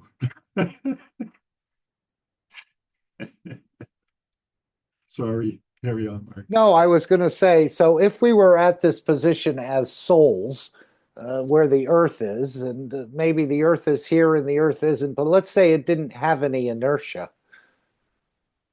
Could we see each other, or because there's no other field to interact with, we would appear invisible to each other without that inertia to see in the matter state, the manifestation? We might be able to feel it in the energy state, but without inertia, there's no, apparently to me at this point, there is no physical manifestation. As we see the energy coming from the sun, we don't see it until it interacts with the fields of this planet, and then we see the light. So if we were souls in this position and there wasn't any inertia on this planet, would we be able to see each other? I'm sure we can sense each other, feel each other, and the energy, but there would be no physicality to be able to manifest. Okay. Just a thought. No, you've answered the question that I put forward. The thing is, you're differentiating between manifestation, inertia, and seeing. And so the seeing is one of the senses. So all of the senses work as a, shall we say, as an inertia field. Okay, let's find a good word for it. An inertia field manifestation. So if you touch something, that is an acknowledgement of an inertia field manifestation. If you see something, it's the same. If you have a glass of water and you drink it, that is an inertia manifestation of the water. So if energy is flowing and you can't see it,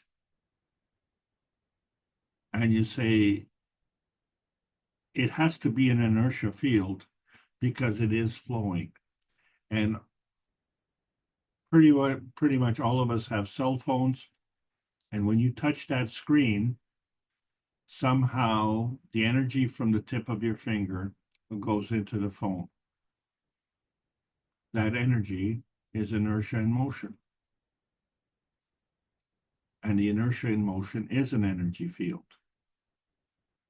So it's not an exclusion of saying inertia in physicality or an inertia in plasma state or as an energy state. It's like saying car.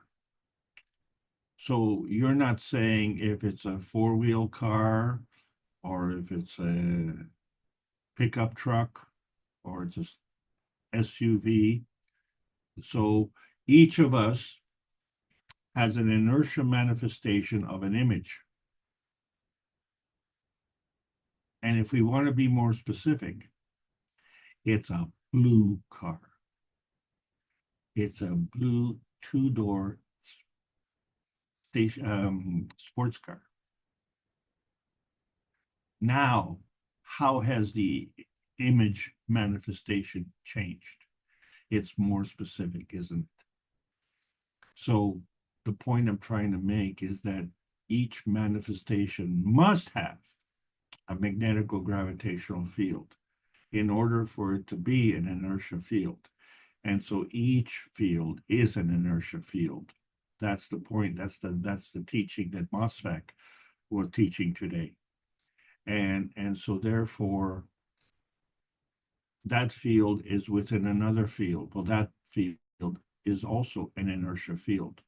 Now, if you, as an inertia field, want to recognize that inertia field through one of your sensory organs, which is touch, taste, feel, smell, right? Or vision, or with the ears to hear, right? And then you find, things change because of your interaction. And you know that is true. You know that is true because you have a favorite song. And if I say you have a favorite song, that favorite song is an inertia field, and each of us has in our mental construct a song which is classified as a favorite song.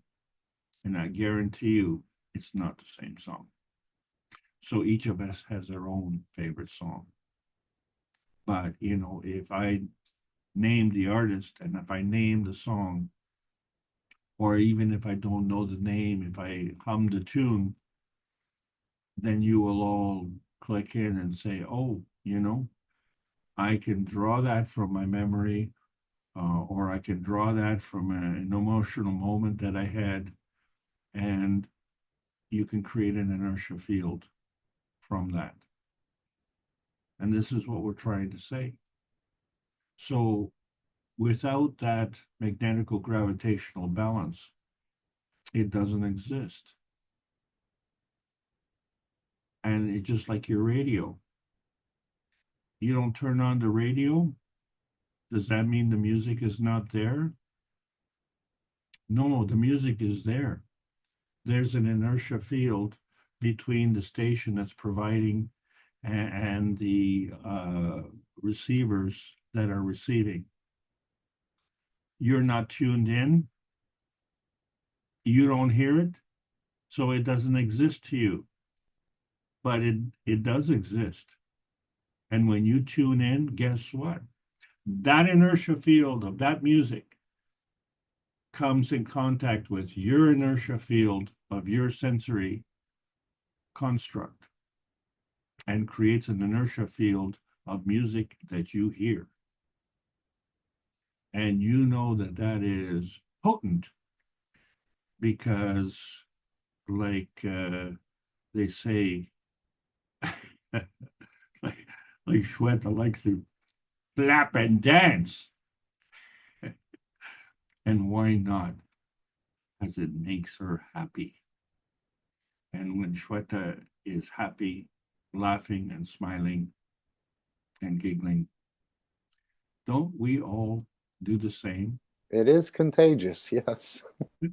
And that contagion is an inertia field. So that was an excellent example that you brought up, Mark, and thank you very much. And I'll let you finish off the program here. All right. Any others with points or comments you'd like to make? I thought I will play the clip from the 360th Knowledge Seekers Workshop about Mitra's birthday for a couple minutes. And then Mr. Keshe not concludes, but at a certain point, he says the whole idea of understanding the work of the soul is to be humble. And then he takes a very long pause, and then he continues on. So I'd like you to hear the couple minutes leading up to where he says the whole purpose of this is to be humble. Because as we know, we haven't gotten the full knowledge, and I think by being humble, you'll be able to absorb more and more as you continue. Once you think you've gotten it all, I think the journey ends in a way. Any others who would like to make a comment, ask a question, make a point, take an exception? No problem. I just wish everybody a peaceful and prosperous and wonderful new year, a beautiful new year, 2025. Thank you all for being here. Fo is saying maybe it is better that I do not come in anymore. No, I don't think that at all, Fo. So please feel free to join us anytime and to add your knowledge in. As we know, nobody has a corner on, no soul has a corner on knowledge. Oh, absolutely. Please, you're welcome all the time. Right, right. No, and it's, as Alex said, just before you came back in, it's great to hear other voices interacting, because this is the process of creation, even if they disagree. This is another point of contention. If everybody agrees, nobody thinks. So thank you, Fo, for your presence, and you're adding to the knowledge as I see it. Okay, I'm just looking for this clip to play. And again, listen for this is where I'm going to stop it, where he says the whole work and understanding of the soul is to be humble. But we'll start about 2 minutes before that. Then I'll play the final disclaimer and the meeting will end. Anyone else have a comment, a thought, a question, or something you wanted to share? Mark, this is right at the beginning when we started. What's that? We started in October of 2020. Okay, I haven't been keeping track, really. Wow. Yeah, no, I think there's a lot of things that are going to be opened up. And as you said, Alex, in a way, I think we know more than we give ourselves credit for, but yet we just haven't gotten a huge confirmation of all of this. It's a process, and we're all going through it, and we're all maturing into this at different strengths and different speeds. So no problem. Thank you, Mosfek. Thank you, Fo, Ike, and everyone else who's asked a question, contributed, or just been here. Just your presence in on the soul level or here in the matter state is important. Okay, let's make sure we're sharing properly. We're just going to play a couple minutes here, then the final disclaimer, and the meeting will come to an end. Thank you all. Have an amazing 2025.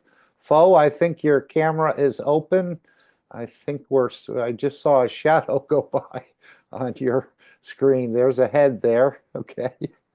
Just to let you know, your camera is active. Okay. Hopefully you're fully clad.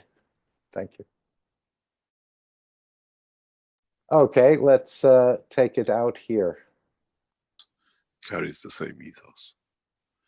Now, again, this is all 8,000 years of history. I name this a history lesson and much more. But again, the introduction of this soul or this energy center, which we replicated as a fire, again, the room of fire and so on. So it's been 8,000 years that man has gotten to this point, and I think still yet most of us on this planet have not understood the soul, its position, its work, and the rest of it. But let's hear Mr. Keshe. And how does it shine? And the way it shines in the whole cycle of its creation, from its birth to its completion. And in so many ways, mankind in a very short time will come to the completion of one cycle and the beginning of the other, where the soul of the man will elevate to understand the totality of the knowledge through what has been given as a gift to man and his soul at the point of inception. Not inception in the womb of the mother, but inception in the realm of the creator, in the unicos. Maybe some of the knowledge seekers find the key and find answer in the totality of what they've been asking and searching for thousands of years, in the path and the way to the creator through the work of the creation and the creator soul of the man. Maybe some of the knowledge seekers one day elevate their own soul to have access to the totality of the knowledge of the creator, to understanding the true meaning of the operation of the soul of man, to be humble.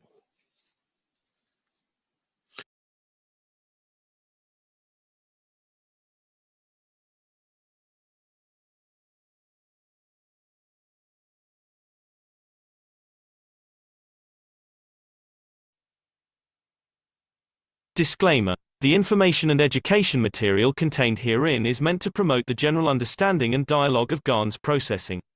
Such information is not meant or intended to serve as a substitute for a healthcare professional's clinical training, experience, or judgment.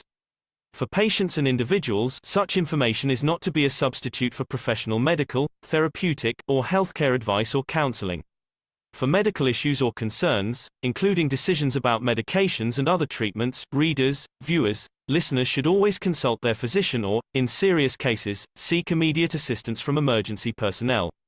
Prescription information, procedures, and use of medical devices information should be undertaken only by properly trained and certified medical personnel. We specifically disclaim any warranties, express or implied, including implied warranties of merchantability or fitness for a particular purpose.